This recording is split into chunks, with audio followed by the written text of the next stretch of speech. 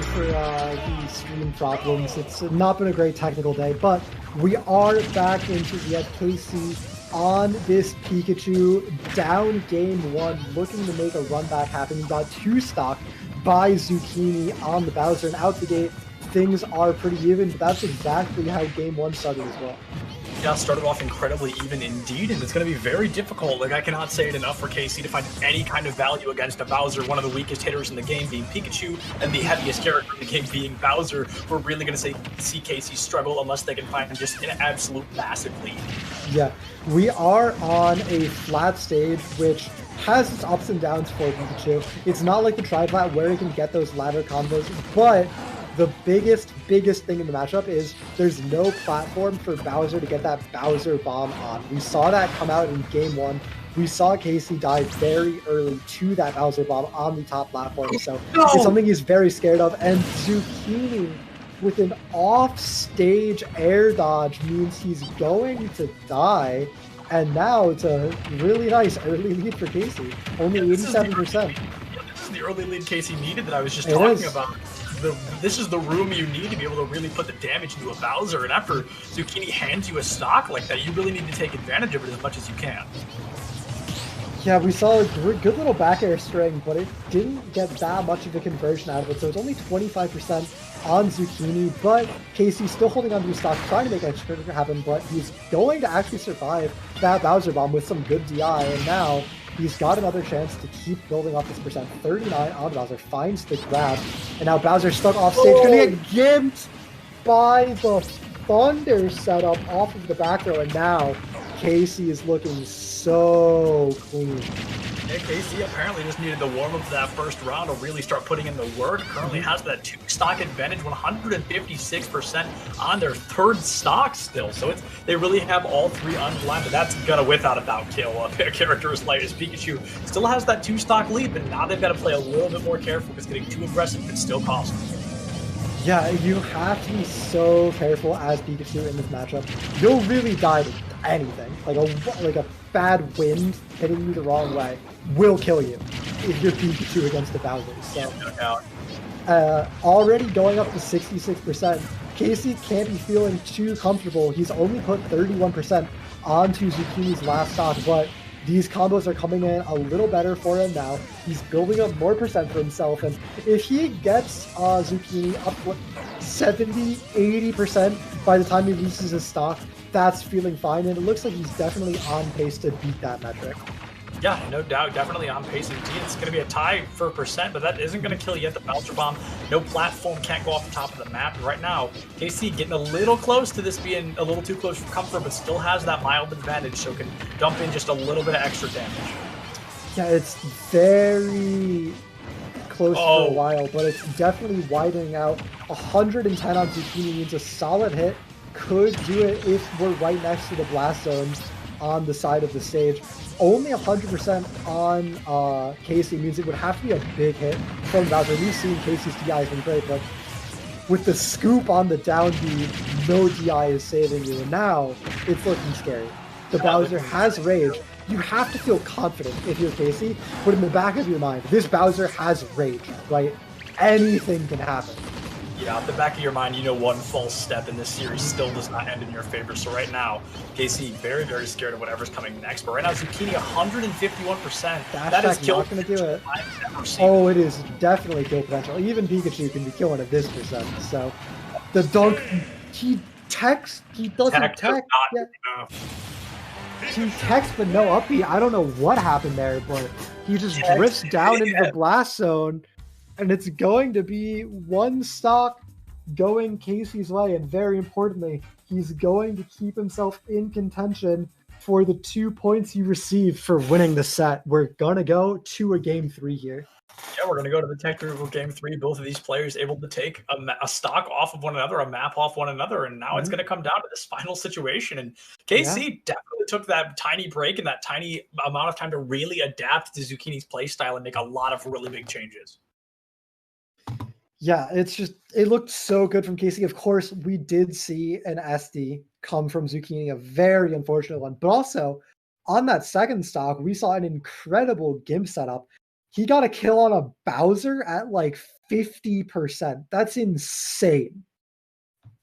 Yeah, that really is crazy. We know that's where KC really thrives, is when they're able to get a little bit cheeky off the side of the map and land some very nasty combos. We saw that's it last Pikachu's week. natural habitat. Yeah, that's where Pikachu really thrives. And Bowser, not exactly known for his off-stage game, so definitely a good place to have him. Yeah, you can catch Pikachu's Viridian Forest and offstage by the Blast Zones. Those are the two places. So gotta look out for that. Yeah, most definitely. And as we move into this third engagement, I think, like you said earlier, Zucchini has a lot of versatility when it comes to being able to play different heroes or different characters. And I think Bowser still is definitely working out, but I also maybe wouldn't be surprised to see a swap just to throw Casey off his game a little bit. I think we're going to see the Bowser. I think Zucchini's a little bit committed into it. I think it's where he's feeling the most comfortable right now, but I wouldn't be too surprised if we did see a switch. I have word from the players that we are going to be going to Pokemon Stadium 2, which is a very big stage. And yeah, there's the switch onto Mewtwo. Makes perfect sense. Poetic. Yeah, really great stage for Mewtwo compared to the Bowser. He has a lighter body, which means he's better at abusing the larger blast zones, larger size of this stage, as well as these Shadow Balls and the Reflector being very, very important in the matchup. But the Reflector being said, he takes 12% from Thunder Jolts out the gate.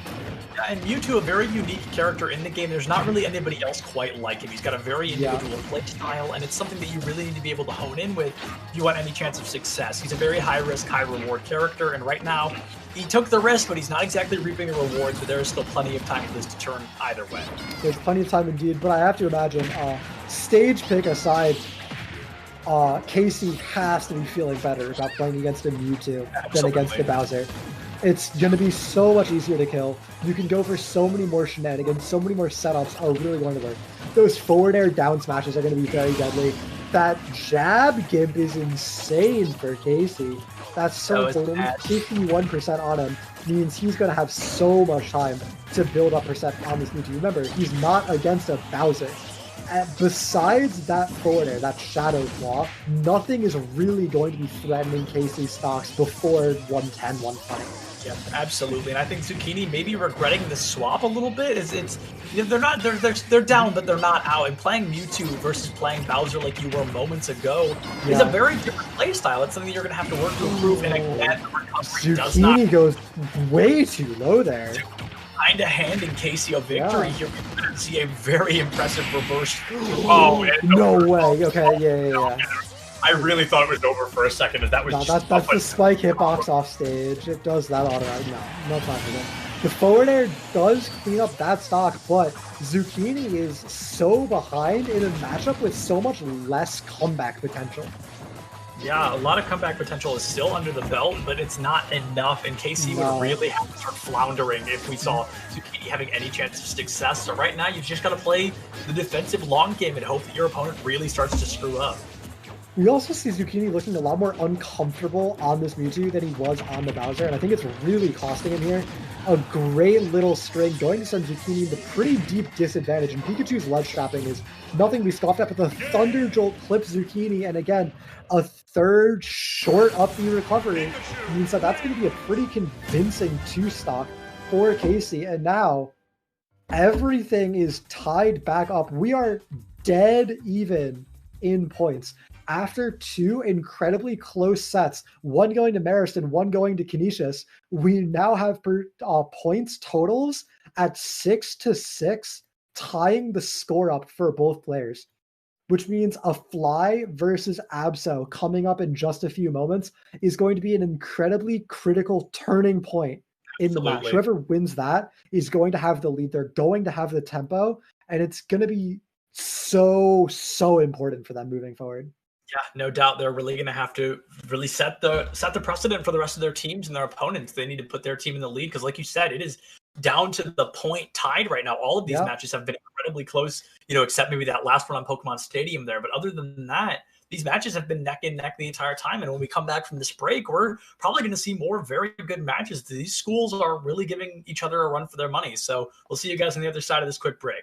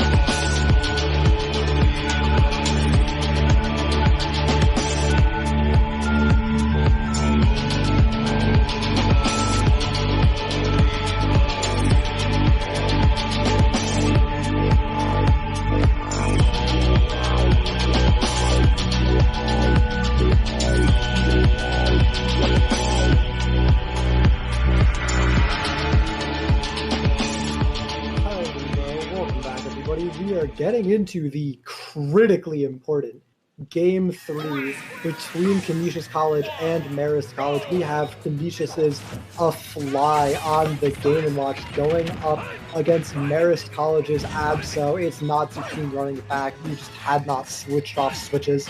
It is Abso on this Pokemon trainer. And for anyone who missed it, we started out with 2 incredibly close sets, and now even the points are dead tied between the 2 teams. So whoever wins this set will take the advantage for their team. Yeah, and this set looking a little bit close, but right now a Fly on this Game & Watch is really dunking in some damage, dropping a 60% combo very early on, and it looks like tries to find the elimination. Yeah, early so but put the magnet hands, bring him back. Abso barely able to survive with that Charizard up B, but 121% on him against the Game & Watch is not... Okay, never mind. Rage is just OP, I guess. Game & Watch is just so light that Charizard gets just an absolute hit trying to take one off the map. Yeah. Gonna knock it back up very quickly, though, in that 1-to-1. 2 stocks left for each, and this is where a Fly really shined last time, able to get that 60% combo. We'll have to see if they're able to do it again. Yeah, it's really a good spot for him. The Ivysaur in this matchup is incredibly powerful. Game & Watch is a character known for having some difficulties dealing with disjoints. He's really, really good at punishing people who do unsafe things on shield, but he doesn't have a great way to get around something like the back air, like the vines from the Ivysaur, so it makes the matchup look good. But that being said, a great dunk from A Fly, and besides that, A Fly has been playing it really, really well.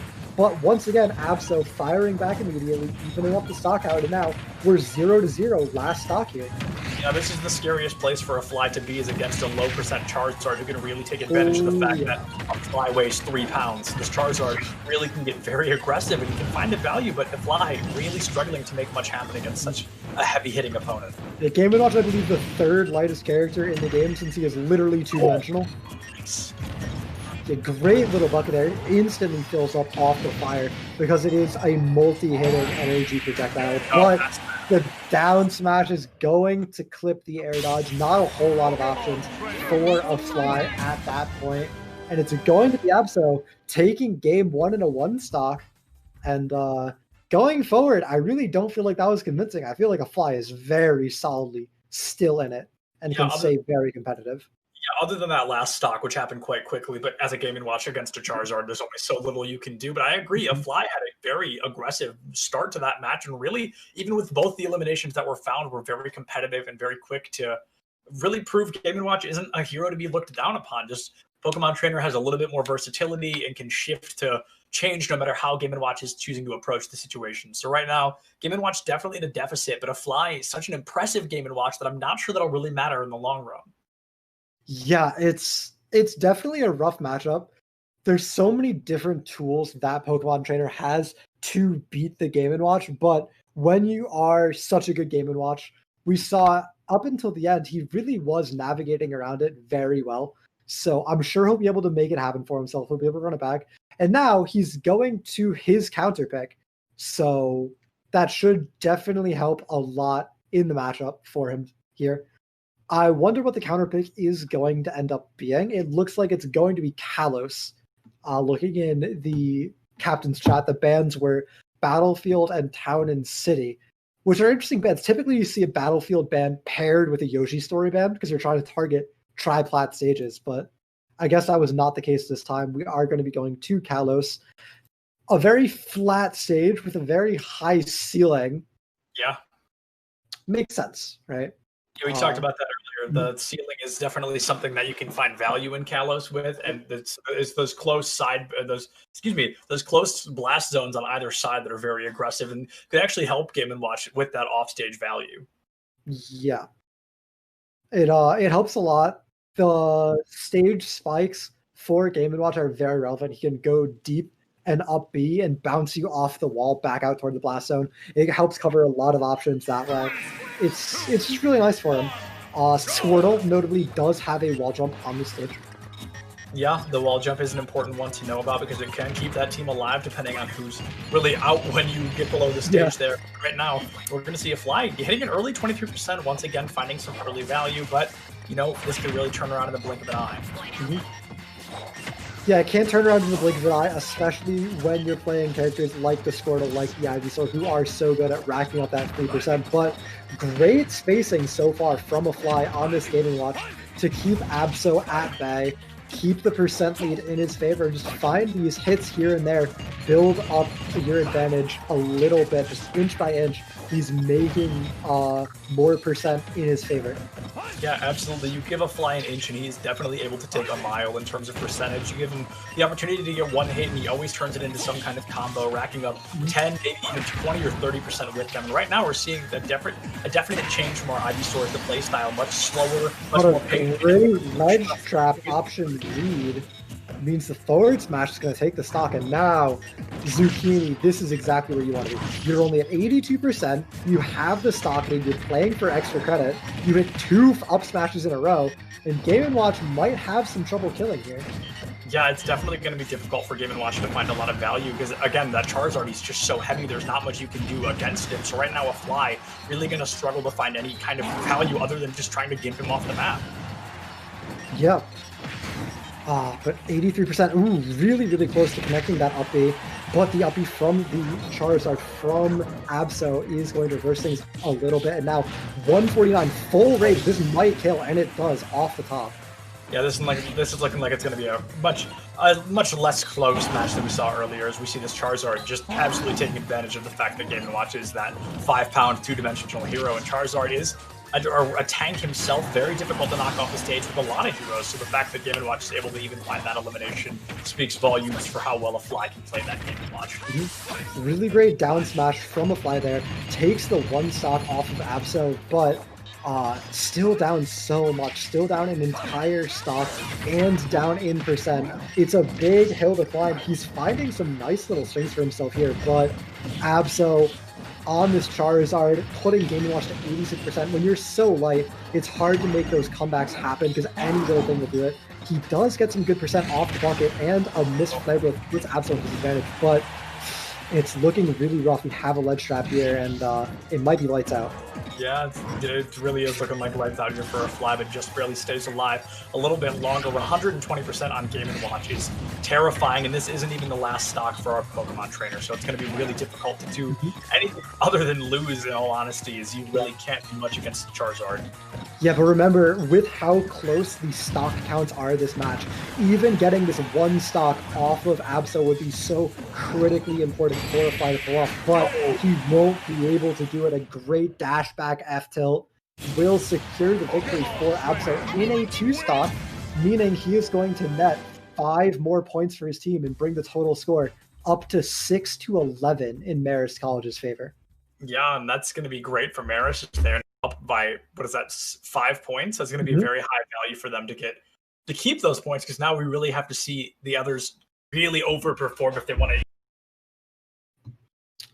Yeah, and it's not like you started out with a lead from match 1, right? Like when you go to like a 5-point lead after match 1, you're like, oh, there's 4 more matches. I have plenty of time to catch back up. But this is match 3. There's only 2 more games left to play. Right. That you need to get solid wins for your team in order to be able to pull it out here. This 5-point lead is going to matter.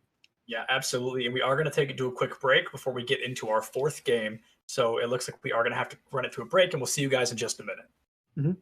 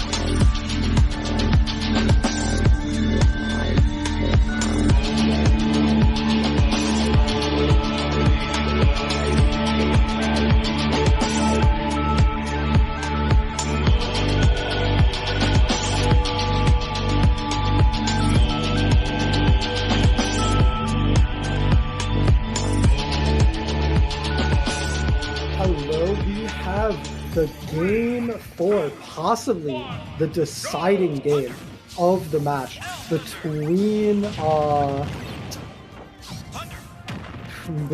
Canisius and Marist here. We have Jarvan on the Robin going up against Randoman on the Pac-Man. Now, Randoman is a character who has had some very, very good...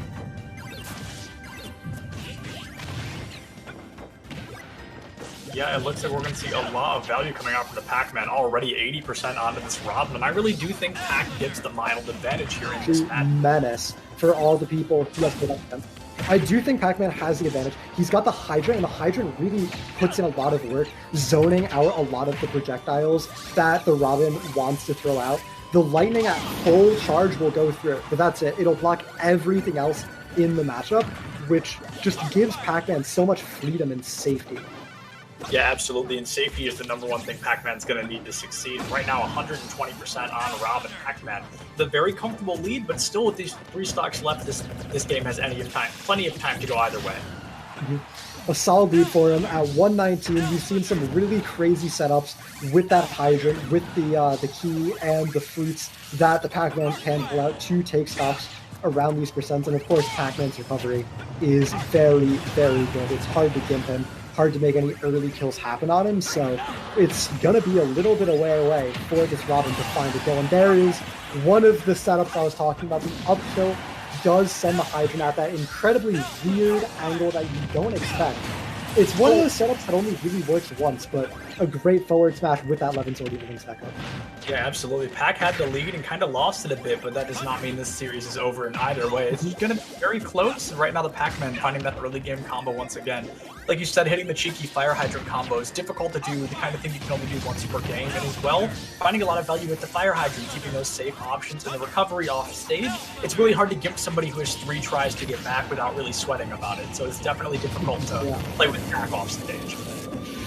Yeah, Pac-Man's a character you really just have to let get back to stage. There's not much to do about it, and already we see Randoman on this Pac-Man building a really big percent lead for himself. The forward smash all the way across the stage gets the kill for him too, and now 29% on Randoman gives him so much time to go to lead. Yeah, 29% and a massive stock lead. I mean, it's almost a full lap on the stock. Pac-Man has plenty of room to really get aggressive and maybe use those cheekier Pac-Man combos that you don't see very often. Right now, a massive lead, going to use the Fire Hydrant to extend it even further, almost 100% onto Robin, and that is going to be kill potential. But just like that, the stocks are just the 1 stock difference, but the percentages are pretty much tied up. The percentages are tied, but Pac-Man, with this kill power, going to actually end up dying to the Levin Sword setup first from the Rob.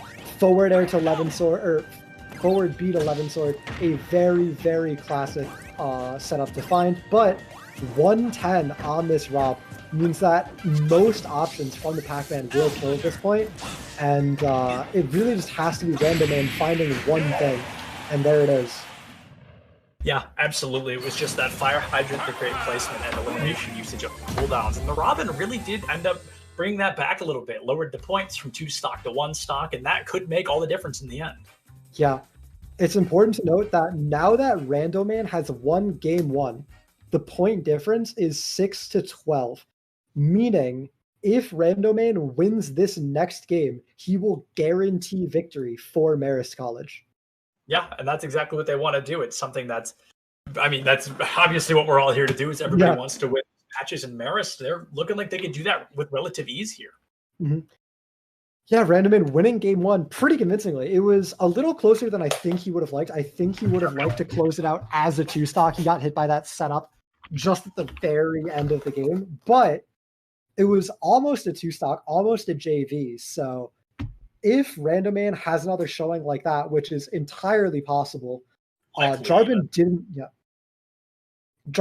really seem like he was adapting that much over the course of the game. So we'll really have to pull it out in game 2, find something big for himself, and keeps Canisius in it, because he is their last hope right now. Yeah, absolutely. The last hope indeed. But Pac-Man, if you play him that well once, it's rarely a fluke. That is a consistent Pac-Man play style. He's a difficult hero to grasp and arguably one of the hardest in the game to find constant kill confirms with. But as we saw, this player here has no problem doing that. Marist are looking rather good to take the victory here. Yeah, Randomain is a character who has impressed me week from week. He's always playing this Pac-Man, and he's always putting on a really killer showing on it. He's never really had a bad day. His performances are very, very consistent. So him being the guy trying to secure victory for Marist is, I'm sure, a position they are very happy with. It's exactly where they want to be right now. Absolutely. As we move in, I just don't suspect we're going to see any aggressive swaps here. I think we're probably just going to see the same thing, Pac-Man versus Robin, because at the end of the day, they both got down to that final stock, so it was close enough for both players to still feel comfortable. Yeah, I don't think either player is really going to switch. I feel like neither of these characters are like pocket picks or characters you switch off of. You're typically pretty committed when you play either of them. They're very unique and they have their own setups, so especially Pac-Man. Less so Robin, but especially Pac-Man. No one like plays Pac-Man and someone, right? Yeah, most definitely. Pac-Man, like I mentioned a moment ago, is a very niche hero, a very niche character, one that takes a lot of time to learn effectively. So, like you said, I don't think someone's just, oh, I'm going to play Pac-Man. It's, oh, I need to play Pac-Man. He's the only character that I'm this good with, because he really does require a lot of play time to understand his kit as a whole.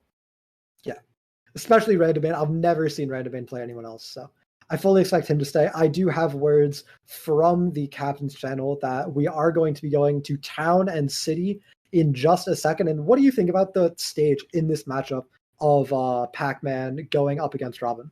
I think any map with platforms gives Pac-Man an immediate advantage, and that's just due to the fire hydrant, due to the projectiles, due to the mobility. If you give Pac-Man more ways to hit you, he's going to take them. And I do think it might screw up the Pac-Man we're seeing here. It might screw up his play style a little bit because he relies a lot on those fire hydrants, pushing his projectiles. And that's a little harder to do on those platforms, especially when you can't use the fire hydrant as its own projectile due to the arc it might hit a platform. And that could screw something up. But I think platforms aren't really good for Robin to begin with. So I think that already gives a mild advantage to our Pac player.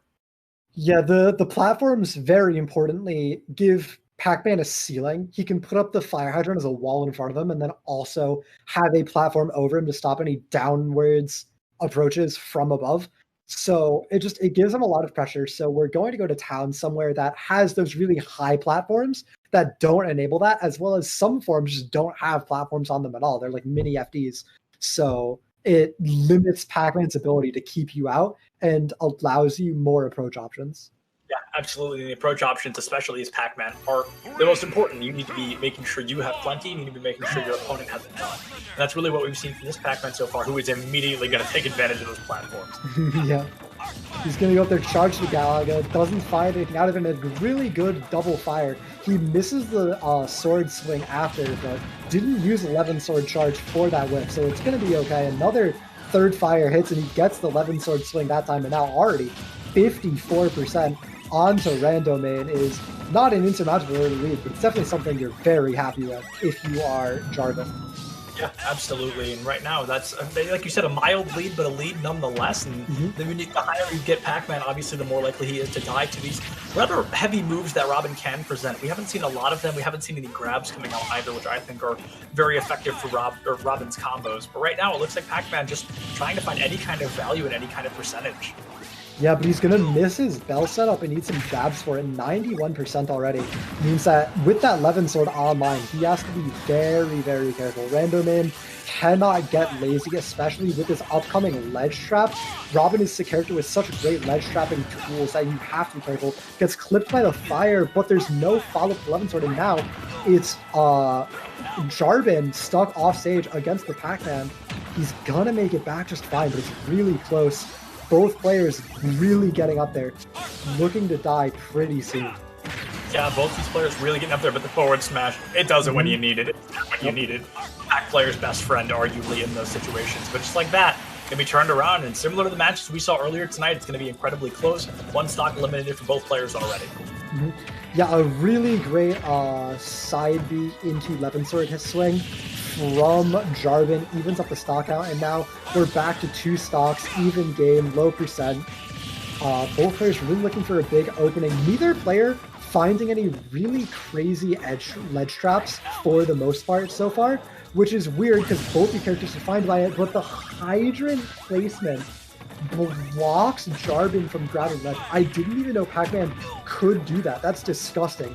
And it's going to absolutely blow the game open for Random Man.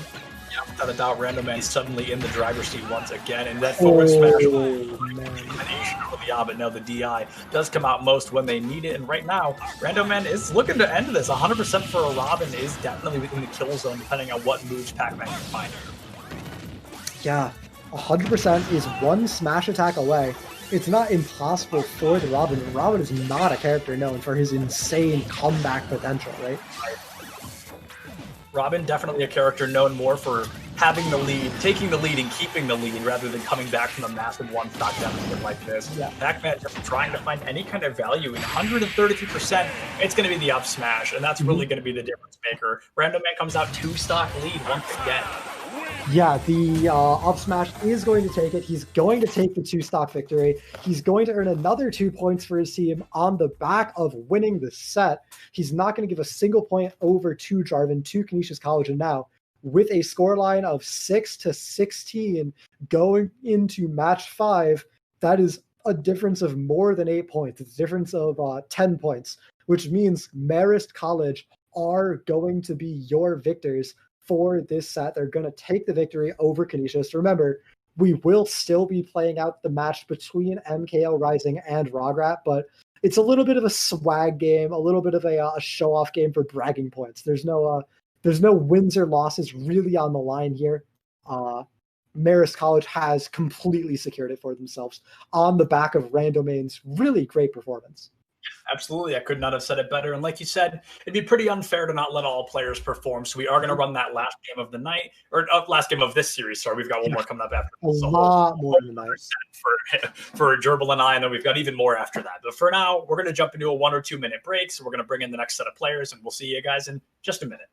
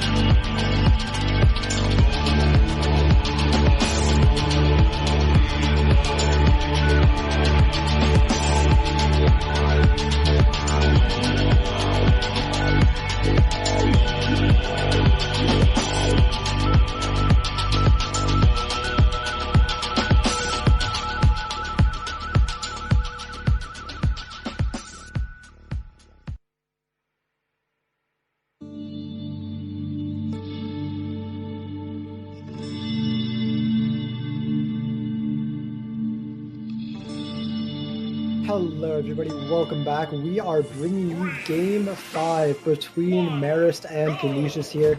We have Rograt on the Incineroar going up against MKL Rising on Ness. And now last week, Rograt put an insane performance up on the Incineroar. He had some crazy comebacks, some crazy revenge kills, and he's definitely a solid player, but out the gate so far, he is taking a lot of an early deficit.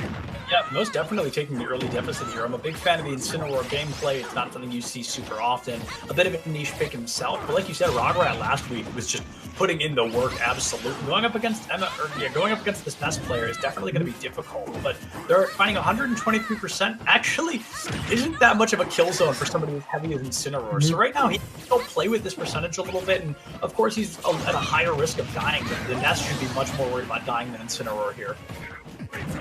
Yeah, but I guess the Incineroar should have been a little more worried, as I don't even know what move killed him. That looked like such a jank hitbox that connected, but nonetheless, Rograt did go down, and it's going to be MKL Rising taking the early lead in this game 1, but a quick back air evens up the stock count, but still 72% already on Rograt. You blink and you miss it, I guess. It's just absolutely brutal.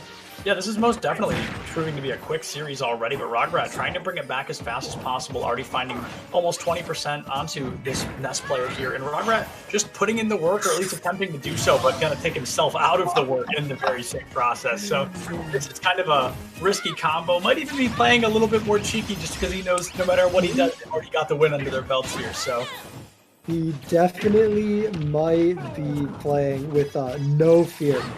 That was either a no fear, it's over anyway uppy, or that was a misinput, and I'm gonna choose to believe it was the first one.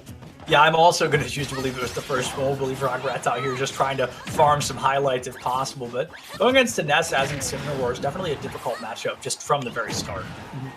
Yeah, it is. Ness is such a good zoner, and Incineroar has such a hard time getting around that pressure, but all Rograt really needs is 1 or 2 really good hits per stock to make it happen. This game, we haven't seen him be able to find it, but next game, it could definitely happen. Yeah, absolutely. This first game started off a little rough, and I think Rograt just kind of ran with that, but is even able to take it down to 1-to-1 stock, but already at 120%. Ness can dump in some damage, and especially some heavy hits. There's definitely a couple ways Ness can take you out of this fight, but right now, Rograt just trying to avoid the JV2 here. Nah, 159% just means max rage. Okay, Ness is on the edge of his life. Oh, maybe not. Rograt goes for it again, but it just does not work out. Unfortunate. Well, that was a game. That was a game. That was I think Rograt definitely could have won that had he not killed himself twice. Maybe. That really made a big difference there. You only have 3 lives, and Rograt choose to take 2 of his own. So it definitely made a difference there. But, you know, Incineroar, definitely a niche pick, definitely struggled against that Ness as well. Yeah, it could have made a big difference. I would have liked to see maybe some more revenges on those projectiles that Ness throws out. It's pretty free to hit those. The only concern is that you lose all your revenge if you get grabbed, and Ness is a character that does really like to go for those grabs, so you do have to be very careful. But overall, I think that's my number one thing is if you revenge like a PK fire and then hit him with that after, that's going to deal like 60% if it's like a side B or something. So that's the biggest difference. The revenge is definitely not coming out as much as I agree they probably needed to, as well as we didn't see any side Bs from Incineroar, which is a really great move to farm early damage. And it was something that I expected to see, but we didn't really see any of them. So I saw Rograt really trying to make Incineroar like an off-stage aerial type hero character when that's not really how you should be playing him to the best of his ability. We saw a good amount of side Bs, just none of them connected. They all got spot dodged or jumped out of the way of from MKL Rising, so it didn't really work out too well for him, but he definitely went for the option. Rising was just too good at getting out of the way of it. He played too smart, he played too evasive, and we'll have to see what the counter pick ends up being for the Incineroar going into the next game. I certainly think it's going to be a flat stage. Most likely, yeah. Ness really does struggle on stages that aren't versatile, that they don't have platforms above or below them. So I think it would really value in the Incineroar player to pick a stage where Ness can't really run as much. Yeah, and the grapplers typically like flat stages. There's no platforms for opponents to mix up their movements on. They get to just sort of be this big, beefy wall that you need to pass through to get where you're going. And the simpler the game is, the better grapplers are. And removing platforms like exponentially simplifies things for you. Yeah, without a doubt, removing platforms, you've got one place to be, and that's really where the grapplers get to shine, is where they've got nowhere to run, they've got nowhere to hide. But it looks like as Rograt decides which hero to pick, we're going to see them jump right back into their select screen. So this is going to be just a couple seconds longer, but I'm sure we're going to be jumping in. And we see a Greninja. So sticking with the Pokemon theme here, but Incineroar, maybe not the choice. Yeah, Incineroar not the choice. We are going to Final Destination because Greninja has really, really insane combos on Final Destination. He has really great down air setups, really great full hop nair setups, all of which platforms get in the way of. So this character excels on these flat stages. It also very much empowers the water shuriken because there's no platforms to move around it. It covers so much horizontal space in such a meaningful way. Absolutely. Greninja pick definitely already making a big difference. 73% for our Nest player. So Rograt can afford to get very aggressive. Yeah, he can afford to get aggressive. We saw he went for a really good jab block setup, but he barely missed out on it. But nonetheless, it is 6% to 106 here. A very, very early lead for Rograt. Yeah, that's a very aggressive lead as well. One that you don't really see this aggressive this often. The Rograt's going to clean up that stock, just increasing that deficit even further. Important to note, water shurikens are not considered energy projectiles, so they will not be absorbed by the PSI map. That is actually a great fact. I did not know that, so that's information for even me here.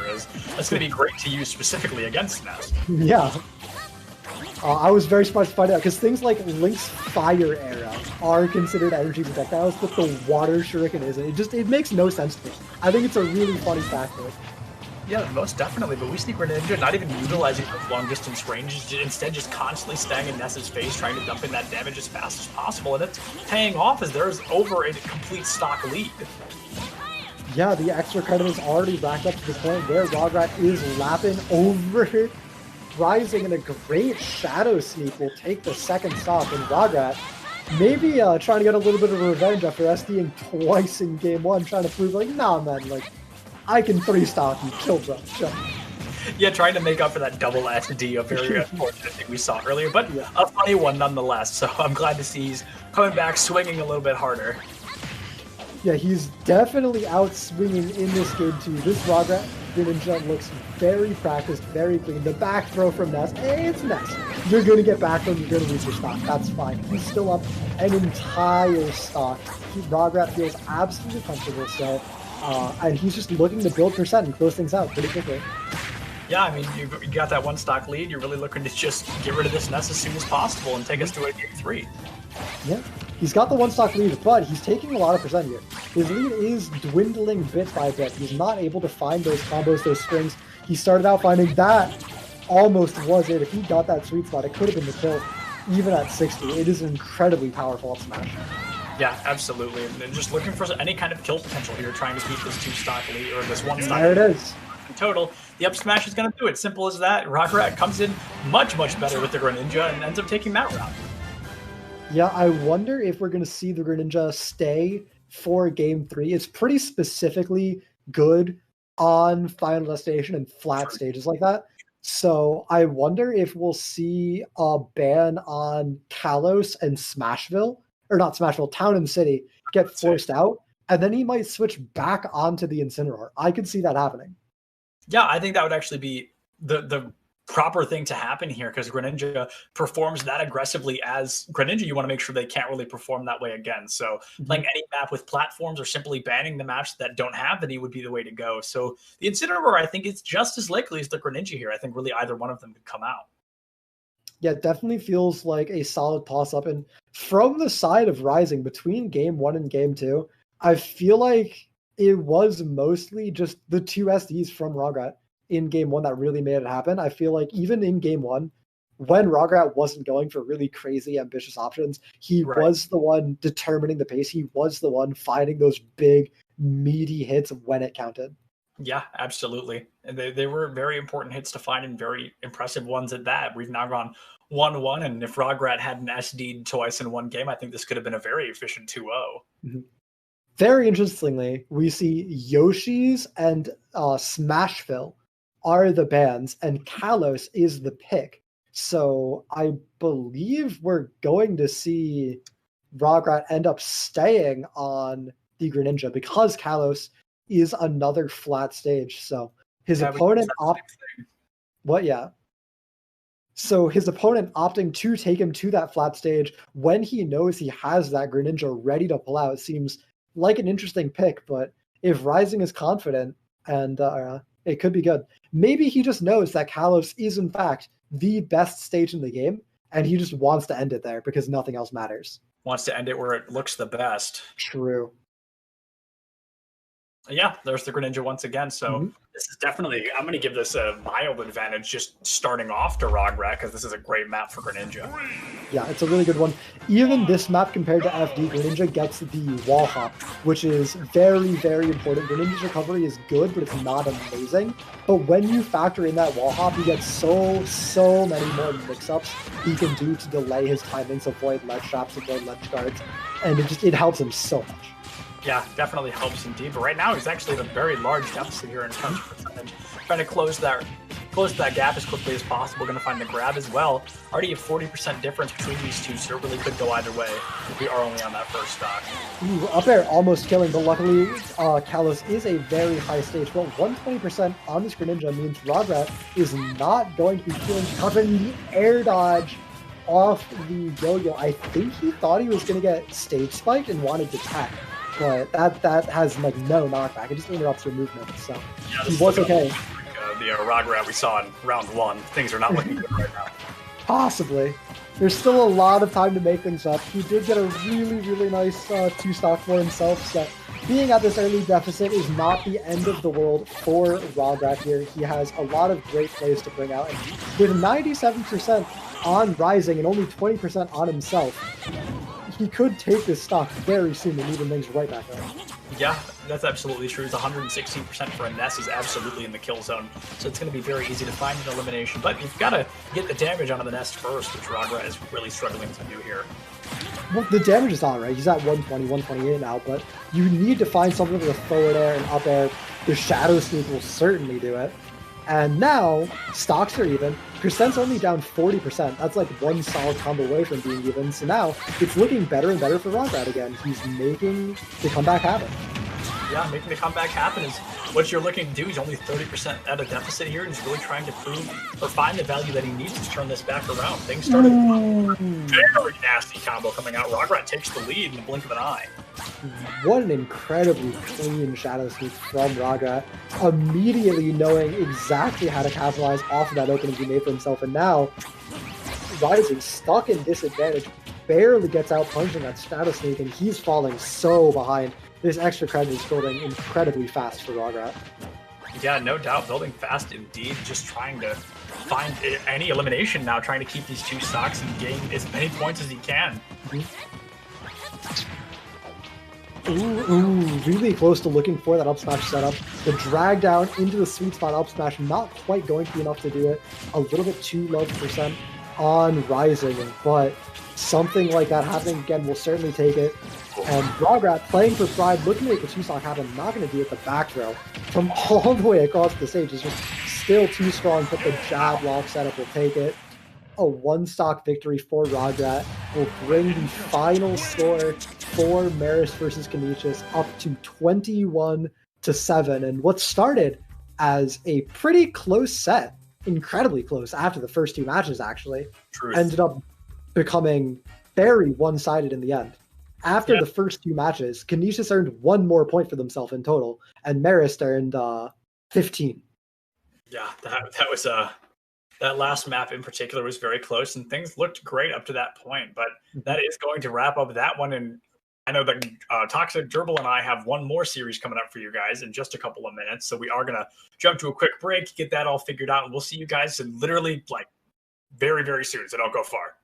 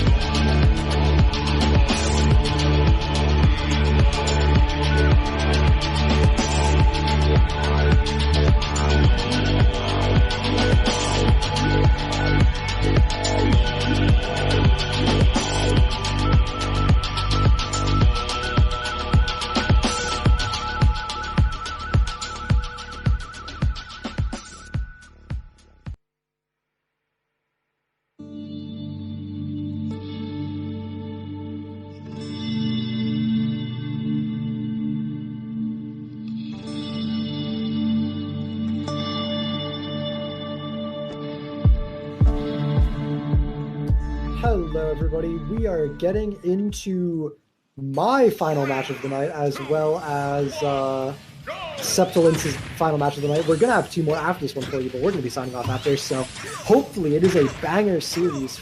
We have Siena College going up against St. Peter's University here. We have Ricardo on the Captain Falcon that he is known for, that he has farmed clips on, going up against Waffle on Sonic. Yeah, Ricardo, a beast of a Captain Falcon, to say the least. Absolutely puts in the work on this hero, who's always the easiest hero to play, but has definitely shown us that Captain Falcon can be played in matchups you wouldn't believe. And right now we see the Sonic out as well. Sonic versus Captain Falcon is a bit of an interesting matchup, as Falcon hits a lot harder, but Sonic is one of few characters faster than Captain Falcon himself. Yeah, Captain Falcon's biggest advantage is his speed, so going against Sonic, that's kind of all but negated, which makes it a pretty good matchup for Sonic, you have to imagine, unless Ricardo knows something I don't, but it doesn't look like he does, because he is out to an early deficit here. 116-276 means that Siena's Waffle is going to be looking for just one solid move to set up his kill and take this first stock, but Ricardo definitely not trying to give it to him. He's going to try and find something, make use of this rage while he can. Yeah, absolutely. You want to take, like you said, you want to take advantage of that rage as early as you can and try to make sure it pays off now that you've gotten to such a high percent. Ricardo misses that early engagement onto the Sonic and actually almost pays for it with his life there. So Captain Falcon desperately struggling to stay alive, but the back air is going to do it. And now put our Sonic up one stock over Captain Falcon. Yeah, the one stock lead is very important because Sonic is a character with a very slow hit-and-run playstyle, so having the lead allows you to slowly snowball it further and further. Luckily for Ricardo, he is able to find that up B, even up the stock count immediately, and not let the Sonic pull that off. Yeah, absolutely. And right now, it's an even game. They both have two stocks. One stock has been eliminated for each, and there's that mild 30% deficit difference between these two, but that really could not matter as Captain Falcon can deal lots of damage in the blink of an eye. Falcon's damage output is really, really crazy. Sonic's damage output is not good in terms of one combo messing you up, but he's so good at not being hit for extended periods of time if Waffle is able to play it properly on the Sonic, but it doesn't look like that's the case so far. Percent staying very even, both players just trading blows back and forth. Yeah, trading blows, that's the best way to say it, is they're just ripping each other apart, but Sonic, with that forward aerial, is going to be able to find Ricardo and take them off the map, finding that extra elimination. But there we go. Back to boot once again, these two now down to their final stock. Yeah, but if this pattern continues, it will be Waffle coming out on top of the one-stock picture. He's been the first one to take the first stock both times, and now Ricardo at 83. That's a big, big deficit to be at against a character like Sonic who can be so consistent. Yeah. But a really great combo from Ricardo answers right back in the knee on an air dodge. What's the one rule, dude? You don't air dodge against Captain Falcon. You don't. The knee could not have been better timed. That was just a phenomenal execution of that knee as a whole. And I mean, the Sonic absolutely paid for it. Like you said, what's the one rule playing against the Captain Falcon? And it is do not air dodge. And right there, Sonic made that mistake and paid for it with their life. So that's going to be a 1 point for our Captain Falcon. And that was a good look. Like you said, Ricardo definitely knows how to play that Falcon well. Yeah. St. Peter's, I believe, I did like a little cursory check of the standings. I'm pretty sure they are undefeated so far. They won against Niagara last week and won pretty convincingly against them. Before that, they played against... I think they might have had a bye. Oh, they played against Hawaii. Oh, no, they lost to Hawaii 2 weeks ago. I forgot about that. Yeah. Even an incredibly close set, but St. Peter's is without a doubt one of the top two teams in the league. They are incredibly solid. Yeah, solid indeed. And we're going to jump right back into these two solid players, sticking to what they were just on, respectively, being that Captain Falcon and that Sonic. And you have to imagine, as the Siena lineup going into this match, like, you know your good players, X-Roy, Waffle, they're all great. They've had great showings in the past. But when you're going up against a team on the caliber of St. Peter's University, I have to wonder if that starts getting into their heads a little bit. Yeah, absolutely. Getting into their heads is probably the number one thing they need to be worried about. Now Ricardo got a little bit of an early string for himself, but immediately answered back by Waffle. And now offstage, the forward air is going to kill off the side. An incredibly important early stock, only 55% on this Sonic, means that he has so much time to build his lead. Yeah, the Captain Falcon definitely seemed a little bit lucky getting that knee last engagement, and that really could be where your Sonic is ready for it. It will be much harder to find eliminations like that. Oh, wow. Waffle's not able to make it back. And now, just like that, an insane reversal for Ricardo. He evens the percents right back up. And now it's a Waffle who's getting comboed. Waffle who's stuck in disadvantage. And Ricardo basically bringing percents back to even, bringing the game back to even. Yeah, even almost to a T, almost to a percentage that's 64 and 71 respectively. But, ooh, that's going to be it. That's going to be a lot less than even as Ricardo, all of a sudden, blink of an eye, is back on top. That Ricardo goes for some of the most insane options. That's two times in a row. Yeah, that's 2 times in a row he's forward smash, just completely draw on a hard read. He goes for a Falcon Punch while I'm talking about it too, and now 65% on Waffle. He is very behind. He needs to take this stock off Ricardo very soon. Yeah, Ricardo is just putting in the work, and like you said, this Sonic has to find the value, and they're going to have to find it fast, because Ricardo is currently just looking for the cheekiest possible options they can find, and they went for the down smash, but unable, or the down air, but unable to find it there. And right now, just trying to end this with both stocks online, but if Ricardo keeps playing so risky, he may end up getting a stock for it. He might, but with 120% on this Sonic, it's looking pretty hard to throw. Sonic is not a character that kills you fast, so there's going to be a lot of chances for Ricardo to find the kill, and right there, even just a dash attack takes it, and that's going to be 2 more points for the 2 stocks going to St. Peter's, plus 2 on top of that for the win. And it's going to be a very strong early 5-0 lead for St. Peter's over Siena.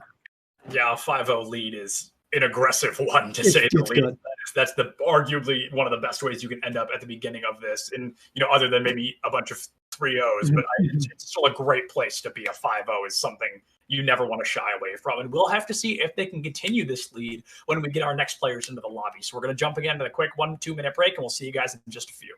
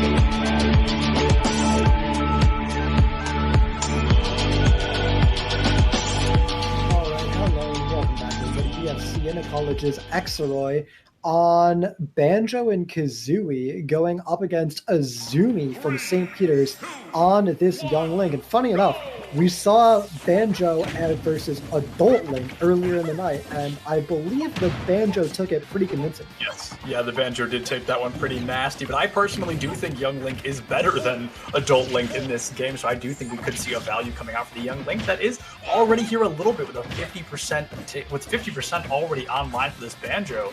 Right now, we're going to have to see a lot of damage come out quickly, and we're going to have to see this Young Link Azumi utilize projectiles much better than their counterpart we saw earlier today. Yeah, I definitely agree. I think Young Link is better. He has more mobility, and mobility is always king in platform fighters. But out the gate, he is falling behind to some really great ledge trapping from Exeroy on this Banjo. Yeah, no doubt on that. The trapping is just a fantastic thing as we see that they're not giving the Young Link a lot of opportunity to use projectiles, and that's obviously the best way to counter a projectile-based hero is don't let them use projectiles. So right now, we see this Banjo-Kazooie taking massive advantage of that fact, and they have a lead, whether it be large or mild, it's still there, and it's going to be rather aggressive for both these players, because now they're both getting danger close to kill potential.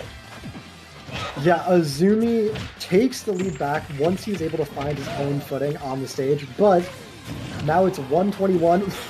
The grenade into the lead, and the get up punished super hard by the forward smash is going to give an early lead to Exeroy, and the Wonder Wing will actually get him back to stage safely. Really well played by Exeroy here. Yeah, absolutely. Very well played indeed. And Azumi, 50% on that second stock Banjo, not even dropping the first one. So we definitely see a difference in play style and just aggression as Banjo can really afford to get right in this Young Link's face. Yeah, and Azumi really going to need to take this stock very, very soon here. There it is. That extra credit was really starting to rack up. If he got higher than 52, it would start looking quite bad for him, but 52, especially when you're playing a character with projectiles like Young Link, can be racked up. It can be made up with your projectiles, just ticking on that damage, so it's not an insurmountable deficit. Yeah, definitely not a deficit to end it yet, but 86 to 42, again, not a horrible thing, but definitely not a to be in as Azumi on this Young Link. They can come back from this. It's still 2 stocks per each of them, but it's going to be a difficult thing to do. Yeah, now at 109%, Azumi needs to be very careful. Something like a Wonder Wing or a Smash Attack will take a stock, and Wonder Wing is what you really need to look out for. Banjo can really just let that rip if he's ever at disadvantage and feels uncomfortable. But the forward smash almost kills, and now it is Exeroy stuck off stage trying to get back on. He gets back on past Azumi, past the ledge trap, and now things are basically dead even. It's whoever lands the first solid blow is going to get the lead. Oh, yeah, and they're really going to have to find it quick as Rage is online for both of them. They're both ready to deal a little bit more damage than normal, but the down smash from Azumi finds the top of the map elimination onto the and gives them a lead that I don't think will exist for too long. Yeah, I do not see this lead lasting for very long, but if it does, oh, goodbye. There's no if. It's not. But anyway, yeah, back to it. The projectiles from Azumi are racking up a solid forward smash, builds the lead up to 40%, now 60 after the jabs, and Azumi kind of running away with this last stock, trying to at least. Yeah, definitely trying to run away with this last stock. Like you said, 66% already online, so just trying to put in the work and put in the effort to give themselves this lead and just the win of this initial round. Yeah, great boomerang to stuff out the approach from Exeroy, and now at 91%, Exeroy really does have to be afraid of dying to a smash attack, to something like that down air that we just saw get the forward air. Also catches the Wonder Wing startup before the armor kicked in, and it's going to give Azumi the Game 1 win. Yeah, the Game 1 win for Azumi is going to be huge for the team as a whole, is taking Banjo-Kazooie out, specifically Banjo-Kazooie, who is rather difficult, just enemy against anyone. And so to see Young Link come out on top of that engagement, as well as when it started to look very rough at the beginning, shows some great adaptation from Azumi. Yeah. Importantly, Azumi, already on the winning team, brings St. Peter University's lead up to 6-0 so far. Now, by no means is that a condemning lead. Exeroy could win the next 2 games. At worst, the lead could only then be 2 points. Even better for Siena. It could even go into their favor if they're very convincing wins. But it's pointing out a worrying trend as we go into game 2 about this matchup between St. Peter's and Siena. Yeah, most definitely a worrying matchup, or a worrying trend indeed, as we've seen just victory after victory. And you said the score was 6-0, which is a difficult thing to really come back from. But like you said, still quite possible if we saw some very convincing wins. It's possible, but they'd have to be convincing wins to tie things up. And after how that game 1 went, I think these players are pretty evenly matched. I don't think we're going to see anything very convincing either way, but when you're the team in the lead, you don't need to be convincing. If you go completely even for the rest of it, you'll win because you started out with that lead. So yeah, it's really, the pressure is really on Xroy to make something happen. It has to be him to do it. Xroy definitely has to find opportunities. And like you said, it really comes down to their performance as a whole and as an individual on whether or not they're able to turn this series in their favor. It's difficult. The players are reporting a little bit of input lag. So we are going to investigate it real quick. It looks like they're sorting it out. I don't think we're going to need to go to a pause or anything crazy. We'll keep you posted on that. I think we might go into picks and bans pretty soon, but yeah, just going down the line. I know Bivers and Pango are very, very good players. I don't actually recognize the name Knight for the Siena College lineup, though, so we'll have to see what happens there. I know Kufi, Jazzy G, and Ramen are all really, really good. Those are the players left to play for St. Peter's, so no matter what, even if Xroy pulls out something crazy, it's still going to be an uphill battle for St. Peter's University. They are, without a doubt, one of our most dominant teams. Yeah, one of our most dominant teams indeed. It's going to be something aggressive to see if anybody can really continue to take games on them or take games on them as a whole. Mm-hmm. But that being said, I think we are going to cut to a quick break, try and sort out this lag problem. It shouldn't last more than a few minutes, and we'll try and get back to you as quickly as possible. Yep, couldn't have said it better. We'll see you soon.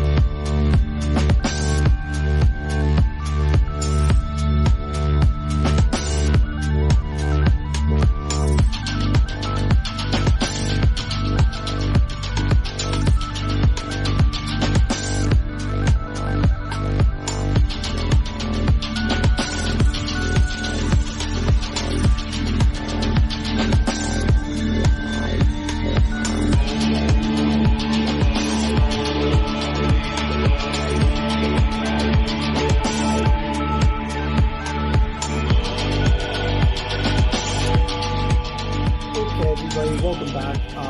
It seems we weren't quite able to deal with the lag problem entirely, but it was manageable. It's a reasonable amount, so we're going to continue playing, and we are getting back into the action between Xroy and Azumi. Once again, it's Xroy on this banjo for Siena, and it is Azumi on the Young Link rocking the Azumi tag. Yeah, Azumi rocking the Azumi, like you said, on that Young Link, who won our first round, and it looks like they're getting ready to win our second. They already have an 80%, make it 90% lead almost onto this Banjo-Kazooie, but it could end in the blink of an eye as Banjo-Kazooie puts out a lot of damage and combo potential very quickly.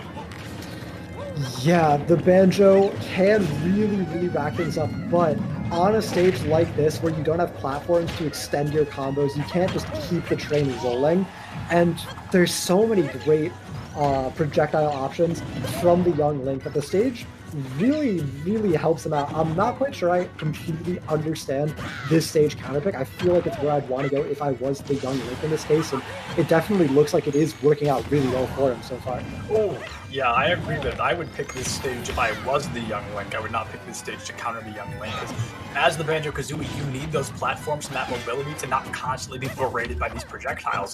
That's exactly what's happening. Mm-hmm. Yeah, and there it is. The forward air takes the first stock. 86% on Azumi is reasonable. That's 1 or 2 hits away from being solidly within kill percent, so it's not a terrible deficit for Xroy to be at, but the longer he takes to even things up, the more extra percent he's going to eat, the further the lead is going to extend for Azumi, and the worse it's going to look. Yeah, absolutely. Azumi just extending, taking this extra credit and running with it as they now have that Rage online as well. 50% offline for this Banjo-Kazooie. They get 60 as right now Azumi is just dumping into damage, but the forward air out of nowhere will catch Azumi off guard and find the elimination. Yeah, the forward air takes it, 68%. 1 Wonder Wing used for Xroy is not where you want to be. It's not comfortable, but it's a lot better than being down something like 2 stocks or being like 100%. So it's definitely okay, but if you keep eating these projectiles just like this, it starts looking really bad.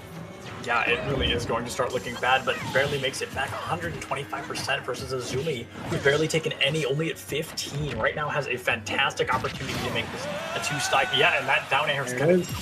That's all that's going to matter, and now it's going to be 2 stocks versus 1 stock. Azumi hardly taking damage on that second stock. Yeah, Azumi barely taking anything.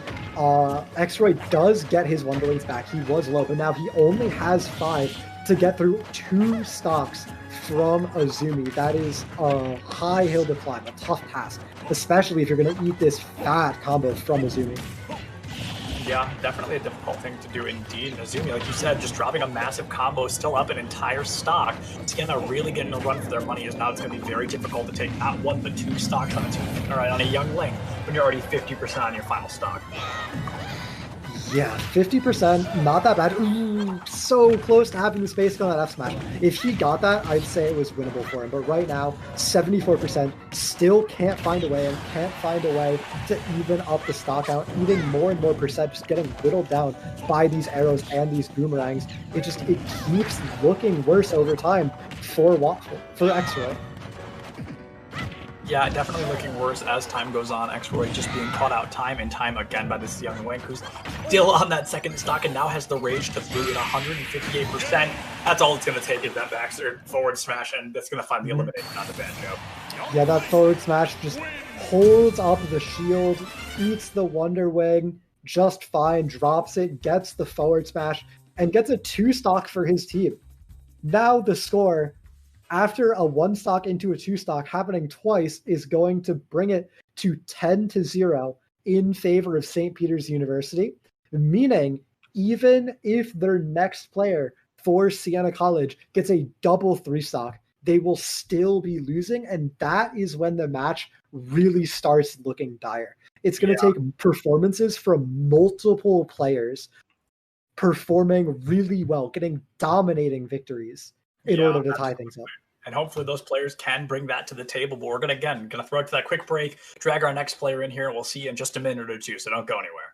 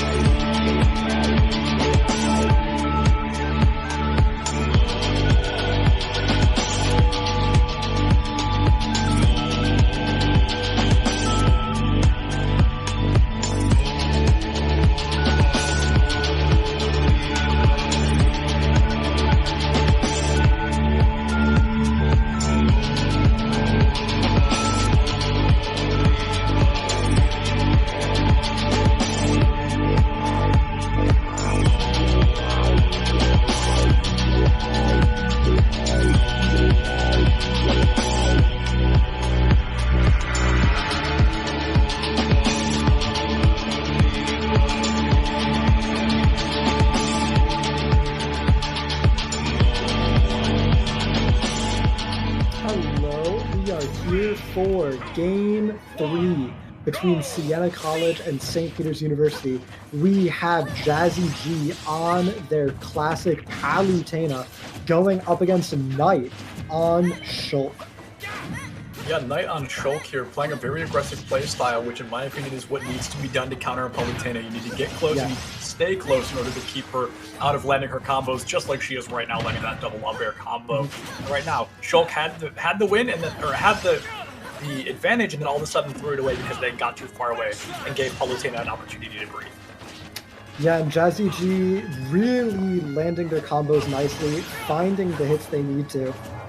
Building a solid percent lead, but Shulk, a character with some insane properties, really crazy disjoints, crazy range, crazy reach, and really solid kill potential as well, especially against Palutena, a character who has a really predictable recovery, needs to go to that ledge. Shulk has a really easy time clipping Palutena under the lip of the edge with the forward air, and it almost killed Jazzy G right there.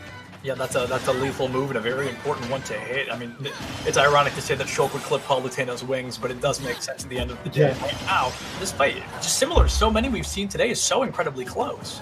Yeah, it's so very close. And in a matchup like this, where both characters have so much brutal combo potential, whoever gets that kill first is going to have such an immense lead going forward if the other player cannot immediately answer it. And in that Smashman auto, Jazzy G is playing with fire going for that down tilt.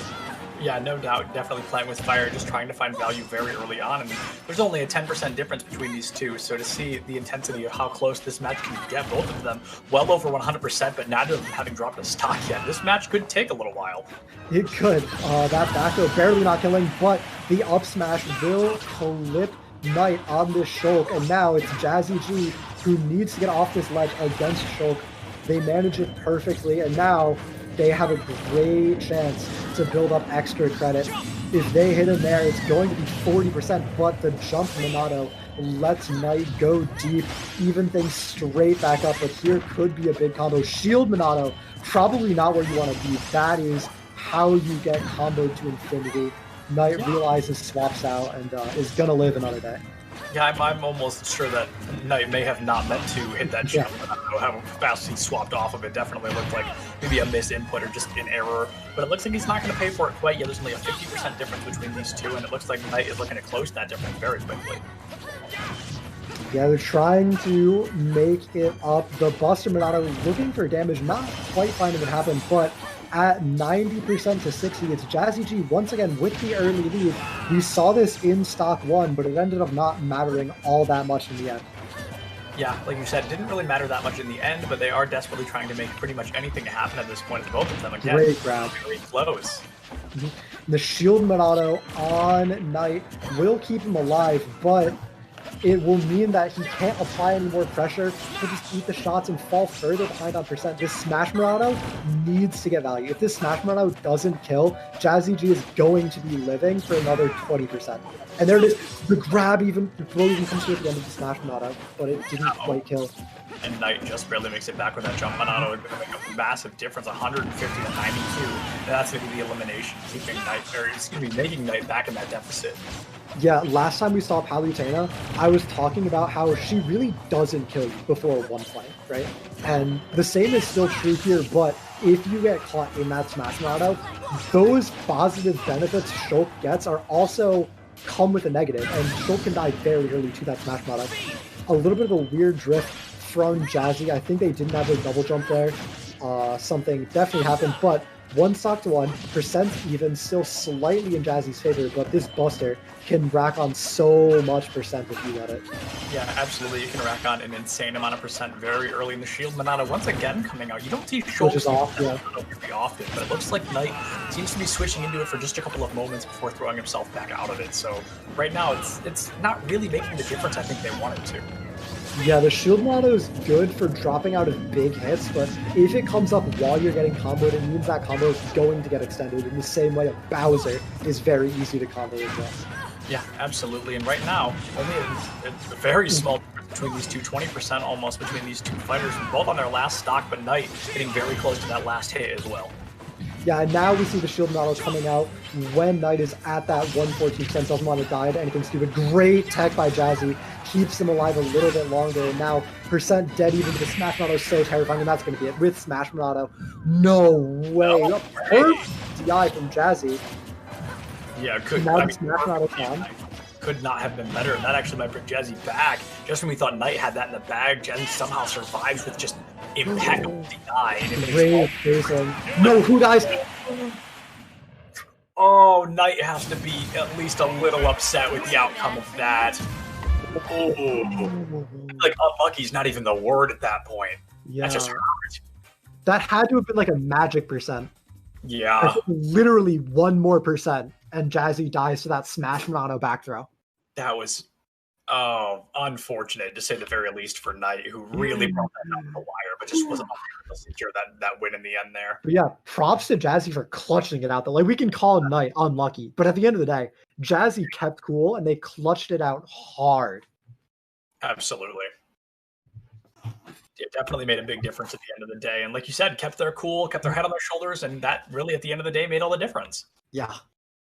There's I play Palutena, and there's a Shulk I get matched up against in my region all the time. I have played this matchup more than like anything else, I swear to God. And I hate it. I hate playing against Shulk. But at the end of the day, I actually don't think it's that bad for Palutena. I just think I suck. I think that Shulk's forward air is a disgusting move.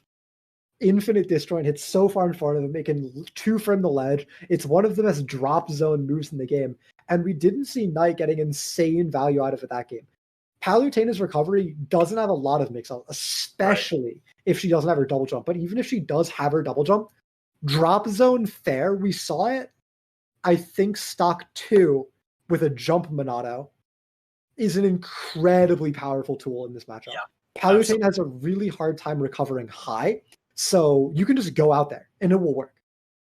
Yeah, most definitely. I wholeheartedly agree with that. And like we talked about earlier, this is one of those matchups where it's just if you're not better than Palutena, you're going to struggle a little bit to succeed. And I think we're really seeing that here with Knight, who's just doing his best in order to make a big difference, but he can't really find the value yet. And he might be able to here, as we saw that first round was incredibly close.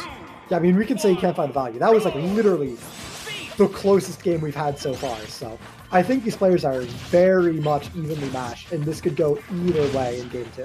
Yeah, absolutely. Absolutely. Okay, Buster is on, which means this ledge trap could be very, very deadly. 63%. 72 already on Jesse. Oh my god. This Buster value is disgusting, and now we're on Smash. He's looking for the drop, so Knight not able to find it though, and Jazzy's just going to sit on the ledge, wait out the Smash. Really smart gameplay, but 93% racked on by that Buster Monado is really, really huge. 90% in the first 30, 40 seconds of the match is really not something that you want to see happen very early on. It's something very aggressive, something difficult to succeed with, but so far Knight able to keep the momentum just a little bit is proving to be very worth it. That being said, Jazzy has basically evened up percent and not getting sharked out too hard by the Smash Monado. Great air dodge through the drop zone fair that I was talking about. Jazzy, completely aware, really knows how to play this matchup. Yeah, Jazzy playing with a level of patience that you truly need to not only play Palutena, but to play Palutena against the Shulk. Constantly waiting out those Monados and trying to make the difference, and slowly able to do so as nobody, again, has lost a stock quite yet. This is going to be a very long round. Yeah, and great DI from Jazzy, but unfortunately getting hit too far, they're not able to make it back to stage. Now, speed Monado when your opponent's at 0% is absolutely menacing, but Jazzy able to keep their composure. And now just trying to find a way to end this stock, but the shield Monado will make it very difficult. Yeah, the shield Monado and the Buster Monado coming out as well, just trying to dump in damage where damage can be dumped. It's currently, it has that lead, but it is ever so slight, so they really want to take advantage of this extra value they have and the extra life that they now have at their disposal. And now this is such a great opportunity for Knight to build this percent lead. Jazzy really unable to find any good way to take the stock. Already at 43% here. Means they have to be so careful to not give anything else over. Absolutely. They finally do take the stock strat. Yeah, like you said, they finally take that stock, and it's not quite tied up, but it looks a lot better for Jazzy. It's a lot better, and now this Nair Strike, especially if Knight goes into Shield Monado, could be huge. He realizes he swaps out, but already percent's back in Jazzy's favor. Yeah, Jazzy all of a sudden able to turn this fight around in the blink of an eye, able to make it a very not a very close fight to a very quick one after finding that first stock. Really, really close so far. 97, 106 in jump means the Shulk is so light, so killable, but Jazzy not able to find the ledge trap opportunity to capitalize on it. And at 56% to 126, this kill has to be coming soon. Absolutely, this kill's got to be coming out quick if Jazzy wants to keep the lead, but the longer you let this Shulk live, the more the rage builds up and the more these Monados are going to mean. So right now, you've got to get this Shulk off the map as soon as possible. Yeah, I think the Smash Monado is going to come out. Never mind. Great back air. So important. Yeah, it was really very important, very nicely executed. We saw that it paid off and found the elimination on that stock, and right now, Knight going to the depths trying to find that elimination is able to do so. Nah, Shulk is a fair character. Don't even worry about it. No, just don't worry. It's fine. Yeah, Shulk, one of few characters in the game able to do that and lift and tell the tale, and there's no... Whew. But this Buster is so big. Yeah, the Buster are gonna be pretty large here, just trying to find any kind of value. And right now, Jazzy in that deficit, but we know that Palutena may be a little bit more likely to confirm this stock. Yeah, Jazzy evening up the percent slowly but surely. Started out at about a 60% deficit, now only down to 30, but a good grab, a good opening for Knight. He's gonna clip the Palutena under the ledge. And that's what I was talking about, how broken forward air is, how far under the ledge it is. It's going to be Knight taking the one-stock victory, putting Siena on the board, and taking the set to a Game 3. Absolutely, and like you said, going to a Game 3, and I feel like we haven't seen one in ages. Both those games taking a very long time, but they are able to come out to that 1-1. Just barely we saw Knight, clutch that engagement, and it made all the difference. Now we've pushed it into a Game 3. Yeah, it's a Game 3 going forward here, and It's down to the wire, especially with how important this is for Knight to win. If Jazzy takes this next game, even in a one stock, they earn 3 points for their team, bring the total to 14-1, meaning that the last two players from Siena would need to make up a 13-point differential. Yeah, and I mean, that's all but impossible. That is a very difficult thing to do. You'd have to play flawlessly and not drop even a single frame as these individual players. So they're really going to struggle to do anything like that. But like you said, it really is going to come down to this, because if Jazzy comes out on top, it's going to make that deficit even harder to conquer. Mm-hmm. But on the flip side, right, if Knight gets a one stock here, he earns 3 points for his team, brings it to 4-11. That's only a 7-point difference, and that's completely doable. Over True. 2 players making up 7 is completely reasonable. So I don't want to say the entire match is on Knight's back in game 3 here versus Jazzy, but it's pretty close to being that way. Yeah. Yeah, most definitely. Knight has a very tall order to fill, and will probably struggle to do so. We saw both of these ended up going to map 3, or excuse me, stock 3, and that we've now ended up on this final map engagement. So it really could go in either player's favor. Yeah, don't forget, Knight was like 1% away from winning game 1 as well. Right? Truth. So now we are on Jazzy G's counterpick. That's very important. We have to remember that. But Knight has been looking better than Jazzy, has had the advantage over Jazzy for the majority of game 1 and game 2 so far. So it's completely reasonable to believe that he will be able to win this game 3. But as we get into it, we'll have to find out.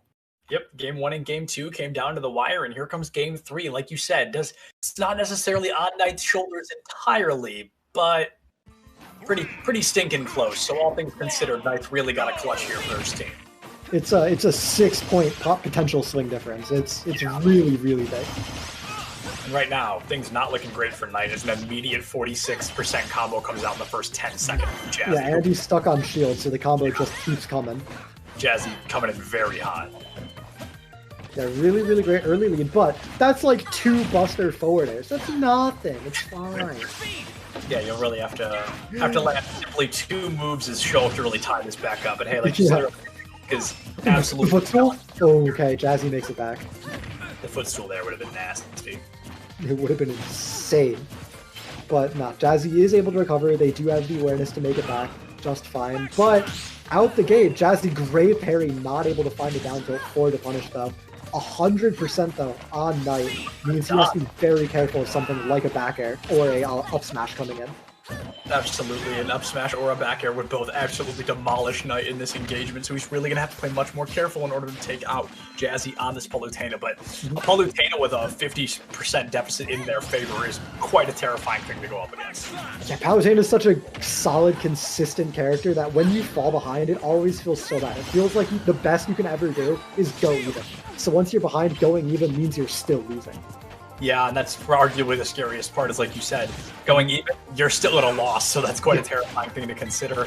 And we do see Knight making up the difference, 40%, 50% difference here between these two, and it looks like they're struggling to do pretty much anything. They keep swapping Monados, but just cannot find the damage they want. Yeah, we saw the Smash Rattle come out, but not able to get any value out of it. The back throw, not quite going to kill, not quite close enough to the edge of the stage, and there's the down B counter. I was wondering when we would see that come out, and there it is in game 3 when it matters most, but an immediate response from Knight evens things back up. Yeah, it was destined to happen eventually, like you said, and it finally did. Evens things back up relatively. Knight made that stock last a very long time, and found the value they needed with it to make that stock all worthwhile. So now we see a slight advantage for Knight in the lead, but of course that'll turn around as soon as Palutena hits even half of a combo. So we'll see this change very quickly. Yeah, percent back to relatively even, and what is one of the closest matches.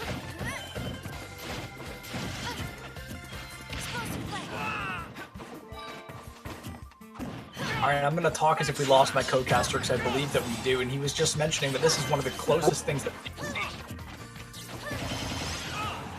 No, Go ahead, Dribble. Sorry, we lost you for a moment, so I was just okay. Yeah, hello, welcome back. Hello. Yeah. So we do see percent are pretty even here. The Smash Metal comes in. This could be a really big opportunity. It's going to be a drop zone. It's not, okay? But the Smash Metal wears out now, and now Jazzy can rest a little bit easier. Back outside kill percent. Great pressure, but the grab doesn't connect. That back throw could have been incredibly high pressure, and now it's Jazzy getting ledge trapped, makes it back, but still just stuck in disadvantage. Jazzy cannot find their feeding firmly on the ground. Absolutely, and Jazzy really struggling to find footing, like you said, and that's going to make all the difference for Knight, who's been able to not only tie this up, but ever so slightly take the advantage in terms of percent. Gonna bring out the shield Minato, which again, a danger swaps right to speed, the much smarter choice in my opinion there. You're going to be able to find a lot more Smash. The map.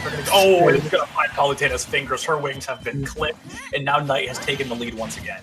Yeah, you can't hold on to the ledge like that. I know it's scary to get up into the Smash Minato choke, but he will flip you on the ledge. And now, 115 on Shulk means he's not going to be dying that soon. 130 now puts him a little bit more in danger, but he can buster freely. He doesn't care at all about his percent, and he just wants to rack up as much percent as he can onto his Palutena. Shield Minato great here, too. Yeah, right. Like you said, Shulk right now, he's just got that extra stock. This is the perfect opportunity to dump as much damage as possible and not really care about your stock or the outcome of this remaining life, because you know you've got one more. You've got one more than your opponent as well. So this is really a great opportunity for Knight to really rack up the damage. Yeah, and this pressure from Knight when he's in that speed Minato is absolutely brutal. Very importantly, he's never getting caught with his back to, or his front, I should say, to the blast zone. It's always Jazzy getting these forward throws instead of the back throws, which is saving his life. But some awkward drift, avoiding a move, actually ends up sending Knight into the blast zone, but still a 60% lead for him means he has to be feeling confident on this last stock here. Absolutely, the stock is coming through slowly but surely. 60%, nothing to shy away from. That's a massive lead to have, especially on the final stock. So right now, Knight is looking to say goodnight to Jazzy here, just trying to find this elimination. This could be huge, though. Jazzy just looking for any possible opportunity to combo. Yeah, Knight stuck in disadvantage over Jazzy, stuck on top of that platform, finally makes it back down, but ate a lot of percent for it. Only 30-40% separating the two players means it's completely usable. Another combo is probably going to be coming out for Jazzy here too. Baits out the shield Minato perfectly. Yeah, absolutely. That's exactly what you'd want to do in this moment, is just try to get any Minato out that you can and hope that it's not the Smash Minato, but instead that's going to be the one coming out from Knight very quickly, who is really only a couple of hits away with that Smash Minato out. Mm-hmm.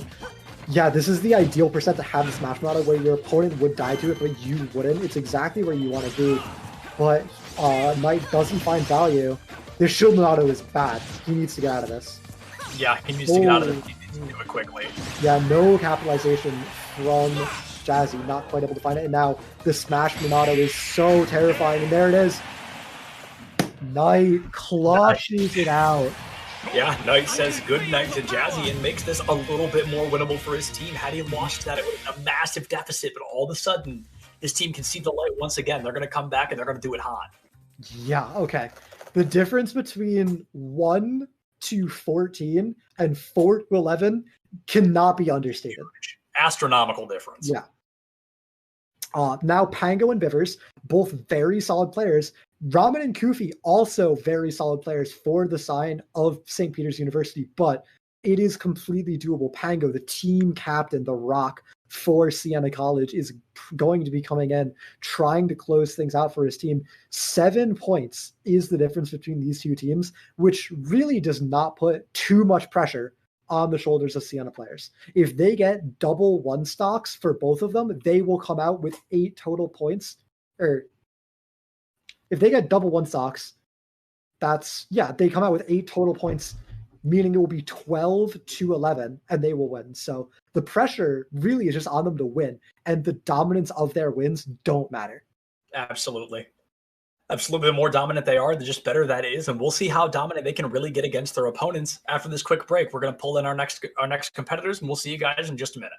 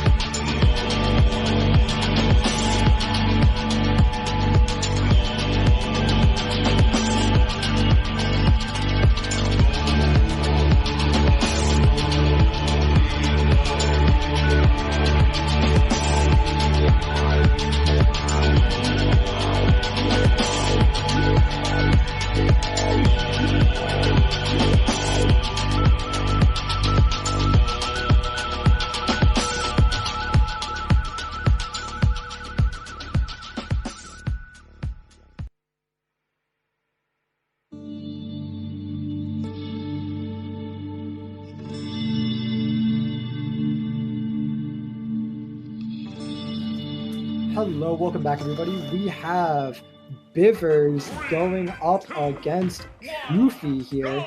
I believe it's Bivers. No. Pango, I believe, is the Falcon player. I actually don't remember, honestly. But we have Goofy on the DDD. That is what we remember this being. And already out the gate, it is a very, very nice early lead for Bivers on this Falco. And this matchup is really bad for DDD. Like, real bad. Yeah, I was kind of thinking that same thing. This is a horrible matchup for DDD. Falco is just fast. He does a lot of damage, and you can never really catch him when you need to find him. So I think DDD is just going to consistently struggle with this. Yeah, the most important aspect of the matchup is those lasers. DDD is an incredibly slow and large character, which means there's absolutely nothing he can do to get out of the way of lasers. And that reflector reflecting Gordos. All of DDD's neutral is completely shut down in this matchup. There's no good option for him. Yeah, there's really not a good option for him. That's a great point. Is he really can't do much against the Falco. He's going to maybe find elimination, so going to make it a little bit closer than we initially expected, that's for sure. But it's definitely going to, I feel like it's really going to struggle to do much other than maybe get accidental or cheeky kills. Yeah. No, like, Goofy is a really good player, so he can find the stocks for himself, but the problem is this matchup is just, like, it's so bad that even if you're playing better than your opponent, you have to play so much better to get the same ground. Like, already look at this. Like, we don't even see Bivers doing anything really crazy. It's just the DDD has no option, so he's down 50%.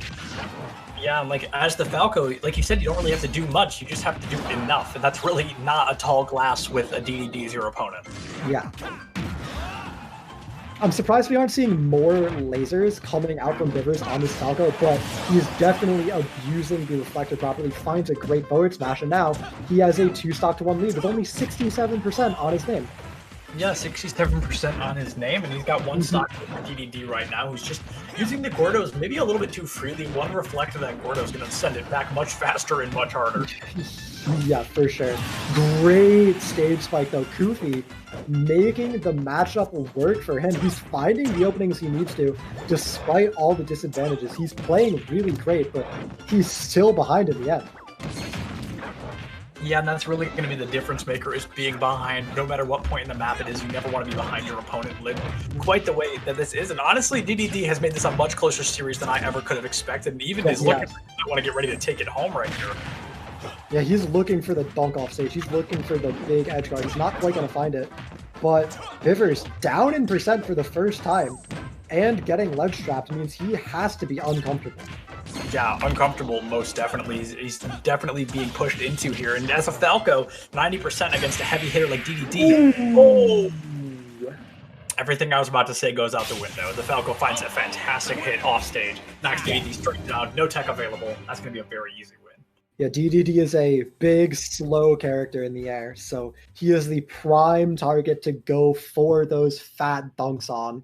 Yeah, absolutely. He can survive in the air for a little while, but that by no means he's good up there. So DDD definitely paid the price of being such a large target against a Falco, and that's going to be the 1-stock victory there. Yeah. Overall, I really do think Goofy played that game better, but the matchup's like literally like 70-30, it feels like. So yeah, it's a very difficult matchup as that DDD. I mean, it's the fact that he even brought it that close, or that they were even capable of getting to that last stock is beyond impressive against a Falco as King DDD. Yeah, I don't even know what to say for, like, what do I want Goofy to do better here? It's like, dang, just don't use Gordo as DDD. Like, how can you say that? How can you say that? I feel like DDD, just a difficult character to begin with, so to play, especially against Falco, is just hard. It's just a difficult thing to do. The problem is, it's almost like a rock, paper, scissors where Falco tends to come out on top, right? Like, if Falco goes for the lasers, the Gordos look better, but if he goes for the reflectors, just like approaching is better. Absolutely. It's just this really, really hard balancing act where even if you send out the Gordo, it might still hit the laser and get sent back at you. It just feels so bad. Yeah, definitely rough. But they're going to go back in. They're going to run it back. It's going to be Falco v DDD once again, which again, Goofy's dedicated. Something crazy. Goofy's going to have to just absolutely blow our minds on this DDD. Koofy is dedicated to the character. He does stick with it. We're going to Smashville. I'm not quite sure if this is a better stage. It's definitely better than the Triflat. Falco is a character that for sure loves Triflats. Yeah, it's not going to make a huge difference, I don't think, for Koofy, but like you said, definitely better going against a Falco. Yeah. It's much better. Maybe this top platform gives him some more freeness to move around with. It gives him that extra little bit of mobility option. So he's not just going in a straight line, but also it doesn't really let the Falco extend his combos too hard. So it's a little bit of the best of both worlds. Yeah, most definitely the best of both worlds, indeed. But Koofy right now, somehow, just up in the percentage, but not finding the value. Never mind. Scratching out the value. There it is. I think Bivers just panicked a little bit. He was in his shield, he recognized he gets shield broke, but instead of rolling, he just dropped his shield and got hit instead, which is not what you want. Yeah, that's definitely not what you want. That's the exact thing. You probably don't want. That shield just did not do its job, and that really made all the difference. Koofy now having the rage, but again, you can't just Gordo down main like that. Like, the Falco's gonna be ready, he's gonna deflect 10 out of 10 times, and Koofy just 8, 40, 50% damage because they keep doing that Gordo. Yeah, that Gordo is so unsafe, but you have to go for it sometimes. Like, if you never do it, your opponent never has to respect it, and then they're still winning, right? So you just, it's mixed strategy equilibrium. You need to figure out the right ratio, but I do agree. I think Koofy is doing it a little too much still. Just a little too recklessly. That's really the mistake, is I'm not even sure they're doing it too much rather than just not doing it unpredictably. Every time they do it, it's just a 100% prediction of, oh, well, it's going to come down for it. Casually at 220% right. I want to point that out. Very casual. A light wind should kill him, but it looks like Bivers is not quite able to find it. Oh, that was way too close to being a full rage F smash connecting the Bivers. Koofy going deep, Bivers going deep, both, they're just both going down there. Okay. Good respect from Bivers to not get hit. Very important. Yeah, it's going to be difficult. Koofy is still rocking that 220%. 237 now, yeah. You just cannot die. That is the one big problem with Falco in the matchup, is Falco is very restricted on full moves.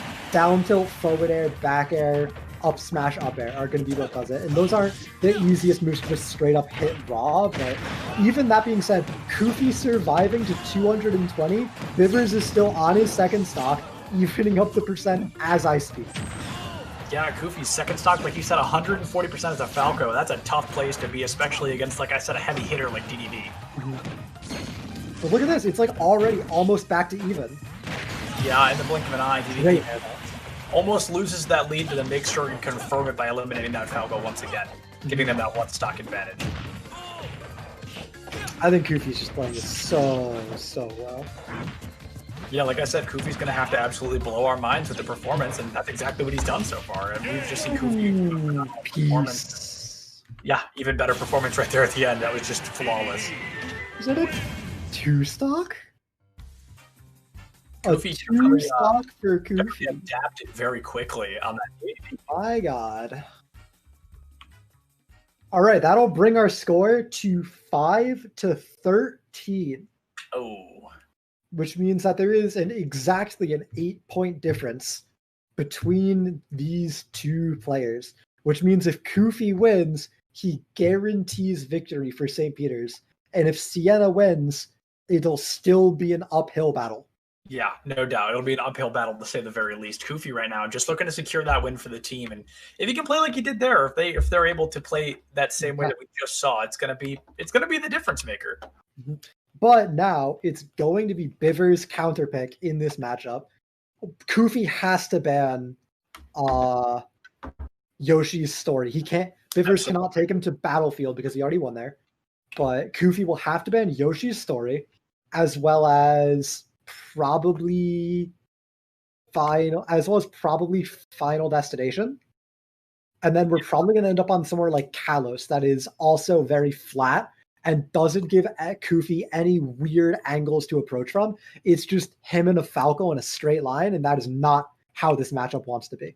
Right, yeah. Final Destination, I think, could end in Falco's favor if we just saw consistent Gordos from Kufi like we've been seeing, because that just obviously stacks up a lot of very easy damage very early on. So it could happen, and I think it could go either way, but I do predict Kalos is probably going to be the map we see. Yeah, I think the FD is going to be banned. I think the laser is just way too powerful on FD. That's very true. The laser finds a lot of unprecedented value. It's just not really do against it. There's no way to get around it. All right. Yeah. It looks like the bans are Lila and FD, and then the pick is Yoshi's. That feels like a big oversight. Leaving Yoshi's open. Yeah, Kufi may have made a mistake there, not banning Yoshi's. That's kind of No, that's tripods are Falco's bread and butter. Yeah. Yeah. That's how you eat up air to up air to up air to up air to up air to up air to up air to back air and you die. Like. Yeah, that's pretty much it. Yeah, it's like this fight to a T. But we'll have to see if he plays it out. We've been giving Kufi so much smack for how awful the matchup is, but he sticks it out with his main. He takes it. He gets taken to this tri-plat. Game 1 on the tri-plat already looked a lot closer than it probably should have. So it's completely possible. Oh, and I really thought Kufi killed himself there. That would have been quite unfortunate, but no, somehow able to survive and currently just trying to bait Falco into falling off the map. Everybody's off stage. Yeah, Kufi's dead. Wow. All right. Not a great start for a final map. Kufi's glass of water just got even taller. That is so important for Bitters. I legitimately think Kufi is playing a lot better than Bitters right now in this set, but with that early lead going to Bivers, I think it's going to be so difficult for Kufi to make anything happen. Look, he's getting platform camped. He doesn't have the mobility to get to Falco on that top platform. There's no way for Kufi to make anything happen on this stage. Yeah, this has just been a mess for Kufi. I mean, they almost have that first stock off of Falco, but at this point, it doesn't even matter. You're already down almost 2 stocks. If another stage spike comes through like that, you're done. You've got to stop playing like that. Good up B to catch the lag on Falco's up B, but still down 88%, losing stage, losing matchup. It's looking so bad. Yeah, it really is looking quite bad. And I mean, you can only hope that you're gonna do your best, but right now, even Kufi's best might not be able to bring us back. Yeah, it's looking rough, but the bright side, Bivers isn't finding these nasty tri-flat combos that I was talking about earlier. I think Bivers back this time. Yeah, he's winning. Okay. Kufi is just allowing this Falco to find a lot of hits as well and a lot of high value for really no reason. He's not playing safe and he's not playing around the Falco the way he maybe should be. The problem is if you don't approach the Falco, that's how you eat the reflectors, that's how you eat the lasers. You can't dodge them when you're as fat as DDD is. So it's a no-win. If you don't approach, you lose, and if you do approach, you get stuffed out. But once again, Kufi at 175, he's living to a really high percent. Yeah, Kufi on that second stock at 180, just trying to make anything happen, but unable to do so quite yet. All this DDD play that we've been critiquing somehow is currently in the lead in this engagement, and that to me that goes to show how impressive Kufi really is on this DDD. Yeah, I wouldn't even say critiquing, I'd say praising. He got a rage down to kill, and is now leading on his opponent's counter pick in a bad matchup. It's absolutely insane how hard you have to work here. Oh no! He jumped right into it too. How could you have known though? That's such a weird angle. That's true. That's very true. All right, this is for the marbles, by the way. This last stock is for all the marbles. If Kufi wins this, St. Peter's University wins. I want to re-emphasize that. Yeah, this is kind of the last. This is the final straw. And Kufi is winning. He's up 45% right now. That's a big lead, very relevant. One solid hit, like a forward smash, would certainly do it. Another Gordo that Kufi is just not letting go. He wants to get the kill with that Gordo. He's not going to stop trying. Great spot dodge up tilt, putting Divers in disadvantage, but he makes it back down. It's so close. No way. Oh my god, Kufi's the favorite. And he does it. Kufi, absolute legend. What a legend. Insane. That was impressive. I feel like impressive isn't even the word. That was amazing. That was stellar.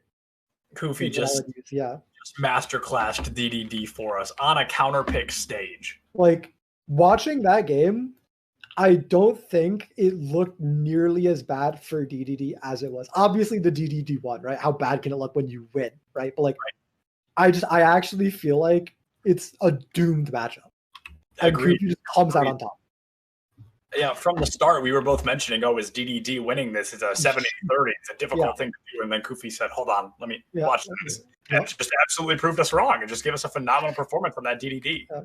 Not only is it important just for like Kofi's pride as a player, to like win that insane matchup, it's important for St. Peter's. That locks St. Peter's into the victory. 5-16 means they are 11 points ahead.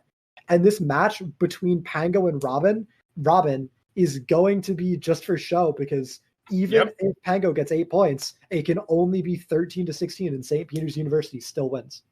Yeah, we are just putting on a show for you now to close out our evening. So it's just, we're putting together something for you, and it's going to be these two coming at you in just a minute. We're going to go on what it will be our final break of the night, and we'll see you guys in just a little bit.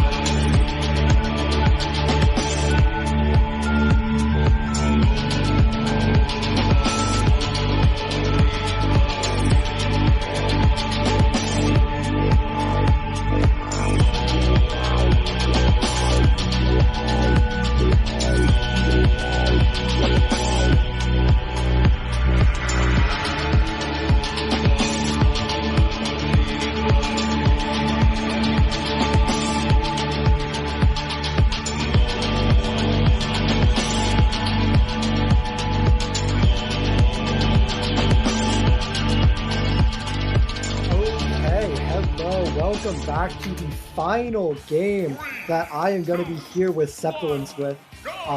It's Pango on the Game & Watch going up against Ramen on the Robin. Yeah, Game & Watch against a Robin is going to be the difficult matchup for sure, but Game & Watch definitely has the capability of coming out on top, especially... You think it's difficult for the Game & Watch? No, I think it's difficult for the Robin. I was just about to say, I think the Game & Watch can come out on top of this very easily. They can keep that up-close and personal play style, which we're seeing right now is working out a little bit for Pango, but we do see a lot of good spacing coming out from Robin as well. Yeah, I think the most important part of the matchup is that bucket. Yeah, absolutely. Bucket absolutely shuts down 50% of Robin's gameplay. But Ramen has been doing a great job in this first stock of not feeding that bucket, even though Pango has definitely been fishing for it.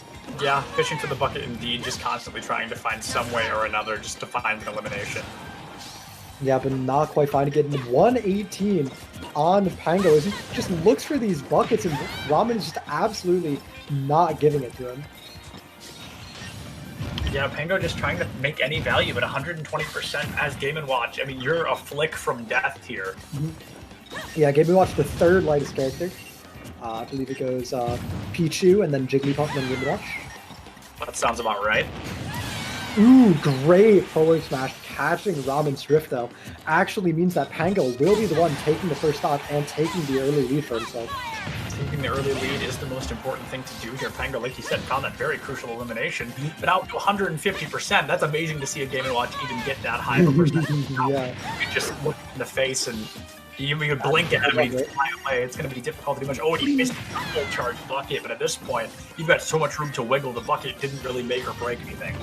Yeah, the bucket doesn't make or break anything, but you would have loved that, like, Oh, absolutely. 50%, you know? Yeah, no doubt on that. Okay, back row should kill here. Yeah, it kills. Okay. And now, percent's back lower. It is Pango's second stock, but Ramen already in the 80s means he cannot be feeling too safe here. Yeah, Robin definitely looking out to not be eliminated early on again, because that one stock advantage for a Game & Watch is what's going to make all the difference at the end of the day. So Pango just dumping in a lot of damage, already 90% on the opponent versus 12% in their own elimination bank here. So they're definitely trying to do pretty much anything. Great parry. Wow. Yeah, a fantastic parry is going to help clean that stock up without a second thought. On Wi-Fi, parrying like that is real hard, let me tell you. Yeah, But it definitely can difficult. both be up. And now Pango, a full stock ahead of this Robin. We said this matchup looked very, very good for the Game & Watch. Even though we haven't seen the bucket actively be powerful in the matchup, the important thing is Ramen can't do things that would fill the bucket. Which means Absolutely. the game plan, even if we don't see the bucket actively getting value, it's just passively limiting the Robin here. Yeah, without a doubt, it's constantly causing that limitation, like you said, and they're struggling to find any high value that they want to be finding right now. But it's Robin, but 130 on your last stock against a Game & Watch. I mean, you could only use, what, 3-4 of your moves before you really sign your own death certificate? Yeah. And there's still a whole nother stock to get through, and that's going to be Pango taking it clean in a 2-stock. Yeah, Pango definitely giving us quite the performance there, really coming out on top of that engagement. Yeah, he's trying to keep it close. You know, his team lost already, but he's trying to make those redemption points happen. You know, he wants to score to show like they did not lose hard. It was a close one. Right, and I love few things more than good Game & Watch gameplay, and I'm glad we get to see that here. He's a hero you don't see very often, a bit of a niche pick, and I mean, that's just perfect evidence that Game & Watch is a force to be reckoned with. Game & Watch is incredibly powerful. He's a character that was very, very underrated at the start of this game. Absolutely. Nobody really thought he was good. A lot of people, it took so long for people to figure out how to use that forward air. Everyone thought it was so much worse than his old credit card swipe, you know? But over time, I think it was Meister really started showing everyone just how good that Game & Watch was. And he's risen. He's shot up the tier list. Yeah, Game & Watch, a very effective character. One, like I just mentioned, you mentioned as well, very underrated. Everybody thought, oh, he's so light, he can't get anything done. But if you can land combos as Game & Watch, I mean, they are terrifying. Yeah, Game & Watch's defensive capabilities are insane. He has possibly the best out of shield option in the game in the form of his up B. Absolutely. It's fast, combos, and unpunishable. It's everything you want to escape pressure. If there's a Game & Watch in shield and you miss space, it's over. And now the players are playing for fun. Steve versus Captain Falcon. Pango on the Steve. I'm so excited. This is the first Steve I get to cast. I am over the moon that Steve is going to be busted out. And Pango better do me justice here. I've been waiting all night to see a Steve. We'll have to see how practiced it is. And I've never seen Ramen swap off that Robin either. So we'll have to see how good this Captain Falcon is, as well as Ramen pulls out the full golden skin, you know, showing off how he won. Maybe a little bit of BM. Yeah, these two definitely just playing for kicks at this point. Oh, yeah. Show for everybody involved. But boy, am I glad to see it, because this is looking like it's going to be a pretty good matchup. Yeah. Oh man, not a whole lot of mining going on from this Steve. There he is. He's getting some iron, some redstone in his inventory. It's really important to cycle to that diamond on your first stock. So as soon as you spawn on your second stock, you have that diamond ready and you're powering yourself up. If you die without hitting a diamond, your cycle gets reset. Yeah, right now, Pango giving a great example of how to play Steve and doing it rather making a couple questionable choices, but they have been all working out so far. Needs to get a lot more iron in that inventory, or get any at this point as the anvil came down, the iron now gone. They have a lot of dirt to work with. You're going to need a little bit more than that. Yeah, but it's so hard against Captain Falcon. He's so fast. You don't really have a lot of time to sit there and mine. You're not against a slow zoner. There's the diamond, yeah. There's the diamond. They're going to need a little bit more iron online as well. And the TNT, oh, just frames. Literally, there was such a small window they could have screwed that up, but they still found it in between frames. The minecart hits the double hit as well. And right now, Pango just trying to put in the work on this Steve. Yeah. Steve has such an interesting dynamic where he actually is a stronger character on the second and third stock. Most players consider it too risky to spend the diamond on the first stock, but now we're going to see Pango respawn, immediately craft this diamond set of tools, and now the real fight begins. You know? The real fight indeed. It's been amazing so far. No, both these characters are just so entertaining to watch. The novelty of Steve is so great. He is just absolutely like no other fighting game character out there, and it's so great to watch. Yeah, Steve is, like you said, very unique compared to any other fighting game character out there. And I mean, it goes to show that adding a new character to a game can change the entire pace of the game. It's fascinating to see how people play Steve versus any other character in Smash Ultimate. Yeah, just so incredibly interesting. And Pango up a lot here. 160 to 18 is the lead for him. And the dash attack with that diamond pickaxe, obviously incredibly strong. Going to kill, and now Pango off stage, placing blocks, stalling out the invincibility, an incredibly powerful technique to be able to pull off. Yeah, and absolutely. A full stock lead for this Steve here. Pango just absolutely dumping in full stock, like you said, trying to find some cheeky hits here, just using the blocks to kind of bounce around, hits the down air, and just finding value here is the important part. Just constantly looking to get this Falcon off the map, juggle him around, and just use that up smash over and over, and it's been working out. Yeah, already another diamond in this Steve's inventory, and with the Falcon at 135. Oh, man. Oh, wow. That was great, yeah. Like that? That was pretty nasty. Pango really just busted out the Steve and said good night to that Captain Falcon. That was an amazing play. How can I call St. Peter's University the winners when Siena College's Pango pulls that out at the end? Unfortunately, I can call them the winners because they scored more points. But yeah, true. That's a great point. That definitely that was a match, all right. Yeah. I'm curious to see I don't know. I'm curious to see if Pango's going to stick to that in the future. Steve is such a niche pick. Yeah, it's very interesting. I think it's definitely still in the development stage. It's a fun pick still. His Game & Watch looked incredibly clean. But that being said, congratulations to the lineup for St. Peter's University taking this match over Siena College, only losing one match their entire time playing in EGF this season. An incredibly impressive showing. I had a great time. I hope everyone in chat had a great time. If you like the broadcast, make sure to follow the Twitch channel. Make sure to follow EGF on Twitter at official EGF. And if you liked having me here, make sure to follow me at toxic_gerbil. It really, really helps me out if you do. Yeah, most definitely. Couldn't have said it better. You can find me on Twitter at the same name. Pretty sure it's right underneath me, so I'm just going to assume that it is. But that's all I've got to say, and I think that's going to be it for us tonight. There's plenty of games left on the main channel and on this channel coming up right after Gerbil and I get out of here. But for us, that is going to be it. So thank you, everybody, so much for watching. But for the time being, this will be Subdolence and Toxic Gerbil signing off.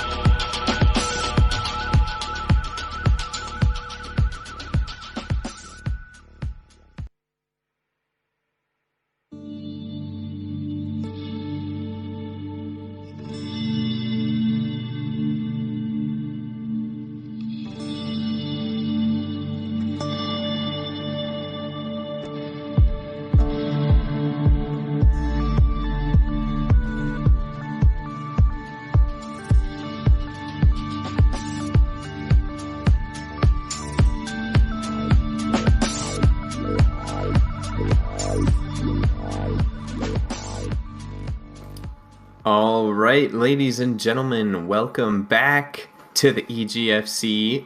We are ready here with some more Super Smash Bros. Ultimate action. I am Cool J, joining you here with Soy Saurus, and we're excited to get it going on. Who do we got showing up here today? We've got Manhattan and Quinnipiac, and for the first players for both sides, for Manhattan, it is Sam, the Captain Falcon, and for Quinnipiac, it is Grub, the Inkling. Yeah, definitely an interesting one. We've been seeing a lot of Captain Falcon here, at least more than I was expecting to see.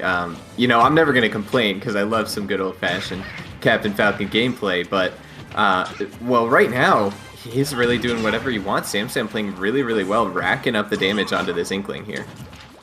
Yeah, Falcon, one of those very, honest characters. You know, he's got plenty of options, plenty of ways to mix up, but you can kind of tell what he goes for. But that up smash, the double hitbox of it getting connected, I find it very easy for that up smash, to fall out of. But because that player was on the ground, great stuff connecting both hitboxes.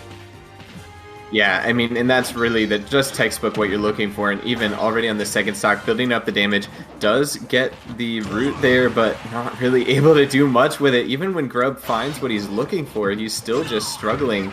Now trying to make it back to stage, and Sam just punishing every move he makes. I'm wondering, is this just an off day for him, or is it something else going on for this Grub player right now? Oh my goodness, and the smash. What a forward smash. But I was going to say, Falcon, in this type of matchup, Inkling's super light compared to most characters, and Falcon has so many moves that just hit like a truck. And that forward smash is going to, break through most of Inkling's moves. Yeah, and that's really what we're seeing right now. I mean, he has been able to build up some damage, but I'm seeing a 3-stock here, honestly. It's just, oh my goodness. And there it is. Oh, he caught him! Oh my goodness. I'm in shock. I did not think the forward tilt would connect there, but I properly spaced and everything. Great stuff from Sam. The tip of that forward tilt right at the edge at the top of that hitbox, it will spike, and that's why you see Captain Falcons always spam it at the ledge, and right there uses it to catch the Inkling on his recovery and a 3-stock to start the day. Yeah, that is not what I was expecting to see as we get started. Now, I'm wondering to you, we were talking a bit about the matchup here, Inkling obviously very light. Do you expect Grub to kind of go back and try and maybe switch up the characters, or do you think he can run it back and just change up his playstyle a bit? I'm not sure, because I don't know if Grub has any pocket characters or not.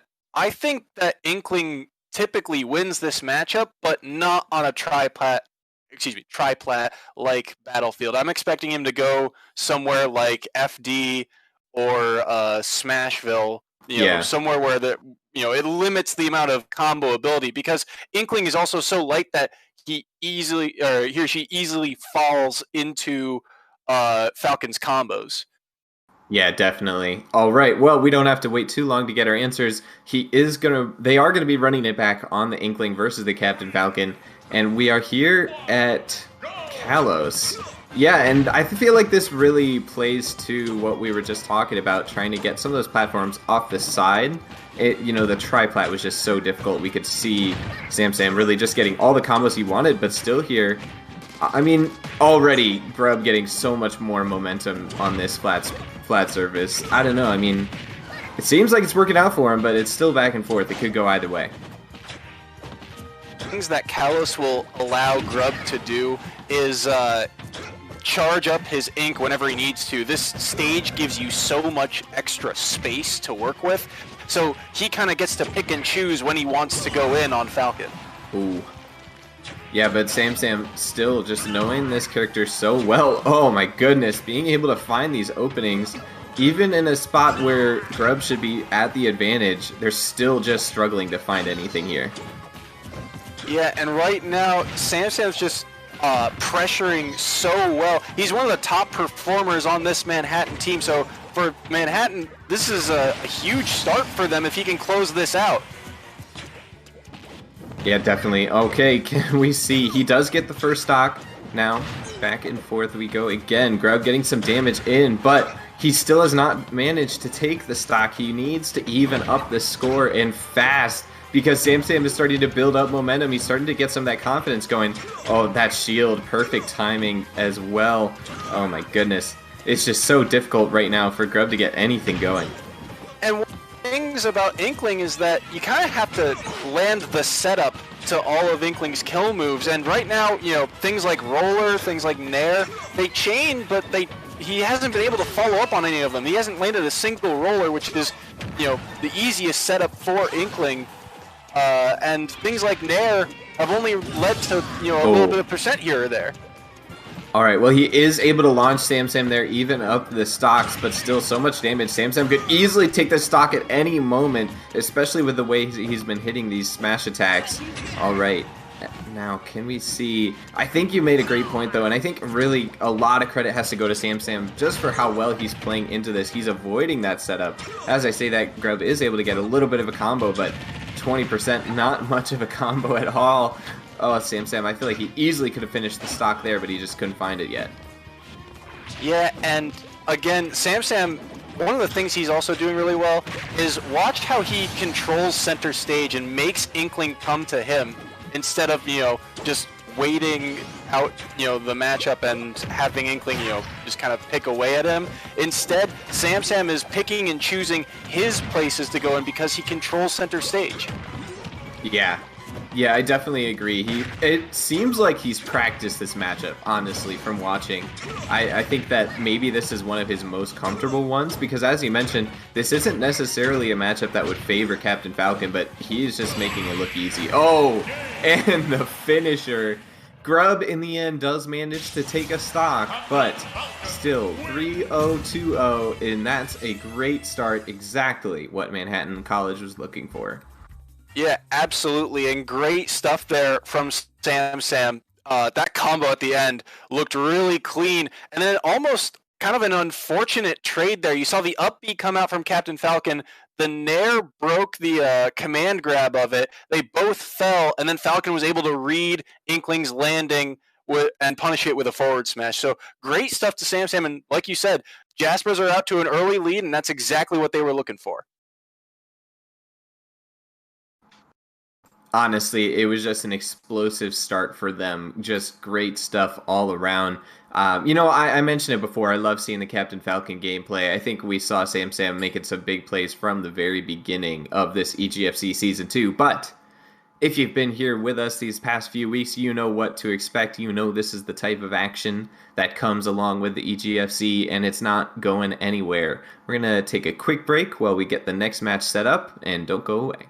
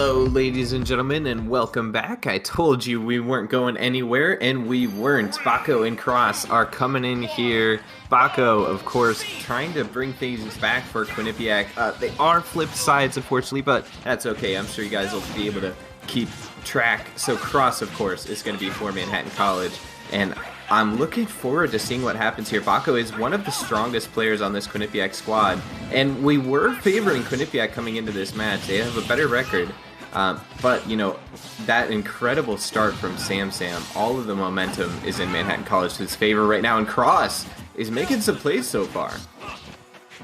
The reason Quinnipiac, puts Baco in here is so that, they can gain some of that momentum back, but this pretty even, but this is part of the danger of this matchup between these two characters. Shulk can edge guard Robin for days, and Baco knows that and goes deep for that first stock.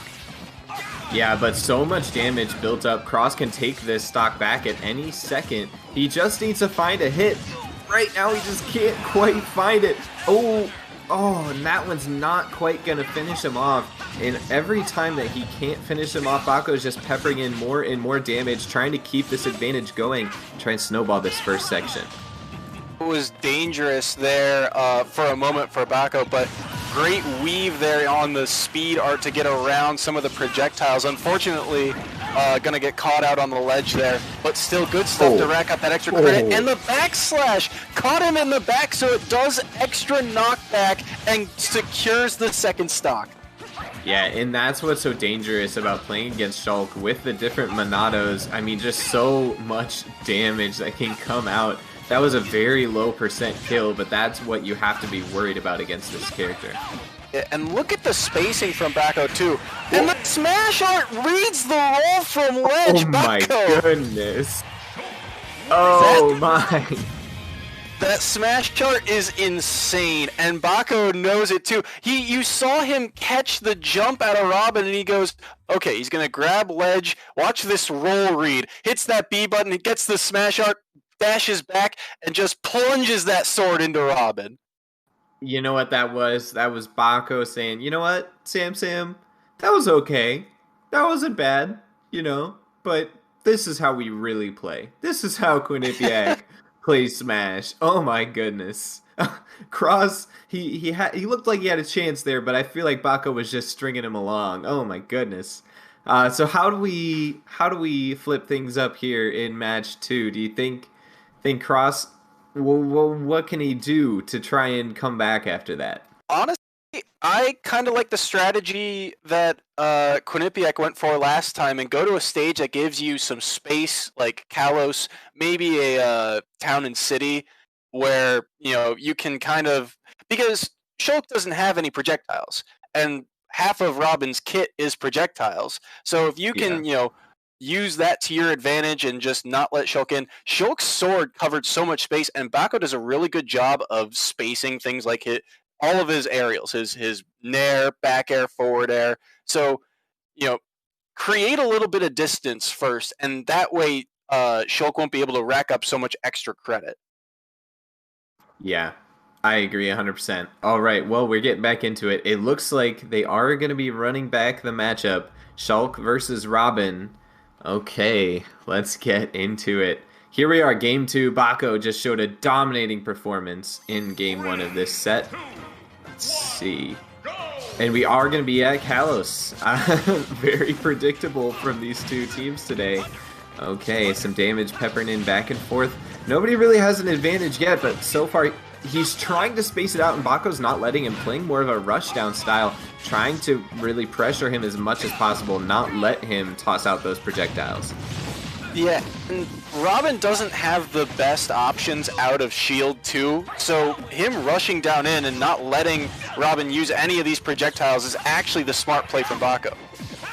Oh, Cross. That was dangerous there. He is able to recover. The damage is almost even, so Baco has been playing this very well, but Cross... Oh, the SD. You really hate to see those. So I think he meant to roll from ledge. A great job catching the jump there with the up air. But I think Baco meant to roll from ledge, but because of Robin's side B, the fire, the hitbox outlasts the invincibility when you grab the ledge. it was a buffered air dodge instead, and that's why Bako fell off so quickly. Oof. Well, you hate to see it. All right, well, we're back in. The stocks got evened up, and Bako is showing that an SD is not going to be enough to save Cross here. He's racking up the damage again, and there we go, the low percent kills. This is what you see from Shulk. It's so dangerous trying to play against him. Going back to the Speedman auto, not giving Cross any space to toss out these projectiles and continuing to try and pepper in damage. But Cross fighting back, getting some big damage in, and there we go. Now we're all even at 1. This is it. Cross needs to get this final stock here to bring it to a game 3. Bako, of course, wants to finish it off strong and get some momentum back for his team going into the 3rd set. And you can tell Cross is trying to play patient, but Bako's just not letting him have any space to work with, and Shulk has so many tools to be that type of rushdown character. Yeah, and Cross just trying to recover right now, trying to get back to the stage. He's been in disadvantage for so long. He has almost no damage onto Bako on this final stock. Meanwhile, he is basically in kill range with what we've seen from Shulk, what we know we can see from Shulk. That one was not going to kill. He wasn't on the right Minato for it, but so much more damage in there. Oh my goodness. How many times is Cross going to walk right into these smash attacks from Bako? Well, Bako getting the read and getting the win.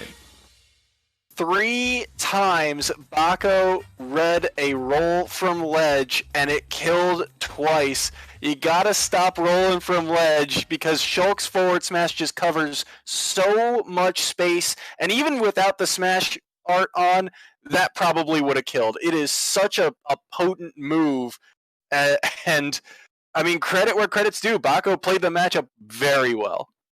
Yeah, and that's exactly what Quinnipiac was looking for. I mean, they would have liked to see it be a little better, had some unfortunate SDs and things like that, but, you know, they were able to bring it back now, just a 2-point differential. It's 7-5 in favor of Manhattan College. Sam coming out with that great performance in the first set is keeping them in the lead for now. Coming up next, we believe, is going to be Riza Luca from Manhattan College and Mr. Purple from Quinnipiac. I do remember Mr. Purple. I feel like he's going to have some pretty fun stuff coming out for us. What are you expecting to see from that next match? I am not certain. Riza Luca, I believe, has a couple of characters. I know he's played Joker a couple of times, and that's always a wild card of a character. So we'll just have to see. Yeah, and we will. We won't have to wait too long to get our answers. We're just going to go to another quick break while we get things ready for you, and then we'll be back with some more Smash Ultimate action. Don't go anywhere.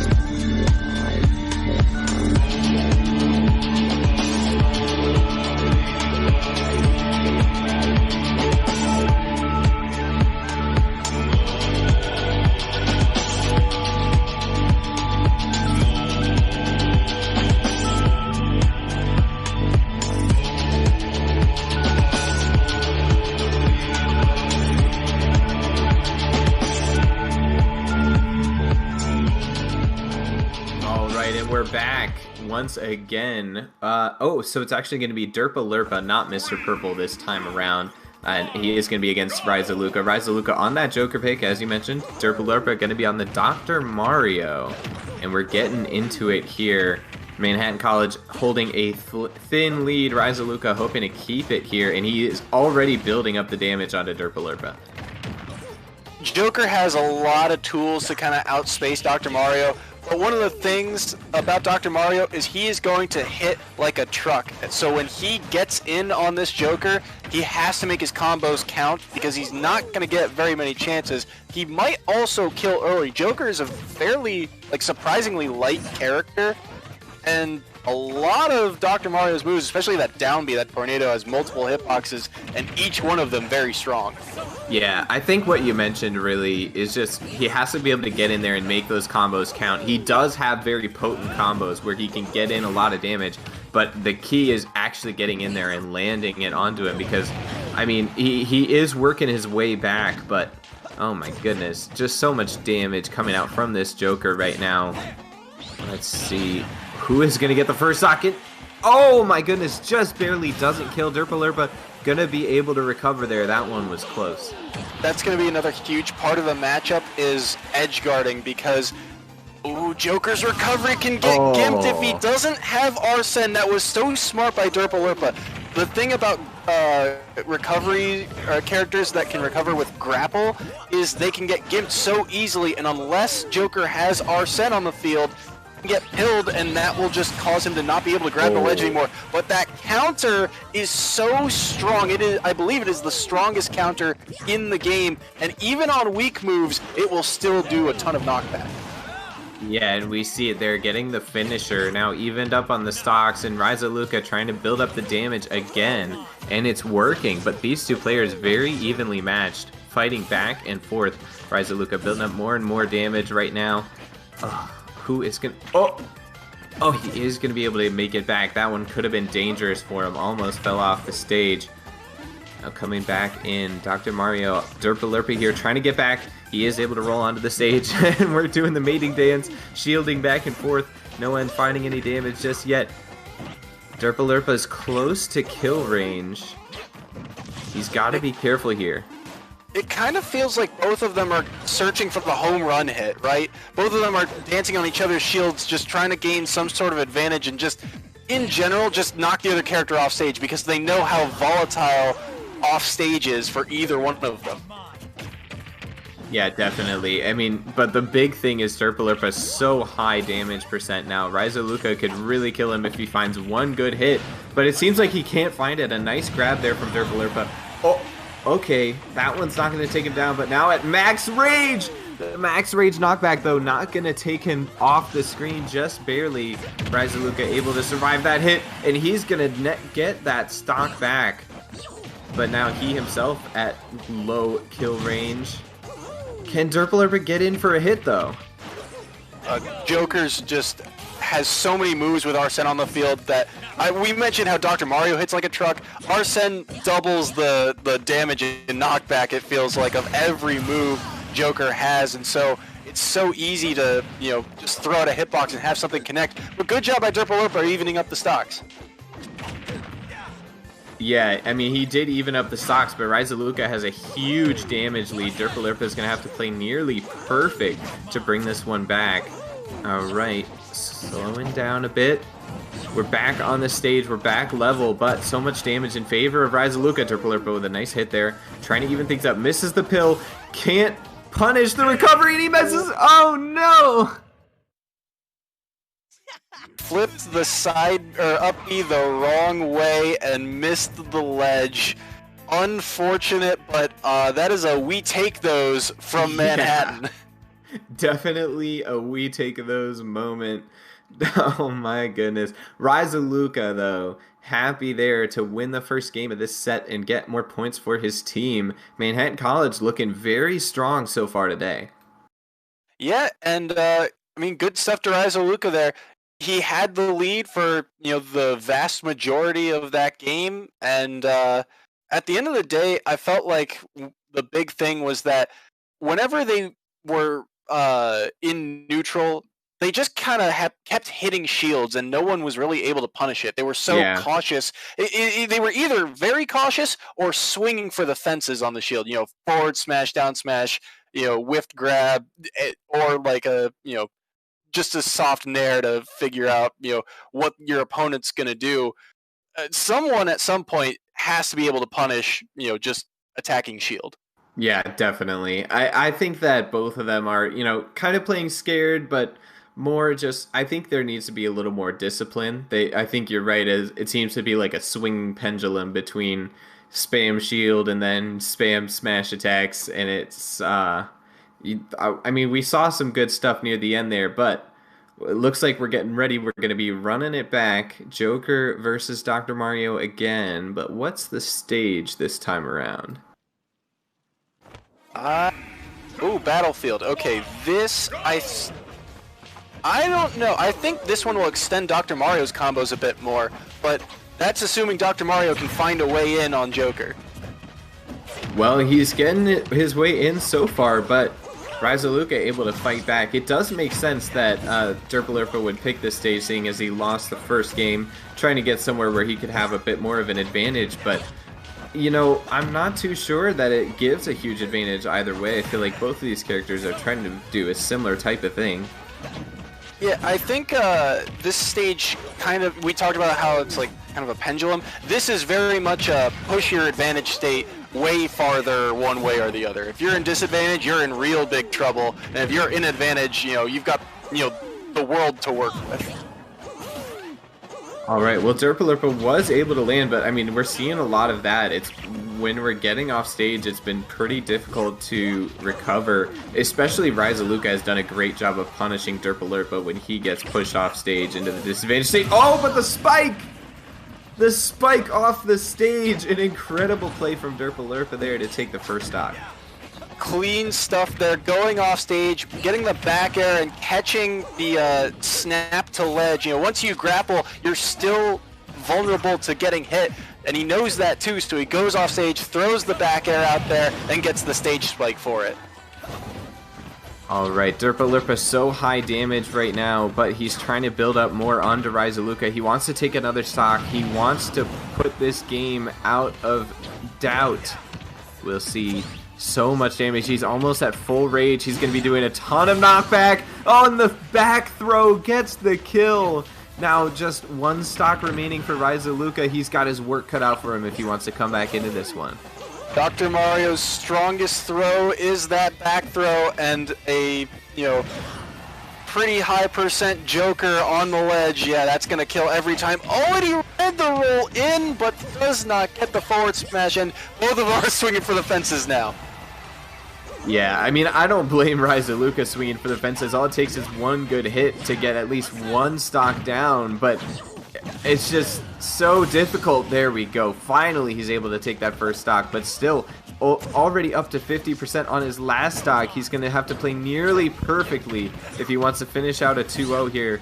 Derpalurpa on the ground, looking for some damage, trying to build it in, trying to finish out this game and go to this third game of this set. Oh man, so much damage onto Ryzaluka. He's in the disadvantage state. Derpalurpa has done such a good job of punishing him.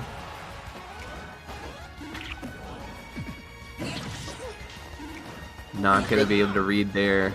Good get-up attack, too. That's the first time he's get-up attacked all game. We've only seen you know, rolls from Legend such a the back throw's not going to do it yet. Yeah, just barely not going to finish him off there. I really thought that was going to be it, but there it is. Finishes it off with style, and we're going to a game 3. Derpalurpa bringing it back here in game 2.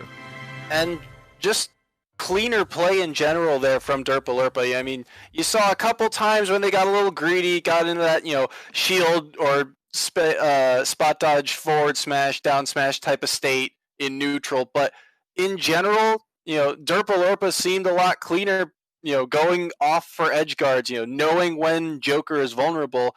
And we talked about making every hit count. That's exactly what Derpalurpa did. Yeah, definitely. All right, so we're going into game 3 now. I don't expect them to make any character swaps. I feel like they would have done that in game 2 if they wanted to. Ryzaluka, having lost that one, is going to have the stage pick on the Joker. So what are you expecting to see here? I think in this type of game, it's so hard to say. Personally, I think one of the big, you know, advantages of because both of these players are very when it comes down to edge guarding, it's very potent. Wall jumping would be in play, so go for a stage with walls. But we do see a character switch, so wall jumps are not going to be in play, and Ness vs. Dr. Mario is a very different type of matchup. Yeah, and we're going to be going to PS2. All right, I was not expecting this at all. So Ryzaluka throwing a curveball here in Game 3, hoping to close it out. And we'll see how it plays out for him. It's a bold move. All right, so early on, they're just feeling each other out. A lot of damage going back and forth, but still nothing crazy just yet. No big hits. Ryzaluka doing a good job of spacing out right now, but Derpalurpa using those pills to try and close the distance, try and get some damage in even from range. Oh my goodness. Back and forth. Ryzaluka does seem a little bit more confident in this matchup, but is it going to be enough? Here's the struggle, I think, for, oh my goodness, never mind. I was going to say finding a kill move might be the issue for Ness, but if you're going to land the neutral B like that, it's going to be no issue. Yeah, but I'm not sure if we can expect him to reliably hit those, so, you know, I mean, because I think Derpalurpa really walked into that one. You can see it coming from a mile away, but, I mean, he got it, so credit where credit's due, right? Yeah, I guess so. It must have been a big brain play. He willed his opponent into walking into it. Oh, man.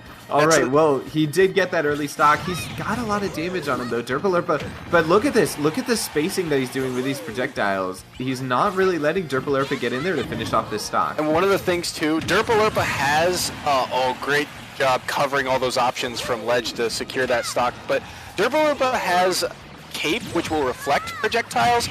But the issue is it's kind of slow, and you have to time it properly. And Ness just has so many projectiles to throw out that it makes him vulnerable once he uses it, and that's why you're seeing Ness at such an advantage state. Yeah, we saw a perfect shield from Ryzaluka chained into a huge combo there. He got so much damage, and he's able to take the stock now. Derpalurpa down to his last stock here in Game 3 of this third set. Manhattan College, they came in today the underdogs, but they are looking like the favorites so far, playing some incredible Smash. So much fun to watch, and already building up even more damage is Ryzaluka. Yeah, today it feels like they've got, there's something in the water. A fire's been lit under them, and they're really, giving Quinnipiac, who's looked really good this year, a run for their money. Both of them high damage right now, but remember, Derpalurpa still needs to work through 2 stocks. Well, there's one down, but one more to go, and he is at a huge disadvantage damage-wise. I feel like it's one good combo from Ryzaluka, and it's game over. So we'll have to see. Oh my goodness, coming in on the pill, recognizing the opening. Oh, and he's just relentless with these plays. Derpalurpa able to land and get the shield off, but such high damage percent now. Can Ryzaluka kind of finisher? He's able to come back from ledge. Derpalurpa's done such a good job of covering those options as we talked about before. Gets the grab. Oh my goodness, can Ryzaluka land? Please! He gets hit with a pill every time he tries to do anything. Now Derpalurpa starting to bring that cape out, trying to punish the projectiles, but unable to. Both that kill percent. One strong move from either will end the game, and they both know it too. So we've seen them in this scenario before. Just throw out smash attacks. Which one will land first? All right, Ryzaluka able to land, able to get back to stage, trying to get the grab. A little bit of a jab combo, but that's not going to do it. That's not going to kill. Dancing around the stage, back and forth. The shield goes. He tries to grab, not going to get it. Oh no! Oh no! Ryzaluka, no! It's the bread and butter Nest, and the down smash is gonna take it! I'm in shock. He choked. He just choked. Ryzaluka, he had it. He got the play. He had exactly what he needed to end the set. And he just choked. And you can feel, like right at the end there, you could feel the tension and the nerves really kick in because they both knew, right? Mario has so many different options that he can just throw out that will kill a light character like Ness. And Ness has all of these easy setups that could also get a kill. And he had it. The side B, he wanted to grab. If he had actually up smashed, if he had gotten the correct hitbox of up smash, it would have killed because the yo-yo can act a little awkward at points. But he wanted the grab because Ness has 2 different throws that would kill, and he just couldn't get it. The DI from Dr. Mario got him out of the fire in time, and credit where credit's due, Derpalurpa takes the set. Definitely. And with that as well, Quinnipiac has officially taken the lead. It's now 10-8. So a 2-point lead, but a lead nonetheless. We'll have to see over these last 2 sets, can Manhattan College fight back for an unlikely victory, or will Quinnipiac hold on? You'll have to stick around and find out here at the EGFC Season 2 with some Super Smash Bros. Ultimate action. Don't go away.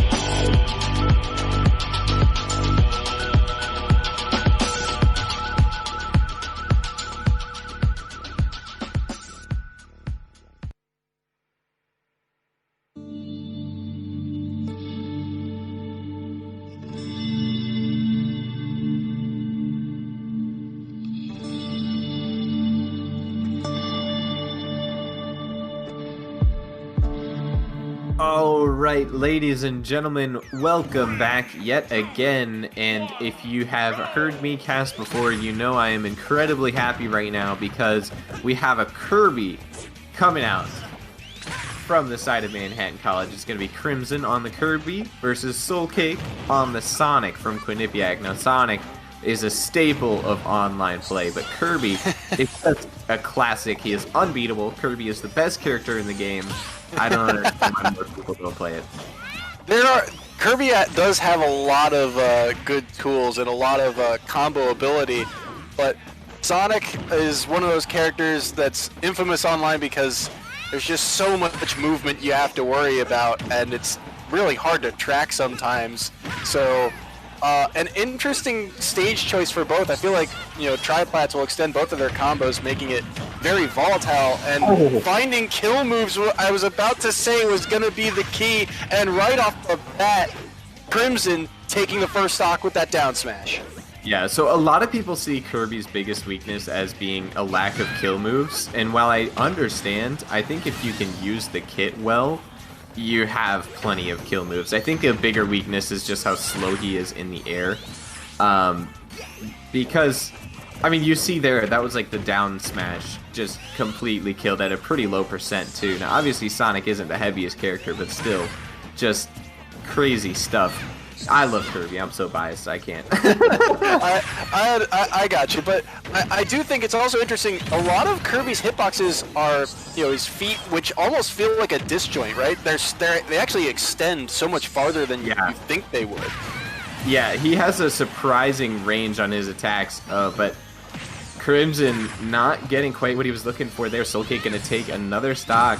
He's looking to finish this one off. This is what's so good about Sonic on online, is it's just so hard to dodge against those dashes. Oh my goodness, just so difficult. He can rack up damage with ease, and that's what makes it really hard. On Kirby, you really want to try and chain the dare, the down air is so good. You can chain it into up tilts, up airs, even nairs or a forward air. And the forward air is a really good kill move as well. It can do quite a bit of damage. But so far, Crimson's just really been struggling. Oh, but there we go. Back smash. That's actually one of my favorite ones, too. The back smash is just incredible. But he has so much damage on him right now, and Kirby's such a light character.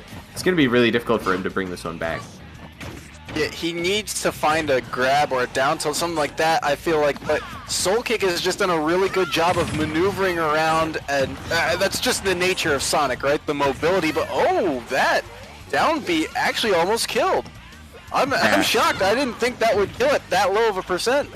Yeah, all of Kirby's special attacks really have quite a bit of power to them. They're just obviously very difficult to actually land. But especially against something like a Sonic that's always going to be rushing you down, it can be a great way to try and punish that aggression, to come in with those down Bs and really catch someone off guard.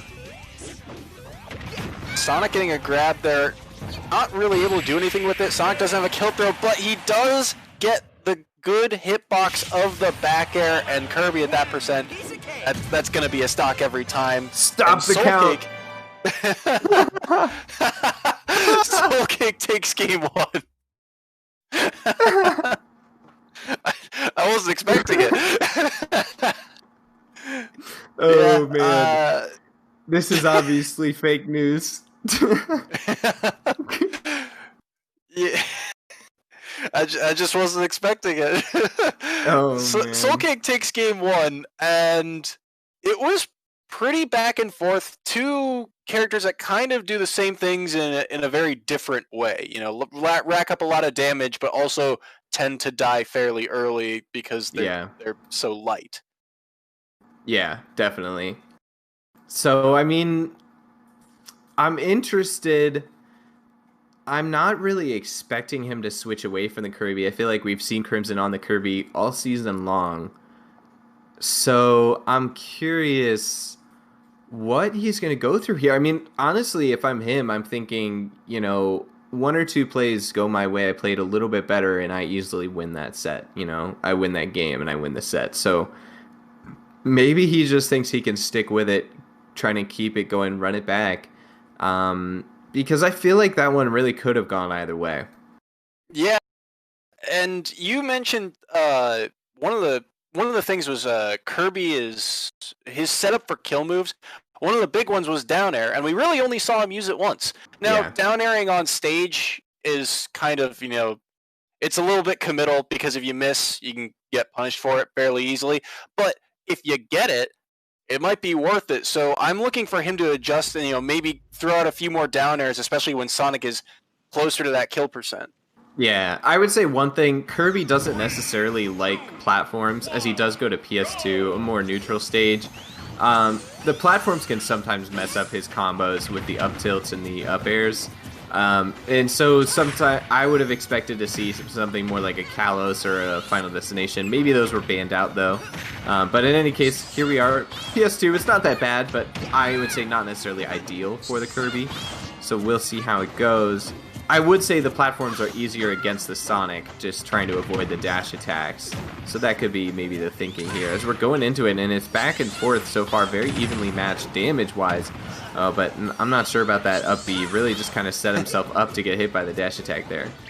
Yeah, the dash attacking or using Sonic's spin bat, spin dash into Kirby, so long as Kirby is like maneuvering around the platforms on either side of the stage, really makes it hard for Kirby to be hit. So he doesn't go for something committal, but if it doesn't work once, do it again. It might work the second time. Okay, Sonic takes it right back, and we're back into a dead even game. Yeah, and that's what I'm talking about, though. I mean, the constant aggression, you can really catch people out. I really prefer to use the side B.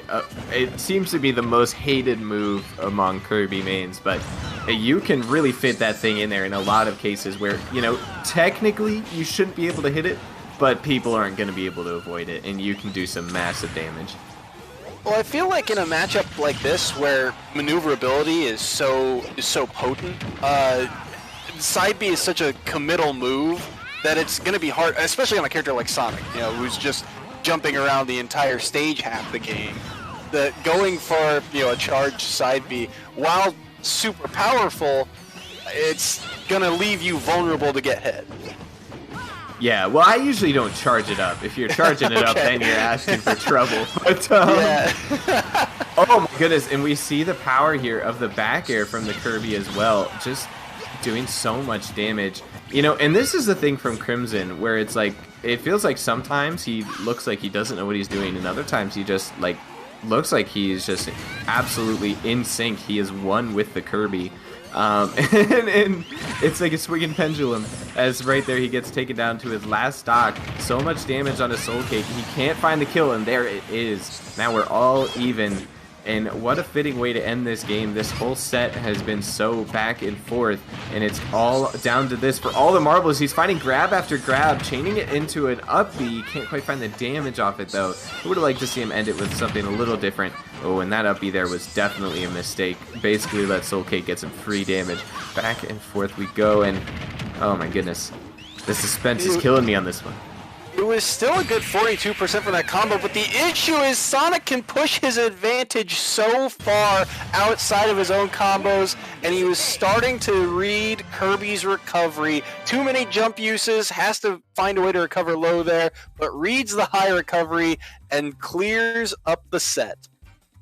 Yeah, and that one is very close to locking this one up entirely. After that win for Soul Cake, Quinnipiac now up 14-8, a 6-point lead, which means I believe we need to see at least two stocks in this last set just to tie things up. So Hammer has his work cut out for him. Hammer from the side of Manhattan College, going to be facing off against Mr. Purple from Quinnipiac.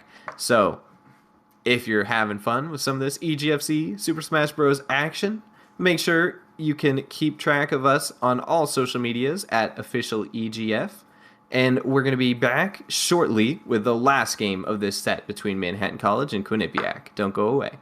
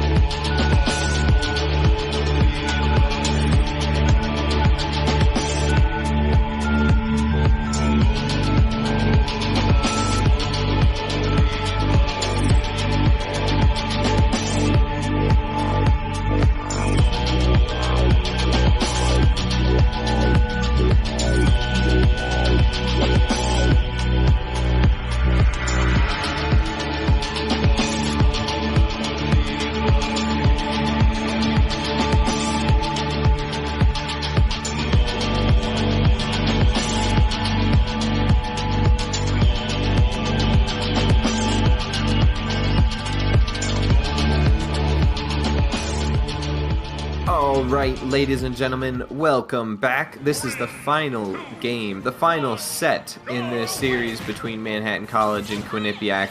We've got Hammer from Manhattan College and Mr. Purple from Quinnipiac. It's going to be Mr. Purple on the Ness, Hammer on the Terry. He's going to be asking if he's okay. And so far, Mr. Purple is not okay. That's a lot of damage built up on him right now. Yeah, this is also, I want to point out the stage is going to make it super volatile for both of these characters because finding a way to land on either of them super dangerous.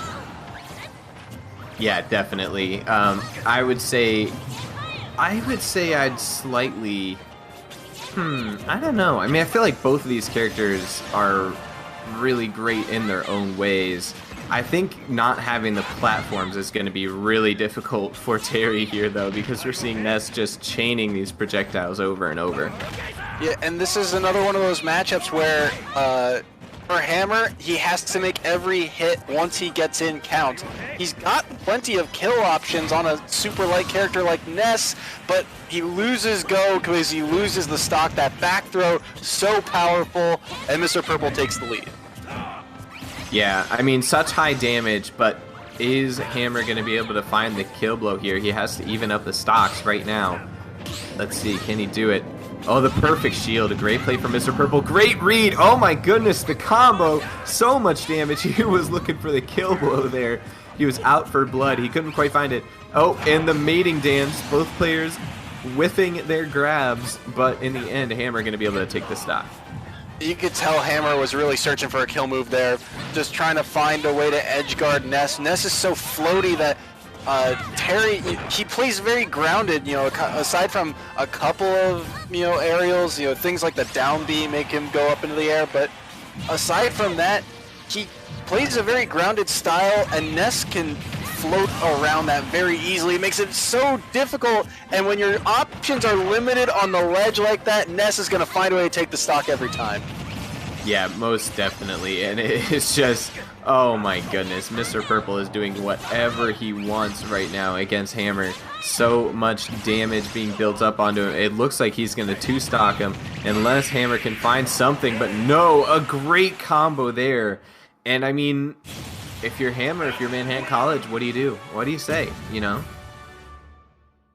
Yeah, and that was right there to clean up the stock. I mean, that's just the classic Ness, right? Side B, catch him in the fire, and then punish, you know, whatever way they're going to try and get out of it. You know, the forward smash, one of Ness's best kill options outside of, you know, those throws that we mentioned. And that matchup, I think, really towards the end, I think Mr. Purple just made really good adjustments to kind of catch on to what Hammer was trying to do there. So I guess my thing is, I mean, do we run it back? Do we go the Terry again? I don't see any way. I don't know. Terry might do better on a stage with more platforms there. That way he doesn't have to worry about as many projectiles, and he has an easier way to get down. But, I mean, the way that game kind of worked, Mr. Purple did a really good job of not letting Terry have, or Hammer have, many chances to get in the first place. So I wouldn't be surprised to see a character change, but I also wouldn't be surprised if they went to something like a Battlefield, like a Yoshi story. Okay. And we do have a character change. Yeah, we're gonna go see the Ken. I'm not sure that this is much better. Similar play style. I think the difference here is that where Terry has a lot of combos, Ken has a lot of kill power. I mean, well, Terry also has a lot of kill power, but I think Ken has a lot easier time getting those setups in the first place, but not if you input a side B like that and already hammer off to a rough start. Yeah, not what he was looking for, and actually that means there is no longer any way for Manhattan College to win or tie this match. They had to, after losing that first game 2-0, they had to double 3 stock, and unfortunately that's now impossible. But We're still playing for bragging rights. We're still playing for pride. And of course, these points, these rounds and these points will matter in the season standings later on as we look towards playoffs. So, Hammer, can he find it in him? But, oh my goodness, Mr. Purple is just doing whatever he wants right now. Yeah, and falls out too quickly. Tried to avoid the up B there. If he got hit by the up B, especially by the strong hitbox, it might have killed him off the side. Tries to avoid it by dipping down low, and then up B is not tall enough. And he's trying to find these kill moves. Ken has a lot of raw kill power, especially things like up B, but no. You hate to see it end like that, but Quinnipiac closes out the match. Yeah, in closing it out in style, they're very strong, playing it very well there, and that's exactly what Quinnipiac was looking for. Mr. Purple is their anchor, getting the 3 stock to finish out the set with a message, and great stuff from them.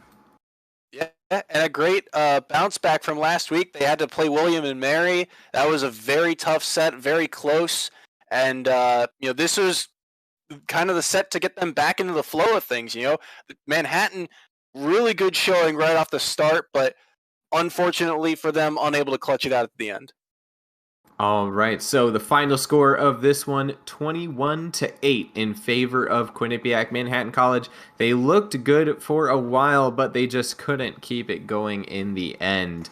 Of course, if you enjoyed this, I encourage you to keep up with us on all social medias at Official EGF. We've got Overwatch, FIFA, Smash Bros, and Rocket League action running down every week for the collegiate scene.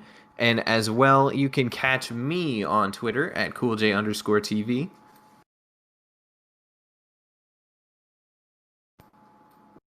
And Soy Sauce, what's your... Sorry, my audio cut there for a moment. Gotcha. My Twitter is Soyson J at Soyson J Sport, SOISSONJSPORT. It's beneath. Pointing. It's on the screen. All right. It's all on screen. In any case, if you've been enjoying the action, we're not done just yet. We've got one more match coming at you. It's going to be Mississippi State facing off against Hawaii. So, if you want to see some more Smash Bros action, don't go away.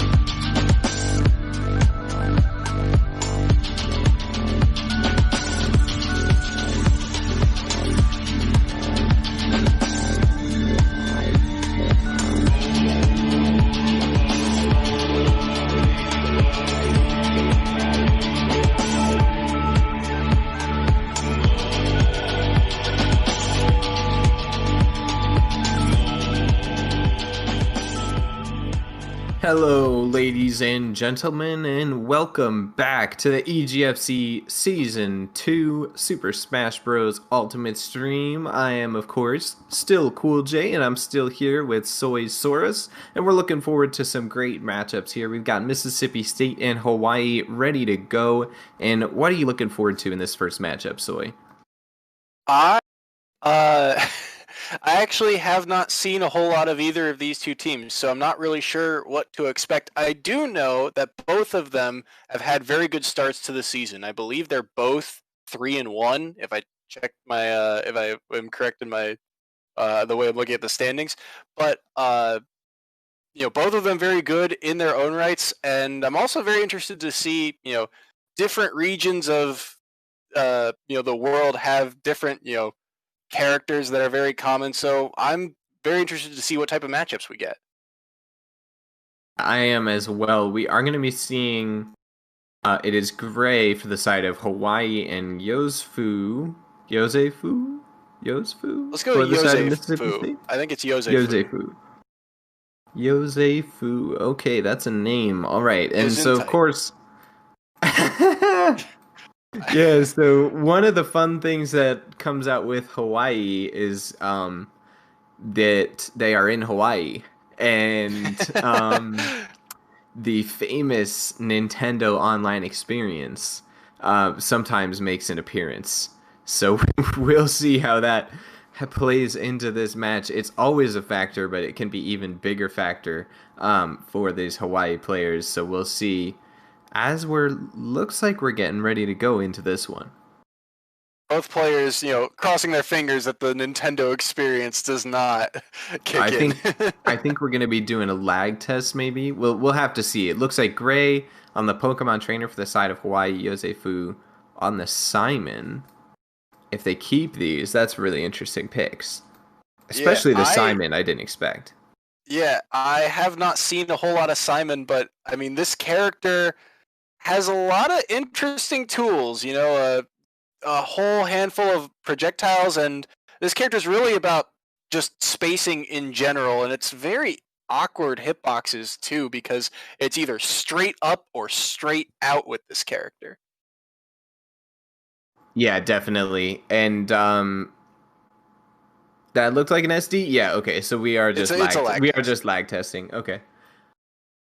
So it should be pretty interesting. I really haven't seen much of Simon in general. I do know the Pokemon Trainer pretty well because I've practiced with a PT player. But I don't know. I am really interested to see how this one's gonna play out. Things about Pokemon trainers I find in this game, they all play very differently, right? They all have their own style. They all like one of the Pokemon, a little more than the other, and they all tend to use, each one for different purposes. I mean, obviously each of those characters have their own, between Squirtle, Ivysaur, and Charizard, each of them have their own utility and their own strength, but the way that players, use that utility is always different. Yeah, definitely. I mean, I think that's the fun thing about PT is that it's really like 3 styles of characters all built into one.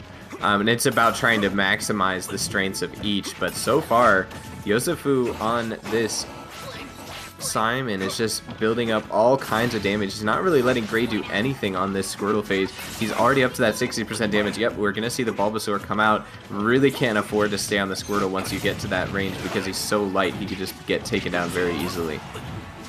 Yeah, and one of the other issues with Pokemon Trainer in this type of matchup, no reflector to do anything about any of these projectiles, but Charizard is going to be huge in this matchup. Charizard, a heavy character who can live for a while, survive some of the heavier hits that Simon can throw out, and super volatile in terms of edge guard capability on Simon. Simon has mostly a grapple recovery, things like forward air will grapple to the ledge, but things like Charizard's neutral B, the fire, will actually knock him out of it and make Simon fall to his death. So it's going to be very important every time Gray has Charizard out on the field. Yeah, but such high damage on this Charizard right now. Now, oh, that was a dangerous flare blitz, but he gets punished for it. Yosefu really just reading these plays. And Gray, he's not even going to try to go to the Squirtle. He goes straight to the Ivysaur here, not taking any chances right now. And Squirtle, would be really good for maneuverability. Oh my goodness! It doesn't matter when you have Ivysaur's down air hitbox, which is actually the size of Alaska, it feels like. Yeah, I mean, it's just pretty ridiculous how big that is, but still does the damage that he needs to get done, and now the stocks are all even up. The damage is pretty close as well, but Yosefu is trying to change that. He's trying to rack up the damage out of this Ivysaur, and it's working so far. Yeah, and Ivysaur also a character with a grapple recovery, and you see Simon abusing it by using the, I'm forgetting the name of it, but that fire that he casts out of the bottle will knock Ivysaur out of, his upbeat to ledge. So another important, factor of the matchup.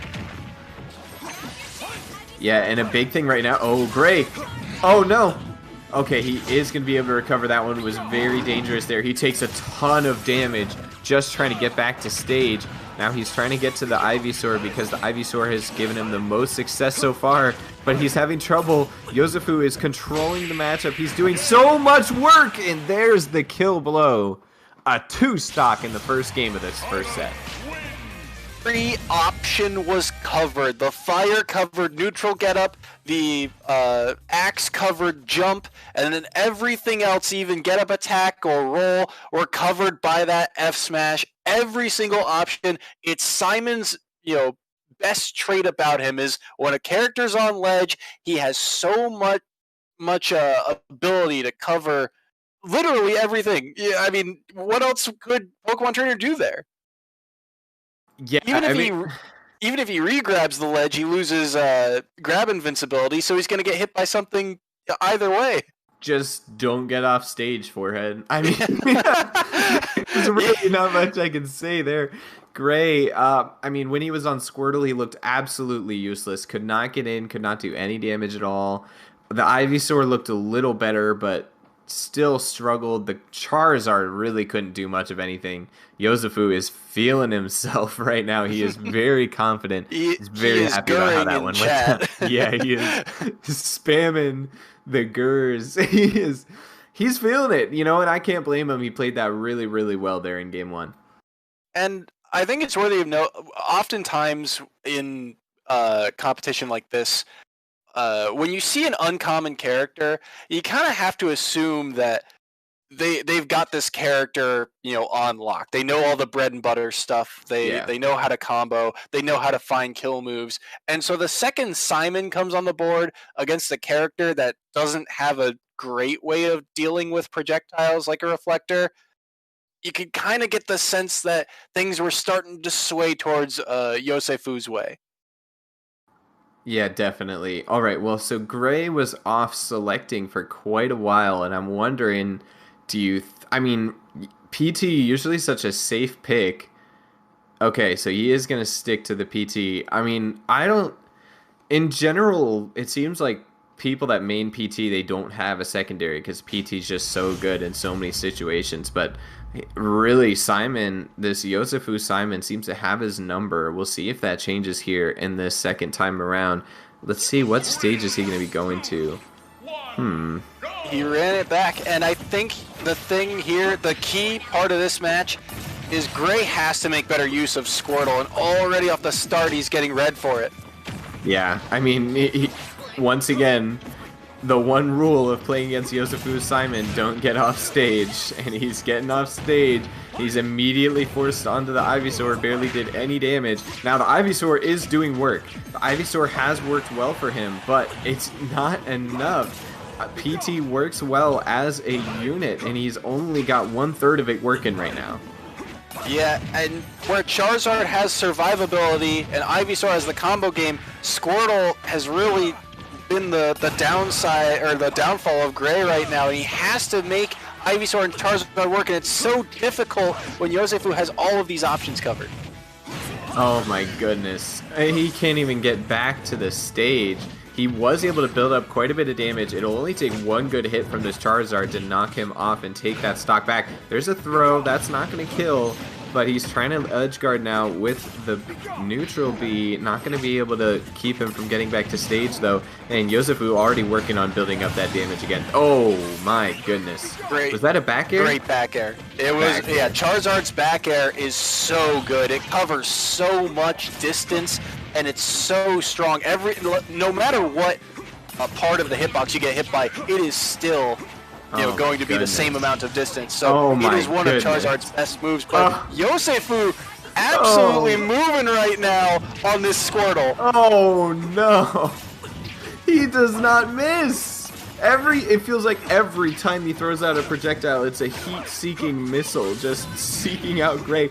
Oh man, he's going to be able to recover, but he's forced onto the Charizard without doing any damage at all onto this Yosefu Simon. He is putting on a clinic right now on how to play this PT matchup. Oh my goodness.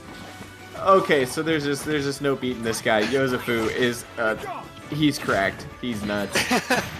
I think we got a sniper in the chat, or in the game right now. Yosefu snipes him with the cross, and was that a 0 to death, or did Gray get 38%? Oh, and the shield break! How does he decide to punish it? Oh, no. That was so clean! A 61% combo, and nearly the stock for it. Oh my goodness. We're not done yet. He's still got him off the stage. It's literally just everything. Who do you think you are? I am. I mean, absolutely.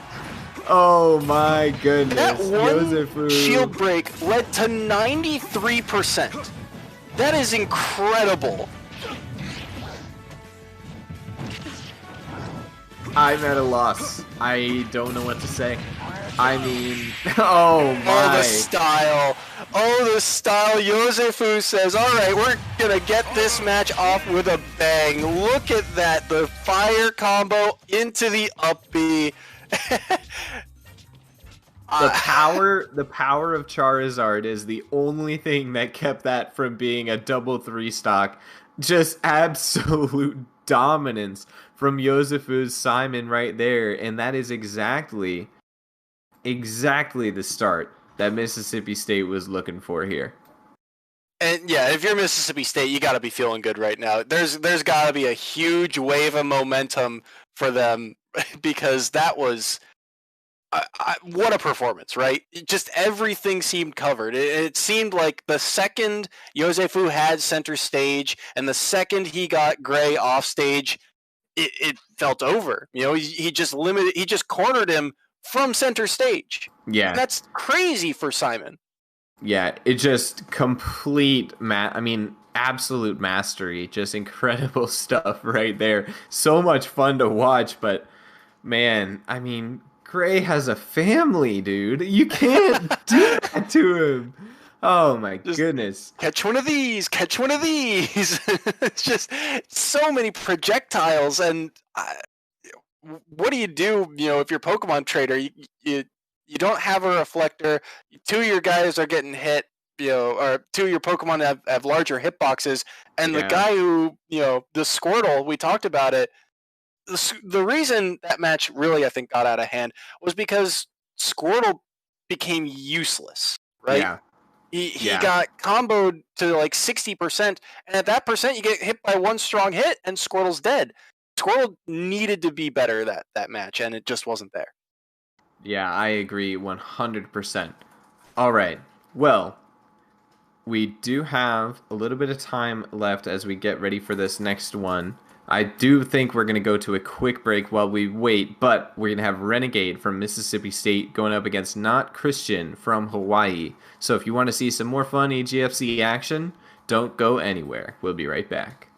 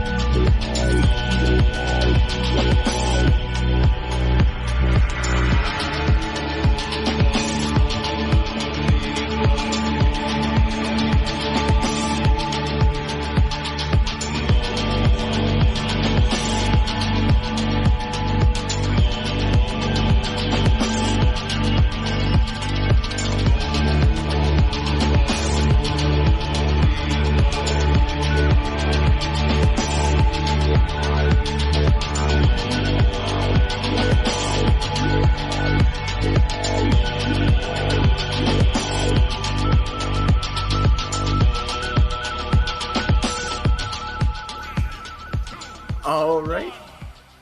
Welcome back, ladies and gentlemen. We've got Renegade from the side of Mississippi State. We've got Not Christian from the side of Hawaii. I'm not sure if this is a Wi-Fi test or not because okay, it's got to be a Wi-Fi test because Not Chris went in.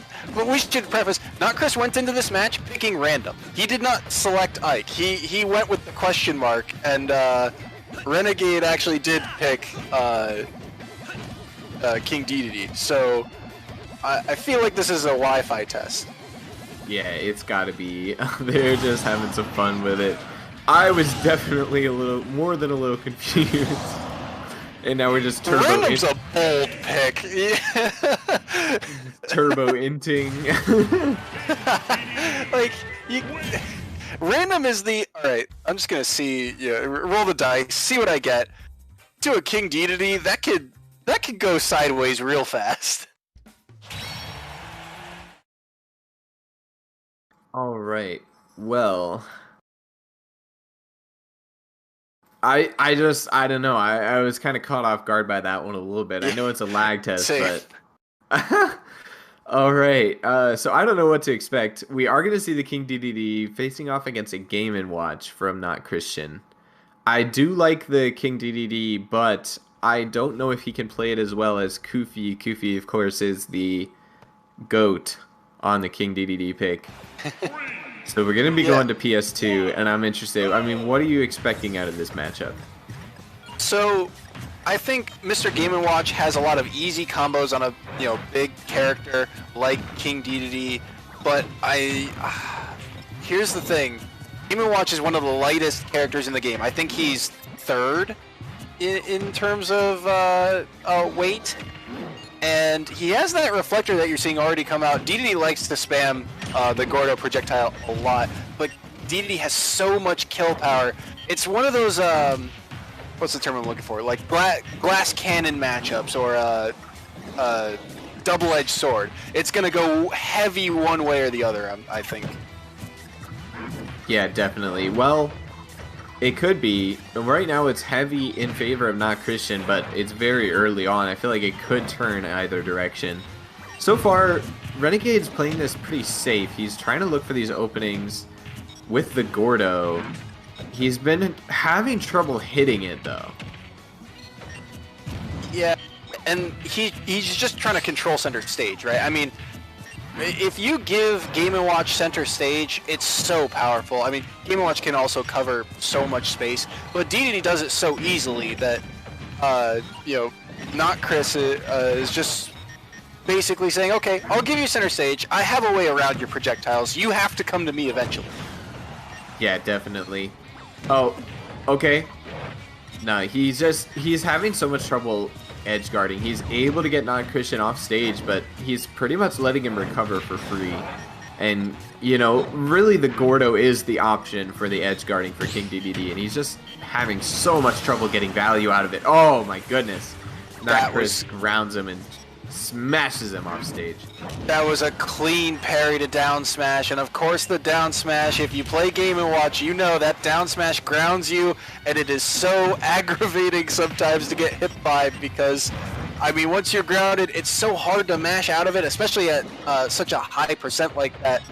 And Game & Watch, all of Game & Watch's smash attacks, plenty of kill power behind them. Yeah, definitely. All right. I mean, this is the thing. Is Renegade, and pretty much any hit can take down Not Christian, but he just can't even get in there. And finally, oh my, how does he not die to that? That was good DI from Not Chris. I mean, here's the other thing too. Renegade is really trying to space out Game & Watch, but that's exactly playing into Not Christian's game plan. He wants Dedede to come to him so he can, beat and punish. It's an awkward way to go about it, but if it ain't broke, don't fix it. Yeah, exactly, and it's working really well for Not Christian, this game plan so far. I mean, he just looks comfortable. Renegade seems like he doesn't really know what he wants to be doing, and it's just not working. It feels like Renegade's game plan is very linear, and there's not a whole lot of adjustment to it, right? It's Gordo, throw out the neutral B as you see, and if he, gets the reflector back, he can, or if the Gordo gets reflected back at him, he can reflect it right back with the neutral B. If the Gordo lands, he can follow it up with an aerial. But because that reflector is so fast for Game & Watch, he's not really able to punish it. Yeah, definitely. All right, so about even damage. Renegade has managed to even it up, but one of the biggest things we've seen, at least so far, is that he really struggles to find the kill shots. King DDD is a heavy. He should be able to get early kills, but, I mean, building up damage crazy and still not able to find them. It has been good DI from Not Christian, but mainly I think Renegade just hasn't been playing it very well. And it's about, finding the kill hits, the big hits that will kill is one of the things that heavies really do well because all of them should hit like a truck. But again, I think it's part of Not Chris's game plan is he's, saying, okay, you have to come to me. You have to get within range of my hits in order to do this. And that's where the struggle really is. Renegade has to find a way in. And on a projectile character like DDD, that can be difficult. Oh. Yeah, and especially because he just seems to be struggling so much with the Gordo, with such a key part of his kit. Oh, and he SDs there. He may not have had much longer with that stock anyway, but still, you really hate to see it. He is able to get some good damage coming out with this new stock. Oh, some big damage, a nice little combo. He lays out the Gordo, tries to set up a smash attack. No Christian is able to avoid that one, but so much damage built up now. And the thing is, even though Renegade has struggled to find them, he is nearing the kill range right now for Not Christian. If he can put it together here, he can finish out this first game. About to mention that the other noteworthy part is that 67, one forward smash, especially if he's on ledge, that'll kill. Another strong hit, from 82, if he lands any strong hit of any of his kill moves, something like back air, something like, up smash, forward smash, down smash, any of those, if he gets the strong hitbox at any point now, Game & Watch is so light that it's already over. Oh, okay, he has the air dodge out of the upbeat. Yeah, that one was looking very close. Not Christian is able to recover there. Impressive usage of his character just to be able to get back, playing a little bit of tennis there, maybe some Pong, bouncing back and forth with the Gordo. But, okay, who is going to find the kill blow? Honestly, I'm just expecting it to be Not Christian, and there it is. He grounds him, takes him down. Not Christian. I mean, it wasn't flashy. It was clinical. It was good. It was disciplined. Great stuff from Not Christian there in game one. And it's partially the nature of the matchup, right? We've seen some Game & Watches like A-Fly from Canisius really go in, go for things like the drag down nair combo, and they really like to, try and rack up the damage very quickly on their opponents. But there are two types of playstyles, right? Rush down and campy. And this was a very campy match. I believe we actually got inside a minute on the timer there. So that's just how, both of these players have kind of found success. And, to come off a set where we had so much action, like Yosei Fu brought us to a set where it's very, laid back, very spaced methodical. out, a lot of projectile. Yeah. And so it's, but I mean, thought, the tension was still there at the end. Both of them, searching for that last little projectile, that last little extra hit to find a kill move. Yeah, I definitely agree. So we'll see. I mean, I'm expecting them to run it back. I feel like both of them are going to feel pretty good about how that went down. I think Not Christian is going to feel great. I think Renegade is thinking, there's a couple things he could have done better. So I'm not sure what to expect here in game two. I think the big thing is I just want to see Renegade hitting those kill blows because I know he has so many of them and he's really struggling to find them. Yeah, and I think the other reason Not Chris is kind of the favorite in this matchup, specifically in terms of characters, is that Game & Watch has a lot better options for that type of rushdown style. DDD has options, don't get me wrong, but things like the out of shield up B are so good for Game & Watch that if you force a projectile heavy character like DDD to come to you, that's exactly the scenario they don't want to be in. So the second Not Chris gets an edge, that's exactly the type of game plan he's going for. Yeah, definitely. All right, it looks like they might be ready. Maybe they're still looking on picks and bans, but I think they are finished up and just about ready to get into this one. Let's see. The wait is no longer. We are going to be running it back. The King DDD versus the Game & Watch again. Not Christian, of course, on this Game & Watch, trying to bring things back for Hawaii. 3, 2, 1. Okay. Interesting. Smashville, interesting stage selection. That platform in the middle is really gonna mess with DDD's Gordo because you can angle it, but it's still fairly linear in how you can throw it. Yeah, I mean, I think it's really an interesting pick. I'm not sure what he's looking for. Maybe he's more focused on trying to put Game & Watch in a bad spot than he is about trying to put himself in a good spot, but so far, Not Christian is really just off to the races. The other thing of note here, Smashville has really close blast zones, especially on the sides of the stage, and both of these characters like to kill off the side. Not a lot of kills off the top or off the bottom with these two, but ooh, that high ceiling of Smashville coming into play, saving Not Chris there. That was a big up air. Yeah, and now we see both of them at high percent. Renegade, this is it. This is what we were talking about in Game 1. Can he find these kill shots? He was just struggling so much to actually finish the stocks, and there it is. A great read off the recovery there. That's what we want to see more of from Renegade if Mississippi State is going to turn this one back. And he covered so many options too. The Gordo covered jump, it covered roll, it covered get up attack, and right there, Renegade covers every other option by throwing out that down smash, and not Chris, but another classic Game & Watch setup. That down smash is going to be so important, and Renegade has to watch out for it. Yeah, most definitely. All right, so we're all even up on the stocks. The damage is almost even as well. Renegade finds a nice little grab there, gets a little bit of damage in. Not too much. Is able to land the Gordo there. That was a bit lucky, but let's see. Still even back and forth. Not Christian trying to punish this recovery here. Unable to do so. Renegade able to get back up safely, but still being forced into these weird situations here.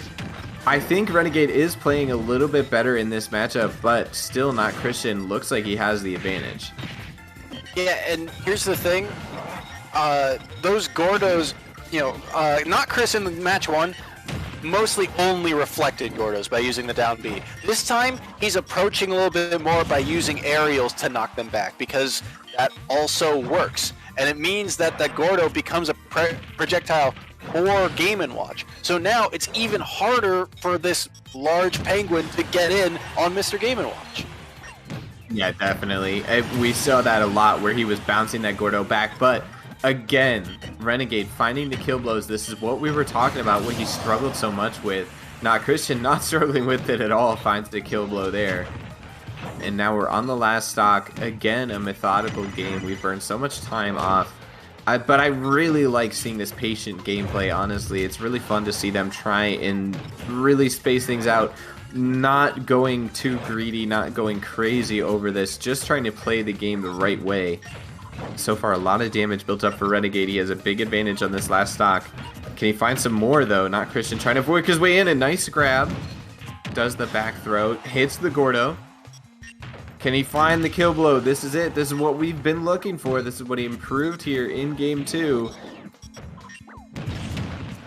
Oh, no. Reflecting the Gordo back. Off there. That's a tough kind of spot to be in. He went for a committal neutral B there, thinking that he would go for something like roll or get up attack or something like that. Oh. The jump there was the smart play by Not Chris, and now Not Chris needs to find a way to get off the ledge. Can he get back to center stage? Oh man, Not Christian is able to land. Oh my goodness! Excuse me?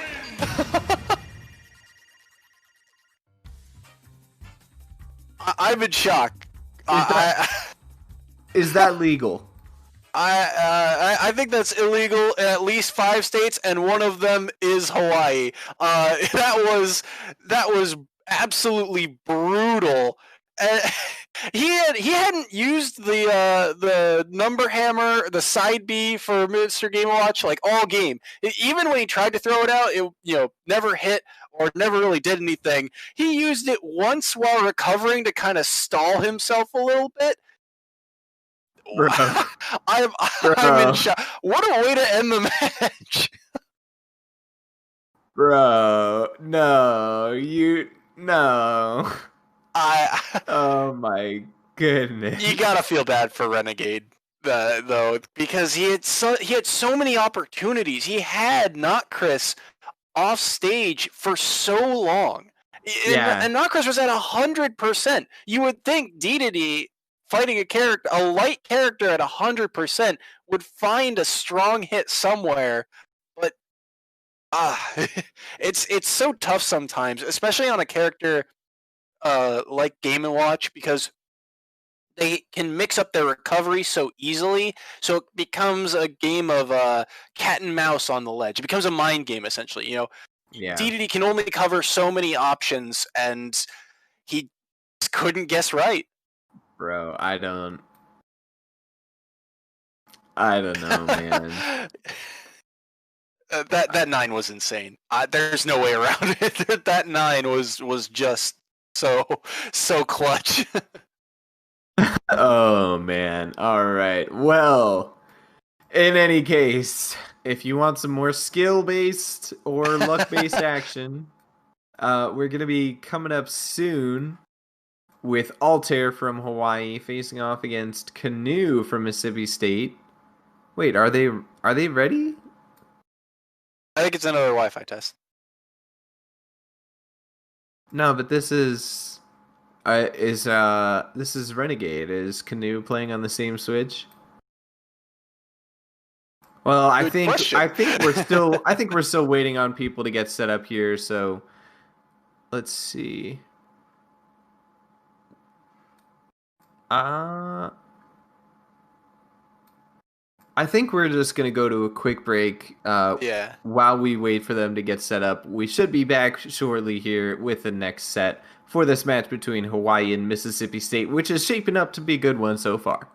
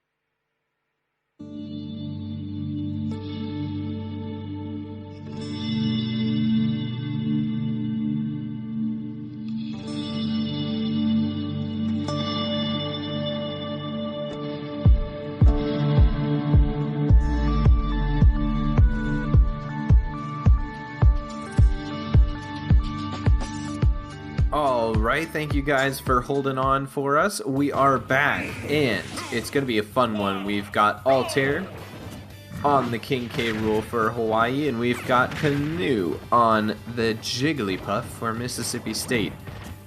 Wow, okay, so Jigglypuff is not very good in Smash Ultimate, or hasn't been. Did she get buffed? I can't remember.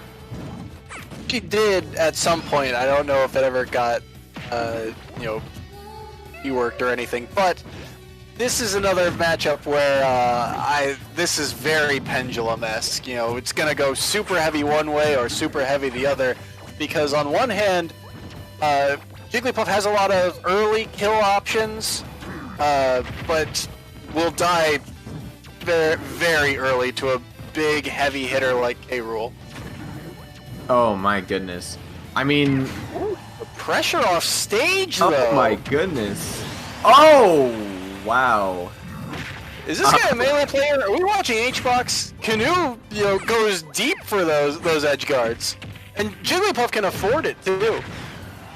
Yeah, Canoe playing incredibly well on this Jigglypuff pick.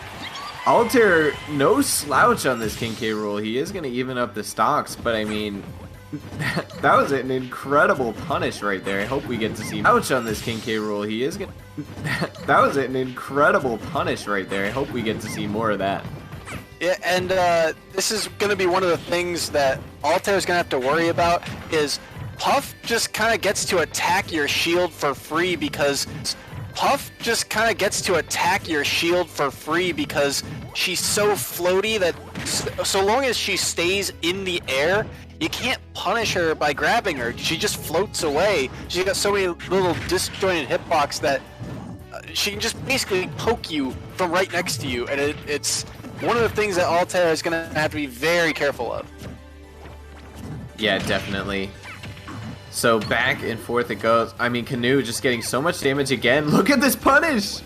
Oh, Altair just barely... Oh. This is dangerous, and okay, good punish. Got plenty of damage. Didn't get the strong hitbox of up smash there. If he did, it might have killed. That Sing, super committal, but if it lands, K. Rool is dead. Yeah, that was very, very close. I like him going for that. I like him trying that. But, just couldn't get it to work quite there. Oh, just barely doesn't get the kill blow there. Altair gonna be wishing he had that one back. Canoe, can he find it?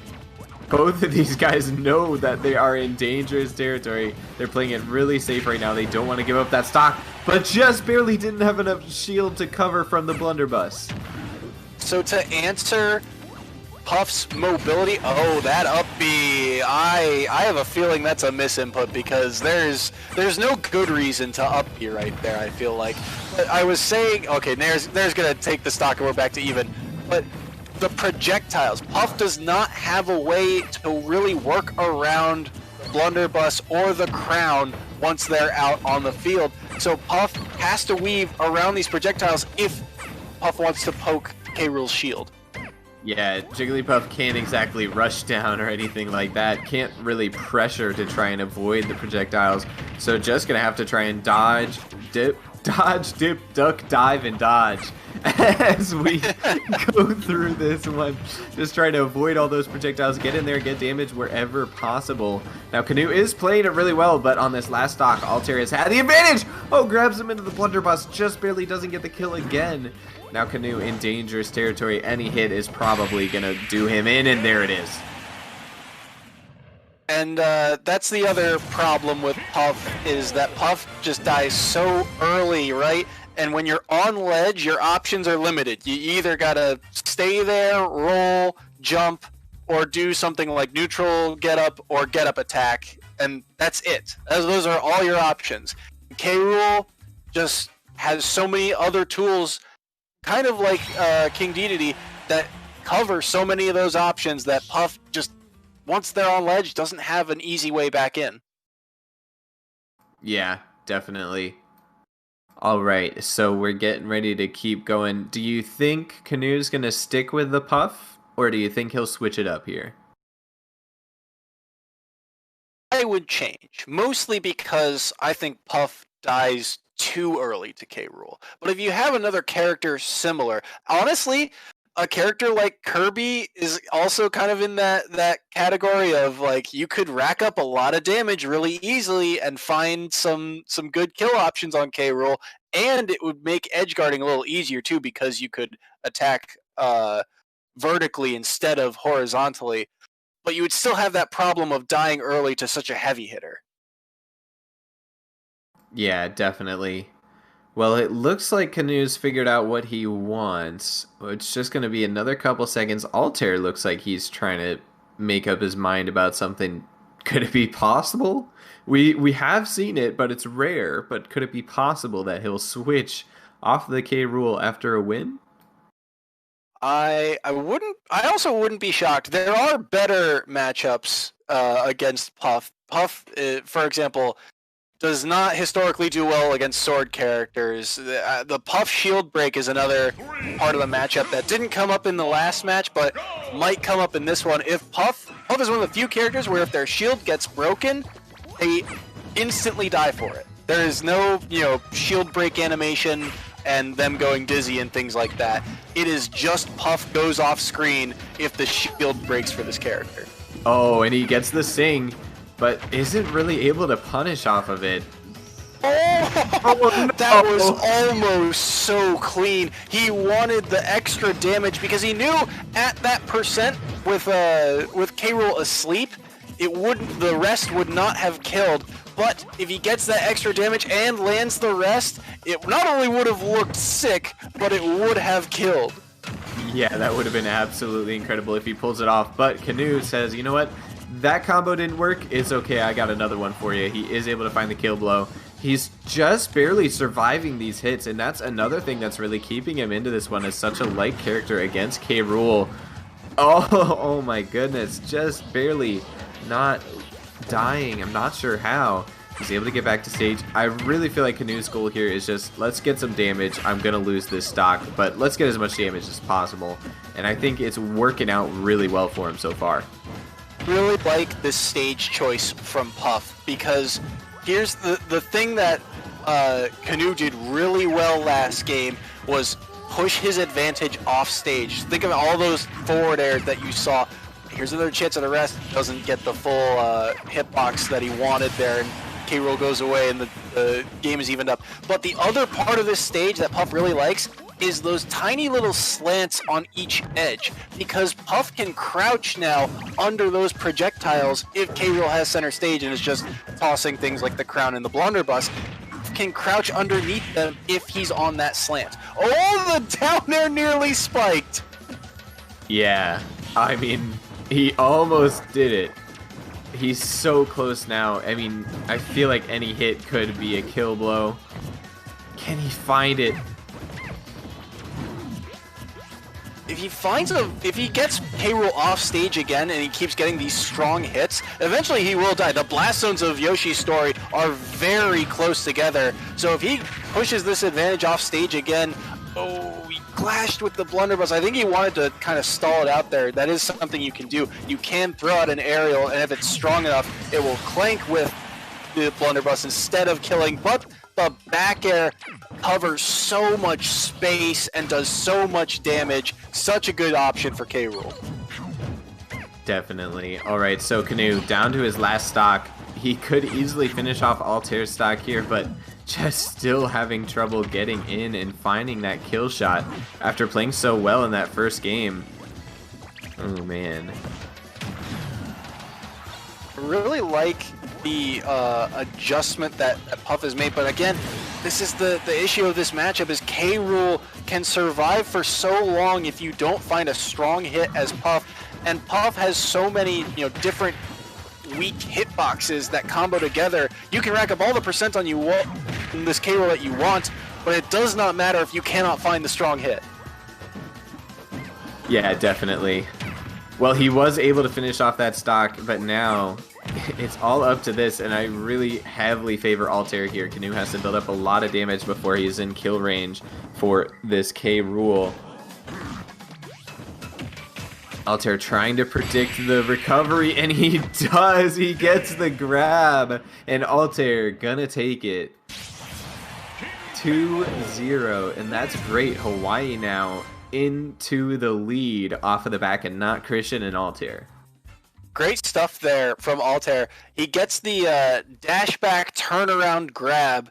Very, it's hard to do sometimes if your connection's a little rough, but it's something that a lot of players don't use very often. It's more of a mix-up on something like that. But he reads the roll in with the dash back grab, and then the other part of that was K-Rool's up throw makes him jump up, and then they land back on stage. So he knows that and uses the top platform of Yoshi's story to secure that kill, because now you're, this close to the blast zone instead of from center stage.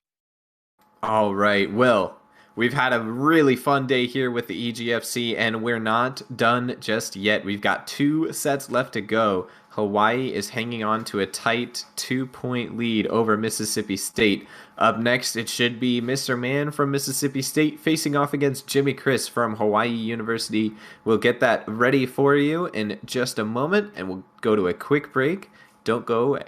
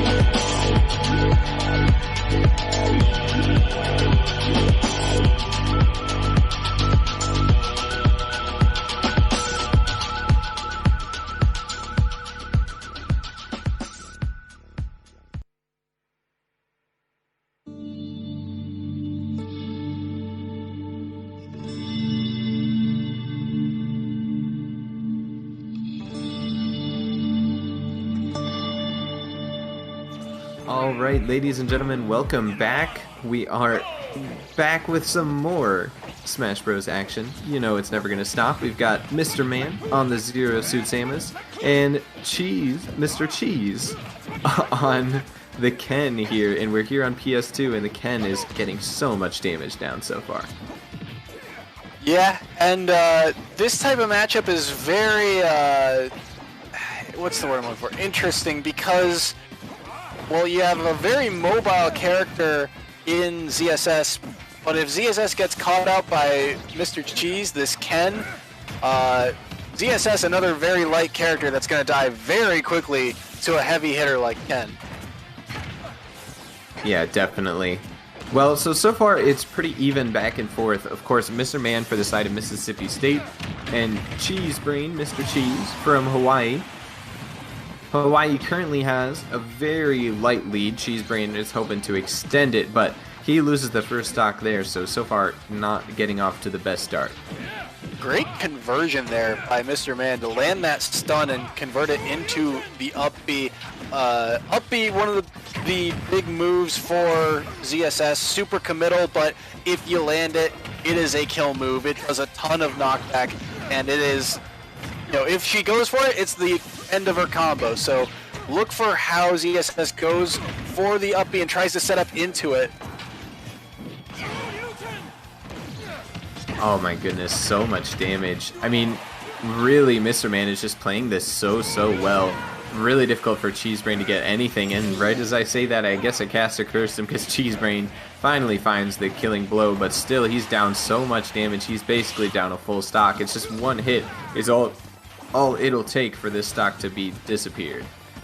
I mentioned, you know, how ZSS likes to finish her combos with up B. Well, so does Ken. A lot of Ken's kill power comes from his up B, and you saw he's able to take that first stock by going over the ledge instead of snapping to it, and catching ZSS by going over the ledge instead of snapping to it, and catching ZSS in a little eager jumping above. But there's a second up B kill for ZSS.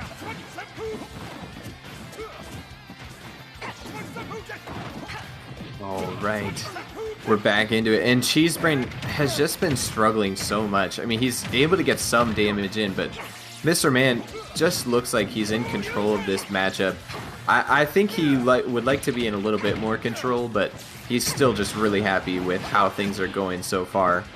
Cheese Brain trying to take this stock, trying to even things back up, trying to avoid getting too much damage in. He is going to be able to take it. 60% damage lead for Mr. Man here going into this last stock. And it's such a close match right now between these two teams. Job by Mr. Cheese finding that up B to even up the stocks. And one of the big issues here, ZSS, very mobile character, jumping around a lot. Ken, a very stable, grounded character. Doesn't like to go into the air. A lot of his combo moves are ground-based. Doesn't have a lot of chains in terms of nair and forward air, things like that. And so it's so difficult for him to try and catch or keep pace with ZSS if she keeps jumping around the map. Yeah, it's just so hard for him to get in and actually get hits down. I think Mr. Man would like to see this be a little bit more one-sided, but I think he's still really happy with how things are going. He still has to find the kill blow, though, and he is respecting the strength of Cheese Brain on this Ken, trying to find a safe opportunity to go in and get this kill. Couldn't quite find it there, even though he did get the stun. Not too sure what went wrong there, but now back on to the stage in a neutral setup. Can he find the killing blow? And there it is! Mr. Man gonna take game one here in this set. Great stuff there from Mr. Man. He had his opportunity on that up B, and I think what went wrong was the stun knocked him up first, so the start of that hitbox of the up B actually went over top of him, and that's why he missed. But right there, able to catch him on the ground again, and great job of reversing that up B, because if he went the other way where his first hit initially was, wouldn't have connected, and Ken would have his opportunity to rack up some damage. But turns it around, gets the up B, and well, takes game one. Yeah, he really did. And so now I'm wondering, do you think Cheesebrain sticks on the Ken here? Do you think that a stage swap could help him really? I feel like he would want a smaller stage, but I still don't know if it's enough to be able to catch up to the Zero Suit Samus. I think Ken would. Here's the thing: if Ken goes to a lot of the smaller stages in this map are triplats, so that would not benefit Ken because that would give ZSS even more agency. So I'm thinking more like a Smashville type stage where there's only really one platform to work around, and that way ZSS kind of has to come to you. All right, so we are going to be sticking to the Ken, and let's see. How are things going to go this time around? Cheesebrain still trying to take it slow. The damage going back and forth. We'll see who can make something happen here. And I already like the adjustment by Mr. Man. Right now, Mr. Cheese is trying to think that a couple aerials thrown out that he can catch ZSS in the air. So he goes, okay, now I'll go to the ground. I will catch you on your landing and punish you for it. And it's still pretty even, but that first catch racked up 58%. Yeah. Yeah, and that's just what's so devastating. And punish you for it. And it's and that's just what's so devastating is it's just, one little bit and you take so much damage. Hits like a truck coming in and oh no, Mr. Man makes a little bit of mistake. This is what he was doing well in the first game that he's starting to struggle with is just he kept the spacing, but now letting Cheesebrain get in there into his damage range where he can really be effective, you can't let him do that. And there we go. That's much better, much more disciplined, able to get in safely, hit those combos, and do damage off the projectiles, but Cheesebrain just comes right back down and evens it right up. Great stuff by Cheesebrain, reading the movement options. It's so hard when you take that first stock, you gotta kind of decide what you're gonna do because your opponent's gonna come down with invincibility, and you still want to try and control center stage, but you also don't want to die for it, and right there, Cheesebrain reads the movement option and lands the killing blow. Yeah, and Mr. Man, again, using these projectiles to be able to get in quickly and get so much damage really without getting punished. It's just so difficult for Cheesebrain to get anything going right now in this matchup. That up, you gonna do it? Yes, it is, and Cheesebrain right now is just struggling to get in. ZSS is owning the stage by throwing out these projectiles, throwing out all these aerials, and Ken only has one really ranged option, and it's soaked the middle that he's going to get punished for it if he uses it. Yeah, and again, I mean, down a stock, still struggling to get any damage on. I mean, you see that one hit, he does 30%, but it doesn't even matter because he can't get in to get these hits reliably. Mr. Man is just all over the place, completely in control, using the projectiles so well, and that's going to be the game. Mr. Man calls it a 2-stock and a 2-0 in set 4 of this match between these two teams. Big point swing right there. That's a bunch of points headed Mississippi State's way, and that was also massive. Great job adjusting for Mr. Man.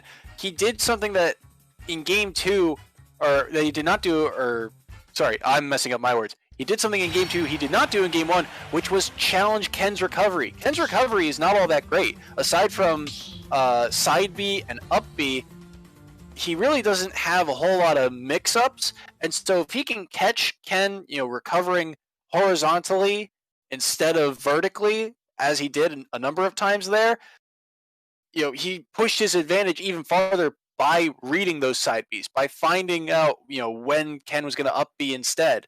And yeah, that's how, that's the way the cookie crumbles, I guess. Yeah, I guess it really is.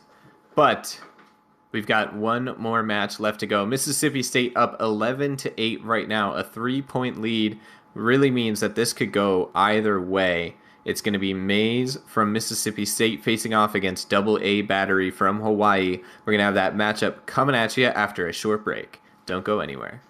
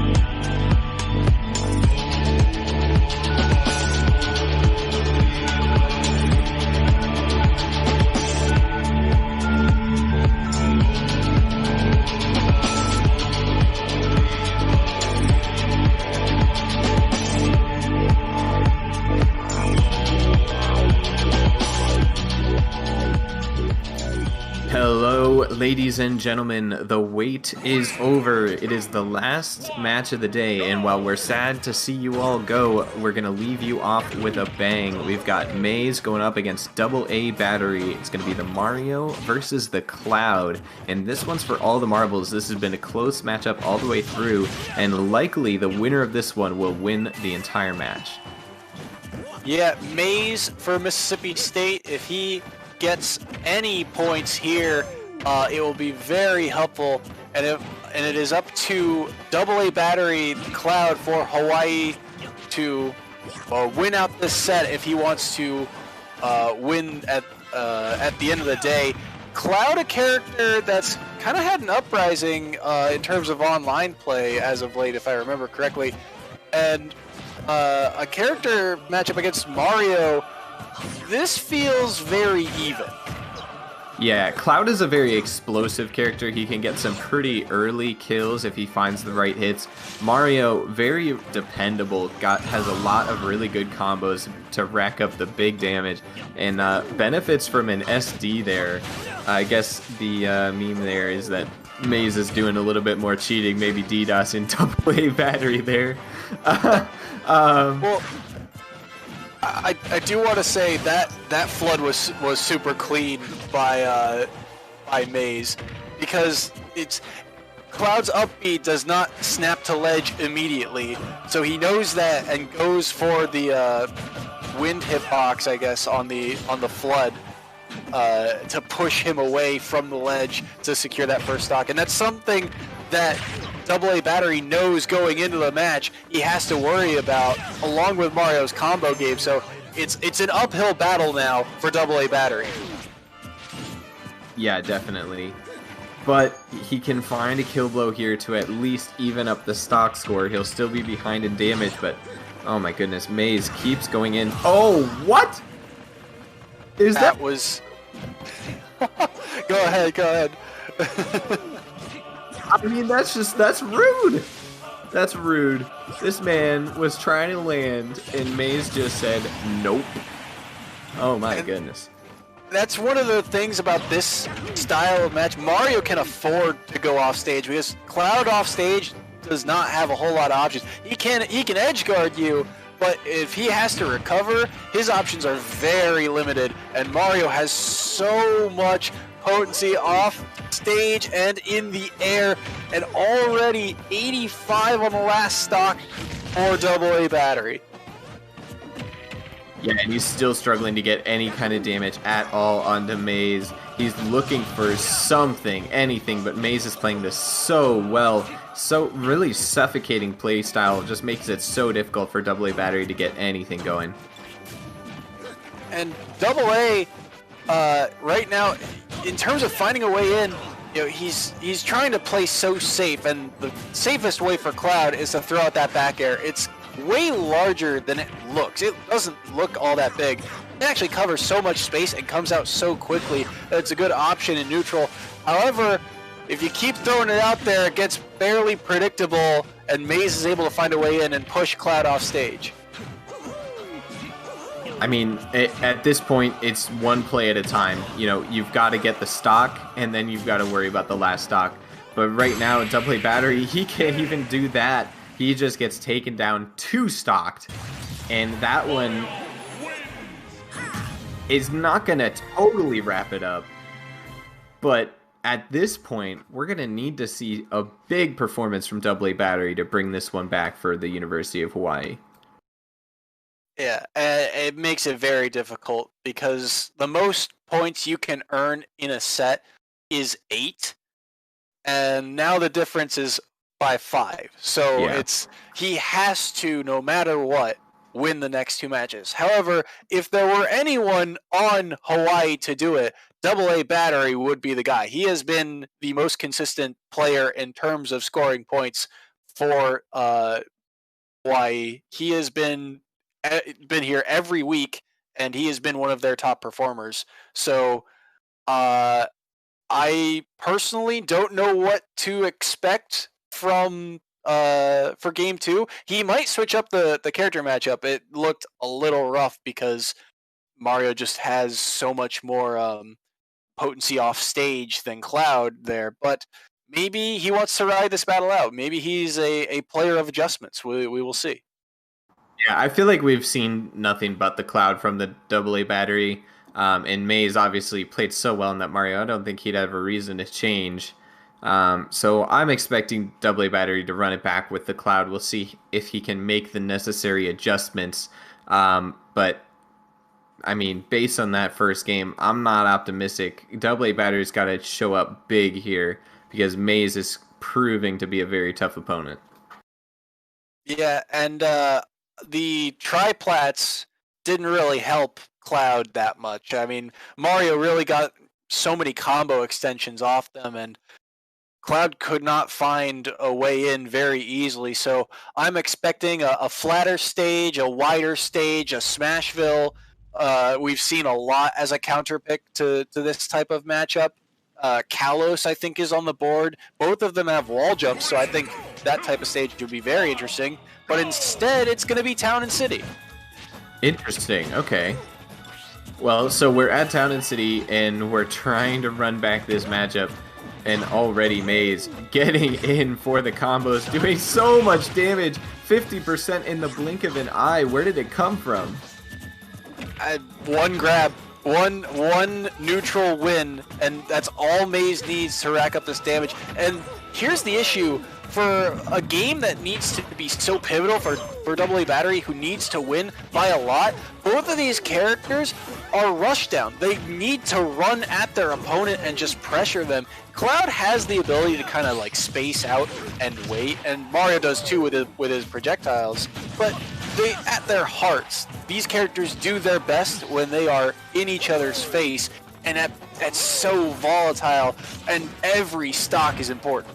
Yeah, so important at this point. He needs to have at least 4 stocks and win both games to be able to bring this one back for his team. We'll see if he can make it happen. Right now, both players on such high percent. Really, we could see a kill blow at any moment. Can they find it? Maze with the grab and the toss. Not going to kill this yet. Oh! Predicting the recovery and the back air. Oh my goodness. Great play from Maze there. That was so clean, catching Cloud's up B with the dash attack to send him off stage again, and because he used his jump to recover, now he's really out of options, and he just cleans up the stock by going off stage, getting the back air, and now he's looking to rack up a little bit of extra credit. Yeah, most definitely. And that's really, I think, where AA Battery has lost so hard in this matchup. You see on that first stock, he played it very close, very even. They were both there at that kill blow, but now he lost the stock first, and Maze has already built up 80% on him before losing this stock, and he's still going. He's getting all that extra credit like you were talking about, and it just makes it that much harder for AA Battery to come back into these matchups. And AA Battery's having such a hard time getting in because Mario's just weaving around. You know, both of these characters, as much as they like to be in each other's face, they know that they both have very good out of shield options. So it's so dangerous for Cloud to try and attack Mario's shield. At such a high percent, you're gonna get knocked off stage eventually, and that is where Maze has thrived. Yeah, most definitely. I mean, he still hasn't even lost that first stock. AA Battery is still trying and just failing. Maze is taunting him at this point. 151 damage. He is at maximum rage. Is he going to be able to get in? Is he going to 3-stock for the style points? He gets a perfect shield. Doesn't do anything with it. He gets another one, but doesn't do anything with that one either. I mean, I don't think I've ever seen 2 parries that quick in that quick succession before. But I'm not even sure he expected it. Yeah, it seemed like he was just, you know, just did it on accident because he's just that good, you know? I mean, when you have a 2-stock lead like that, you can afford to, you know, bait and punish, see what happens out of the parry instead. But, I mean, I'm just a mountain to climb for AA Battery right now. All right. I mean, you know, this is it. AA Battery, he's got to take it slow. but Maze is just so good at finding these openings. He doesn't give any opportunities to get damage, and he is just creating so much damage onto AA battery right now. And look at the spacing from Maze. Outspacing Cloud's forward air, outspacing the downer to get the up tilt to rack up all that percent, and now he's trying to find these out of shield punishes on moves that should be safe for Cloud. Yeah, it's just everything that AA battery tries to do, it just does not work. Maze is not having any of it. He's just playing so incredibly well. All he has to do is finish it off. Can he find it? They're doing the mating dance of the double shields. Oh my goodness. And there it is. And congratulations to Mississippi State for closing out the set, but I mean, Maze put AA battery through a maze of projectiles right at the end, and Cloud just could do nothing about it. Yeah, it was just really, really tough for them there. Back and forth. It was a very fun match all the way through. Mississippi State and Hawaii, both of these teams have some great players up and down the squads. But today, Mississippi State's squad was better. And with that, it wraps up our day here at the EGFC. We had a lot of fun matches all day long. I mean, who was your impact player, Soy? Ooh, I gotta give it to Maze in that last set. You know, when it's all on the line and you are tasked with, you know, clutching it out, and he did it in such a dominant fashion, right? That I have to give him the MVP of the day. For me, Maze was great, but I think I gotta go with Sam on the Captain Falcon from the very first match we casted today. Sam played incredibly well. He came out with the 3 stock, just completely dominated his opponent and set up his team for a win. Yeah. I mean, once again, congratulations to Mississippi State. A well-earned victory over a tough opponent in Hawaii. Can't wait to see him next week. Yeah, and we can't wait to see all of you as well. Of course, I want to remind all of you to keep up with us on all of our social medias. You can find us at official EGF. We've got FIFA, Smash, Rocket League, and Overwatch action all throughout the week. We've got all the collegiate action that you could ever hope for. You can find me on Twitter at CoolJ_TV. It's right there on the screen. And you can find me at SoySonJSport on on Twitter. It's also right down below. All right, and with that, I want to thank all of you wonderful ladies and gentlemen for joining us today. Make sure you join us for all the EGF action throughout the season, and have a good night.